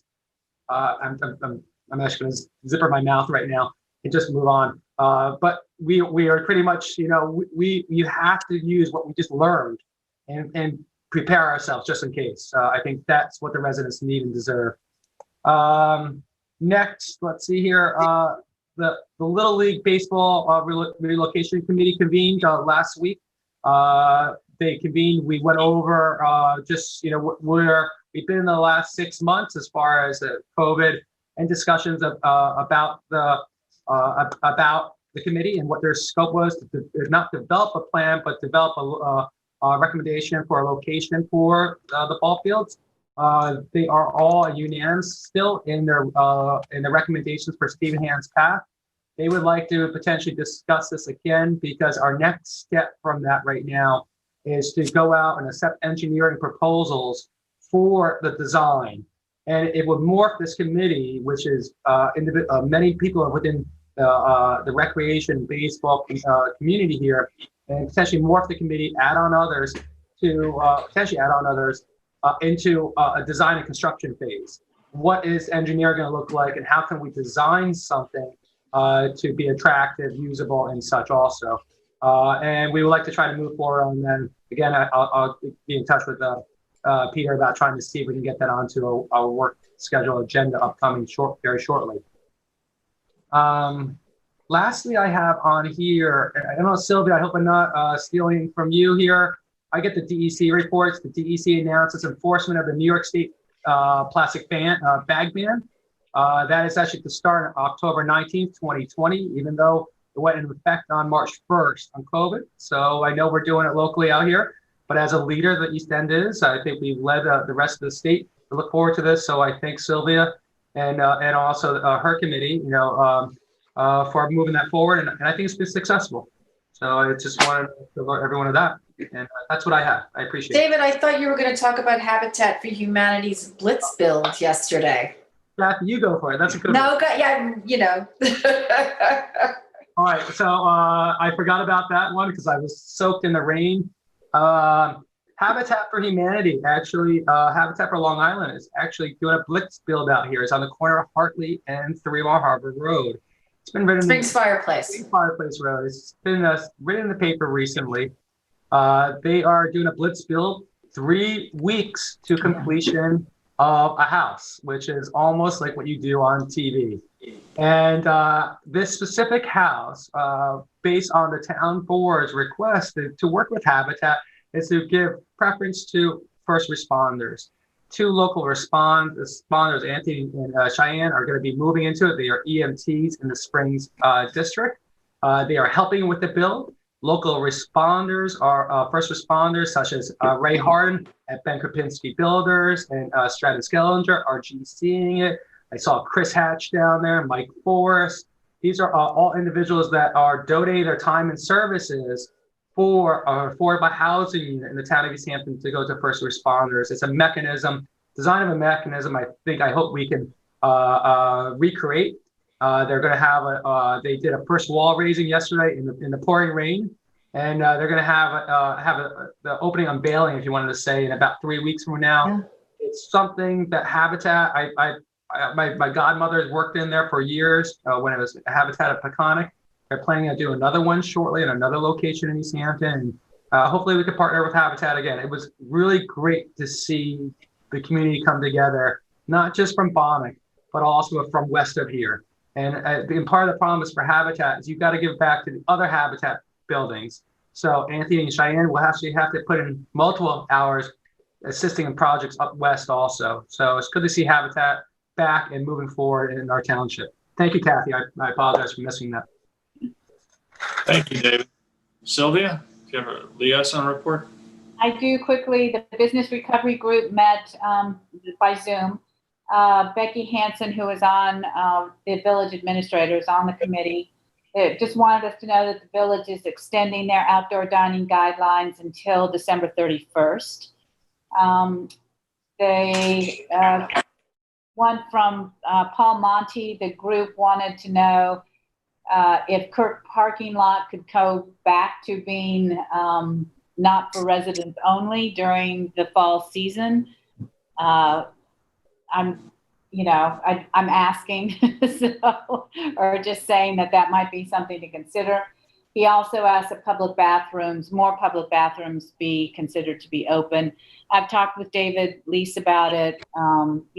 At this point, we're doing the best we can do to make sure that the bathrooms are clean on a very specific schedule, and to keep too many of them open would mean that we can't clean them appropriately. So I think at this point we're where we are. They also went over the outdoor dining restrictions that we had looked at prior to this meeting. I'll talk to them tomorrow about what we discussed at this meeting for outdoor dining. They were good with everything. There were a few considerations that they wanted, and one of them was under tents, that people are seeing these bubbles, that you can put yourself in on a sidewalk and dine inside a bubble. They are open on one side. Some people called them igloos to dine in. I'm not sure that we have the space on our sidewalks to do such a thing. And 2, I'm concerned that you're again putting yourself into a closed environment. If the next group that comes in after you've been there for dinner, it doesn't mean that I think it's still not the right thing to do. I think it's too small a space, even with one side of it open. So they haven't asked for that. They just wanted us to look at it. And did I know, and now the town board know, that these things were existing for outdoor dining in in this kind of COVID world that we now live in. So we can look into it, but my gut feeling is that with the more knowledge we have about COVID and how it's spread, and it's the aerolization, I think I'm saying that correctly, of what happens. Those are the much smaller particles that we haven't been considering as much, is now moving to the forefront. So there's a bunch of articles that I've been reading on that. So anyway, just to let you know where they are. The Montauk CAC met. We had Andy Harris is sending us from his property management committee all the work that's being done on Second House, and we're really excited to see if people have driven down to Montauk to see how that's coming along, that project. It's looking as it's supposed to. So thank you again also to David Lease for working on that project.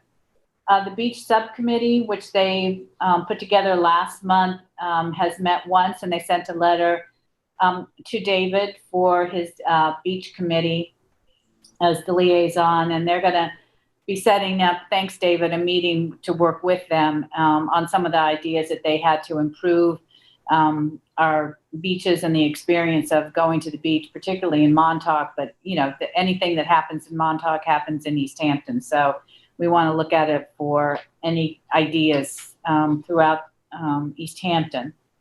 We discussed the proposal at Hither Hills that we talked about earlier today with the communications and the group that's putting up the monopole there. For the most part, they seemed, as I reported earlier, to say that that's something that they wanted to see happen. And particularly, we've got at least 3 EMTs that were there last night on the CAC, and they did express concern for not having any kind of communications that they need for cell communications in that area. So they were very pleased actually to see that this tower is being considered. Let's see. We talked about outdoor dining legislation so that they know what's going on. We talked about Electrify America and Tesla. If you've been down to the parking lot, the municipal parking lot behind Main Street, where behind Becker's, that is going in. It's almost completed. All the charging stations are in. They're putting in the landscaping. It looks really good. They haven't quite finished with the fencing around that's on the interior of the parking lot, where I guess it's the transformers are located. So that is trying to be completed. PSEG has to finish the line, and then Leo's Electric is doing all of the finish work up there. They did talk about wanting to make sure that people understand that those 12 parking spaces are for anyone's use, that they're not proprietary just to electric cars. So we haven't done the signage yet, so we'll be working on the signage to make sure that people can understand that if they want to park there, they can park there. The Energy Sustainability Committee continues to meet once a week in a small group. I was not on the call this past week, but they did have a list of things they want to get done, and one of them was working on the electric leaf blower legislation. That is in draft form, I guess I would call it. Thank you, John, for getting that work completed, and for Lauren Steinberg, who was working with John to get that done. So I think we're almost ready to get that to the town board to look at the draft of it to see if about getting a public hearing on that. I also had at least 3 emails this weekend about the noise from leaf blowers. So although the electric leaf blowers have a date, that you can use electric leaf blowers through September 21st is what they have in the legislation right now. And so it wouldn't even be working for electric leaf blowers this time of year. But I think getting to that stage of understanding electric leaf blowers is where this legislation, part of it is where this legislation is going. But people are disturbed by the noise and would like their lives to be a little simpler and a little less noisy. And I think this legislation is going to help provide some of that relief. Bringing you up to date on the fencing legislation and the music permit legislation that we heard months ago, I think. There was a mislabeling of the fencing legislation, and it had to be corrected. So that's now just gone up. And so we have to wait for that to be up for a week before we can, or at least that time period. I don't have an end date on that when we can close that hearing. The music permit, we can close on 10/15. So that just brings you up to date on those issues. I did want to point out, we have no meeting on November the 3rd.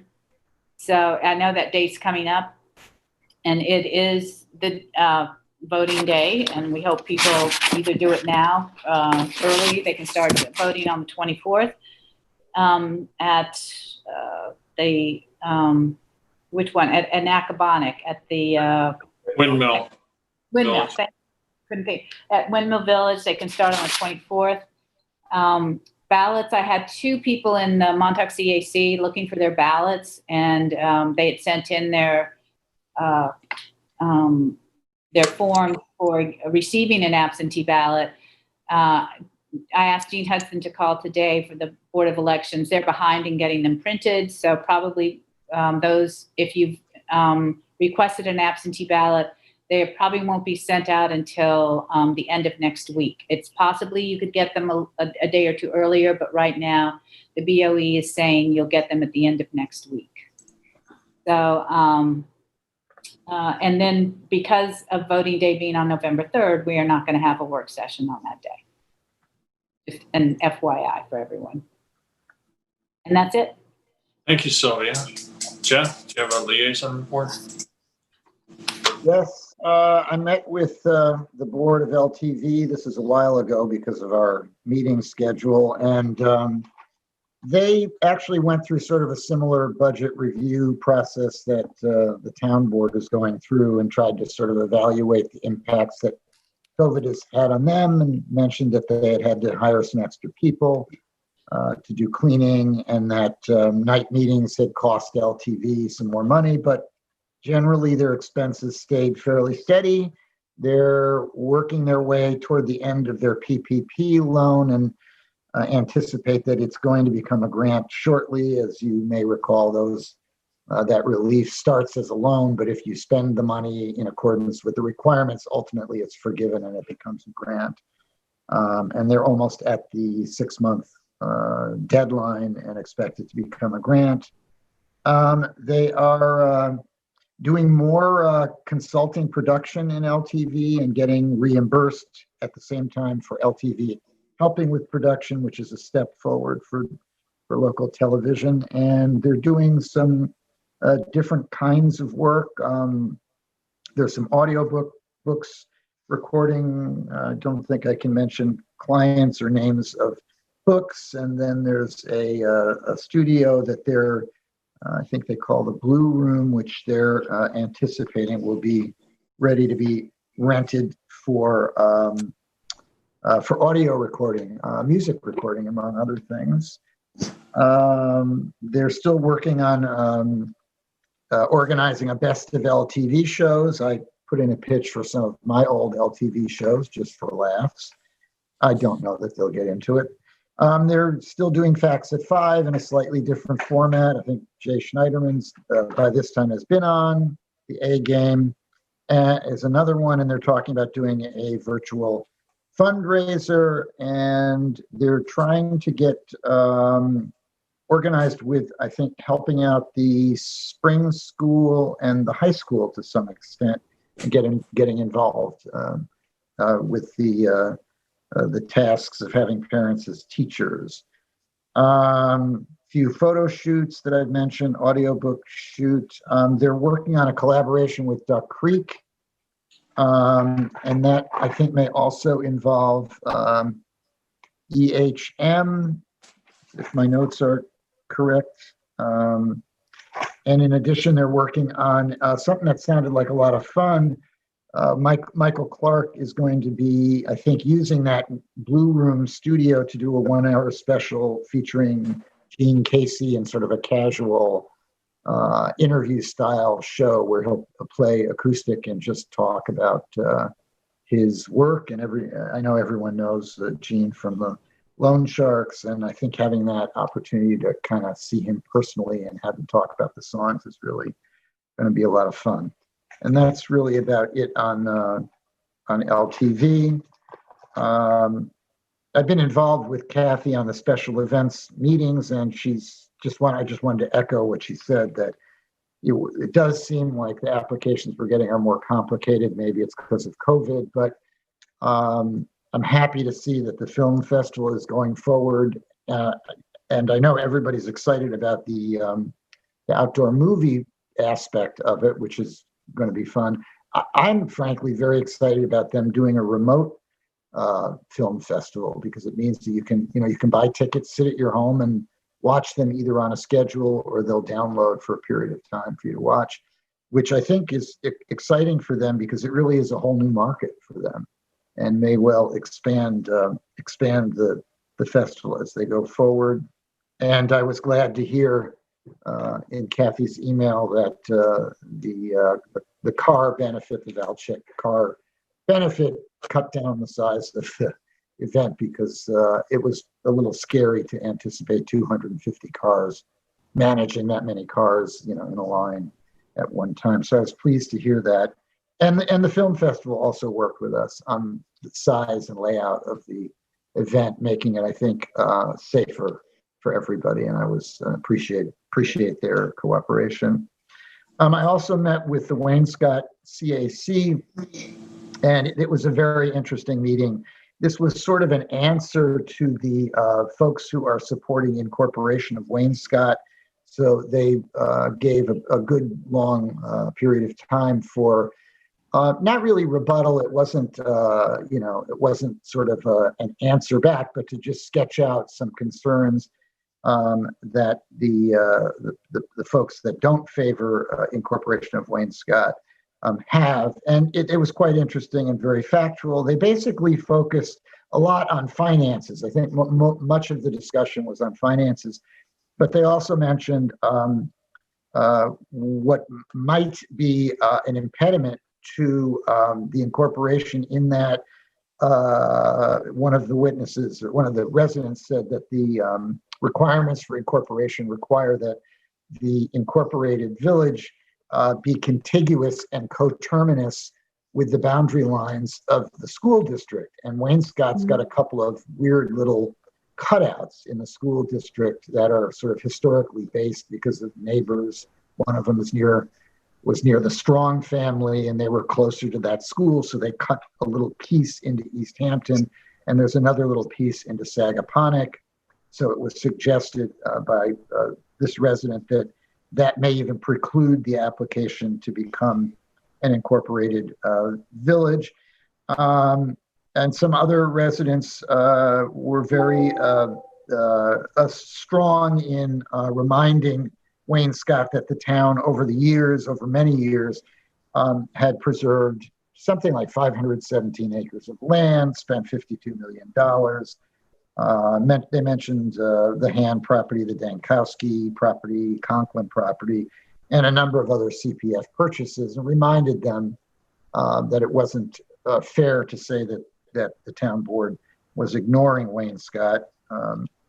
Also, it was questioned whether the village, if an incorporated village needed a ZBA, if it would have the expertise or sort of the institutional memory to deal with the situations that they had. And of course, litigation was mentioned several times. Another resident mentioned the fact that the town had invested in the public water mains to the tune of a total of $7.5 million, less a $5 million grant, which is real money. $1 million here, $1 million there adds up to real money pretty quickly. One of the contentions that they mentioned and got into some detail on was that it was probably not comparable to look at Sagaponack and their expenses as a village, given the complexity of Wainscott, the fact that it's a more year-round community and has commercial industrial uses, the sand pit, the airport. And so they were sort of steering the conversation more toward the operation of a village like Sag Harbor, which has a little bit more complexity in terms of land use, and apparently their budget operates at about $1 million per year. And they also mentioned the issues of legacy pollution in the airport and the sand pit, which we were discussing earlier in this meeting. And there were suggestions that it would need a full-time village administrator, ZBA, planning board, and other staff. And again, legal fees, I think, are sort of something out there that hasn't yet been analyzed. There was some talk about, contracting with the town for services, and they made comparisons to East Hampton Village and to Sag Harbor Village. And there was also some discussion about road repairs and questions of how much it would cost, and there was a little disagreement about some numbers that were thrown out of $1 million a mile, because that's the price to completely replace a road from the ground up, as opposed to road repairs, which are more likely. Another resident gave some history on at least one other town. One other incorporated village that had incorporated and thereafter found they couldn't handle the problems, and so they dissolved. That was Mastic Beach, and mentioned that it was better to know in advance what the expenses would be rather than to get into a situation and then find you couldn't handle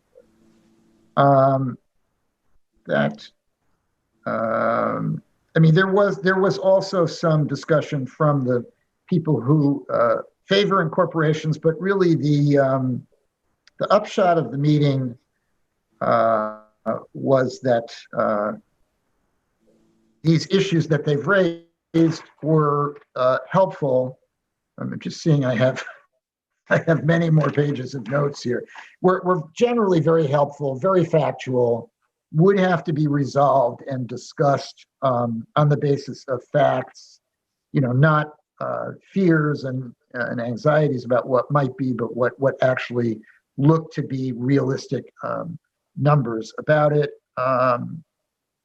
There were some comments from people who had experience from small entities that became incorporated. One man in particular was recounting his experience as a planning board member and in a town which went through the process and handled it very well and kept their expenses low. But on the whole, I'd say there were a lot of questions, not too many real answers, but it certainly put the issues in play. And I think we can probably expect another meeting or two where they're going to hash through some of these, and probably I would think it will lead them into a more fact-based discussion of whether it seems to make sense or it doesn't seem to make sense. That's what I have on the incorporation issue. They were pleased, of course, to see that Beach Lane, that the Wainscott Green is finally ready to go into construction.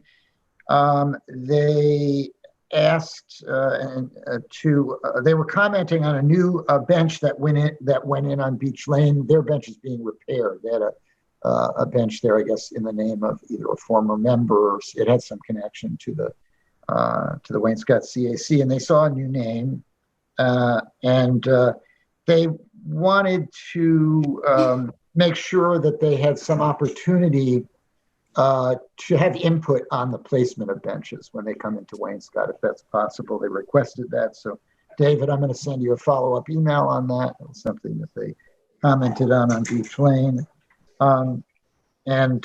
Actually, what happened is the chairman of the CAC got an opportunity to meet the people that placed that bench there, because she went down And they were sitting there and they had a discussion that she said was very moving, actually. And she, learned about who the person was and why they wanted the beach there. So it was kind of a good ending to it all.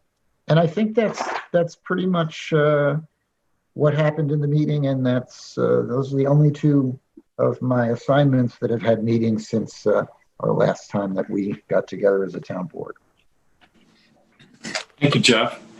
I wanted to give just a brief update on COVID numbers. I have the most recent numbers from the county health department for last Friday, Saturday, and Sunday. And the average rate of infection is 0.9%, less than 1% over the 3-day period.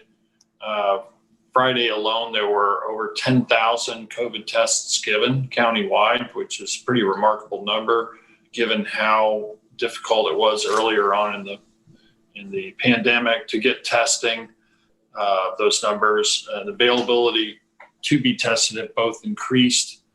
But the good news is that, at least for right now, Suffolk County is seeing, again, below 1% over the last 3 days, with over 10,000 on Friday tested, over 8,600 on Saturday tested, and on Sunday, 5,700 tested. New York State has been promoting an application for both Android and iPhones, and the tracking app would basically let folks know when they've been in close contact with somebody who tested positive. This is an app that you can download, and it works off of Bluetooth technology, and it would alert you if you've been in close contact within 6 feet for more than 10 minutes with somebody who then tested positive. Obviously, it would require both parties to be participants and having downloaded the app. It's important to understand that this app does not track your location, does not give away your location. It uses Bluetooth to detect when the two devices are within close proximity.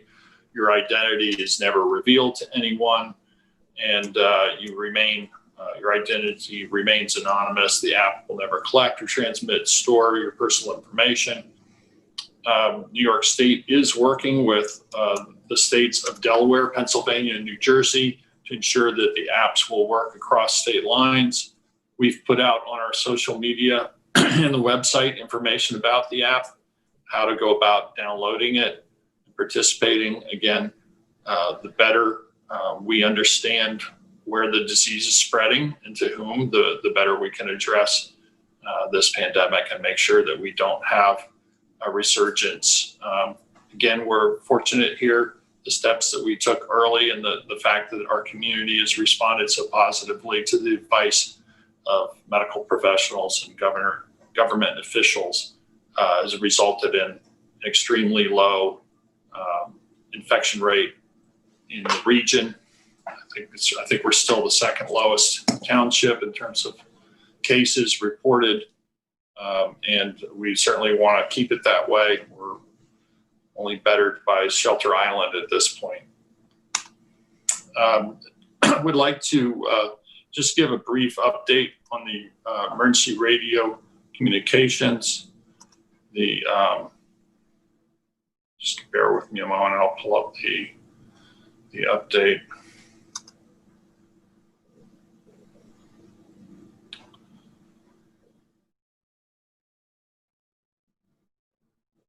Give you the status report here in just a second. Okay. So the Pantago site, which, as you all know, is close to Town Hall there, over by 300 Pantago, is on air, and they're closing out the punch list items on that. They received the construction drawings for the tower extension to accommodate the shorter Montauk Tower, and they're preparing the bid documents to go out for the lower extension. Amagansett, the site is on air, awaiting optimization. Let's see. There is a module that Motorola needs to replace, but they're waiting for the Ospreys to vacate. I guess that season is rapidly coming to a close. That could happen any day now. So weather's getting cooler. Montauk, the replacement tower, the engineers are reviewing the submission for the low bid for accuracy. The new microwave link is now in operation. The router is being programmed for IP backhaul, the new system, and they're waiting for an additional circuit breakers to power the router at Montauk, and then the site will be on air. Wayne Scott, the wiring is complete. Site's on air. Punch list items are remaining. The police headquarters site, the console is partially installed, waiting on the cutover for the rest of the console accessories to be installed. The console configurations are scheduled for this week. In Village, the consoles and equipment are waiting to be installed. Noyak, they're looking for the week, this week for a scheduled generator and UPS startup. The site is on air, waiting optimization. The Gator site in Montauk, over by the county park, has received both FAA and FCC approvals. The monopole's ordered. The town radio equipment is received. Montauk site is close to being on air, pending the delivery of circuit breakers for permanent power to the router and finalization of the router configurations. Motorola has been trying to schedule site optimization, but they don't have dates yet. So the system is pretty much on schedule. You know, we did have, as Eddie Schnell reported at his last appearance before the board, there were some COVID-related delays, but overall the system is getting very close to the cutover time. Additionally, we did unfortunately have the remains of a whale wash up over by Kirk Park very recently. We've had a lot of whales this year in our local waters. It's always sad when we see one wash up. That is a far too common experience, in my opinion. And I believe that covers my my update. As you all know, we discussed the budget again. Next week will be an opportunity to again review the budget and make suggestions or comments, changes to that budget before we notice it for public hearing. And at this point, we have a few resolutions, I believe. Excuse me, I have a Supervisor. resolution. Excuse me, Peter. Yes. Just to let you know, there is a caller on the line. I don't know if you wish to take it at this time. Sure, we'll take a caller. All right, just a moment, please. Unmuting the caller right now.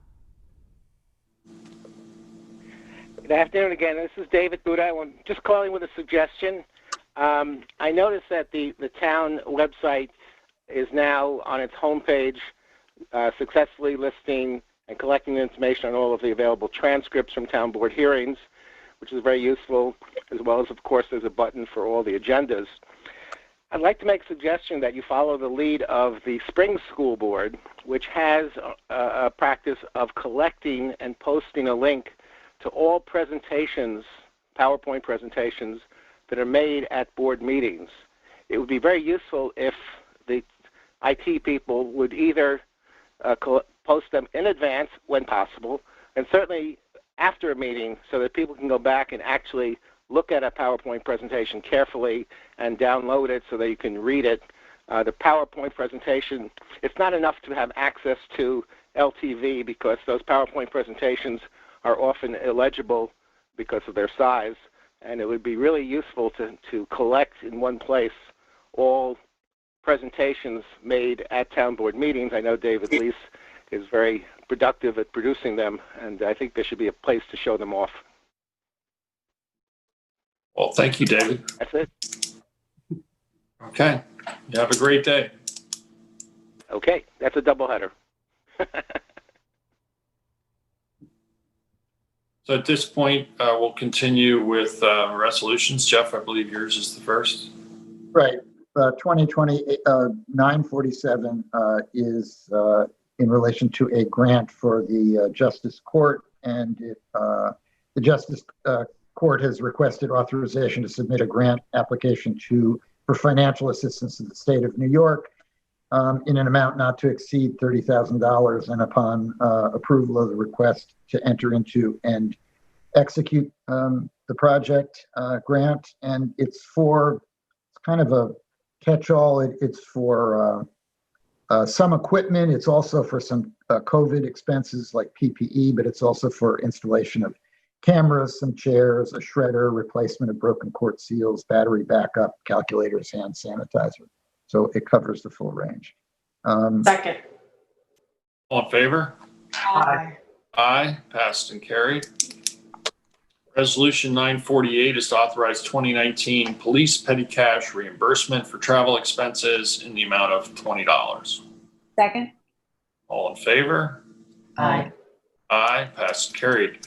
949 is to accept proposal for Civic Plus Audio Ally services, and that is for an additional cost for the Town Recreation Department's website of $633.22 year one, with annual services starting year two at a cost of $1,500. Second. All in favor? Aye. Aye, carried. 950 is to waive dump fees for LVIS, and that would be for disposal of groundskeeping debris at no charge between October 6th, 2020 and April 30th, 2021. Second. Can we get a roll call, please? Sure. Roll call, Carol? Carol, you're muted. Councilwoman Burke Gonzalez, Recuse. Councilman Lees, Aye. Councilwoman Overby, Aye. Councilman Bragman, Aye. Supervisor Van Scoyac. Aye, passed and carried. Resolution 2020-951 is to authorize assignment of easements and rights of entry memorandum of understanding. This relates to the New York State Department of New York State Department of Environmental Conservation, United States Army Corps of Engineers, regarding the FIMP project. And again, this would allow for the Suffolk County to be, this allows them to have those interests and easements transferred so that they can make payments to the town for reimbursement of the sand replenishment project. Second. All in favor? Aye. Aye. Aye, passed and carried. I have a walk-on resolution, Okay, and that's ID 23320, the approval of the special event, the Tyler Valchik Memorial Car Cruise Fundraiser 2020. And this is for Sunday, October 11th, starting at 9:30 at the Amagansett Firehouse. And this is going to be as amended. Now the application has been amended to accommodate approximately 50 cars expected to ride. And we're granting this permit under specific conditions, including a modification of the route and the need for all participants to remain in their car in order to stay under the non-essential gathering limit of 50 people. And the special event committee has agreed to waive all fees as the Tyler Project Memorial Fund has been established to increase and improve coordination and delivery of mental health services for students and their families in our community. second, and all in favor? Aye. Aye, passed and carried. I'll entertain a motion to go into executive session for CPF personnel and contracts. And let's say 4:20 p.m. work for board members? Sure. Yes. I make a motion to go into exec session for CPF personnel and contracts at 4:20. Second. Second, all in favor? Aye. Aye, passed and carried. Very much, everyone. Stay safe, be well. I will be sending a link to the executive shortly. Thank you.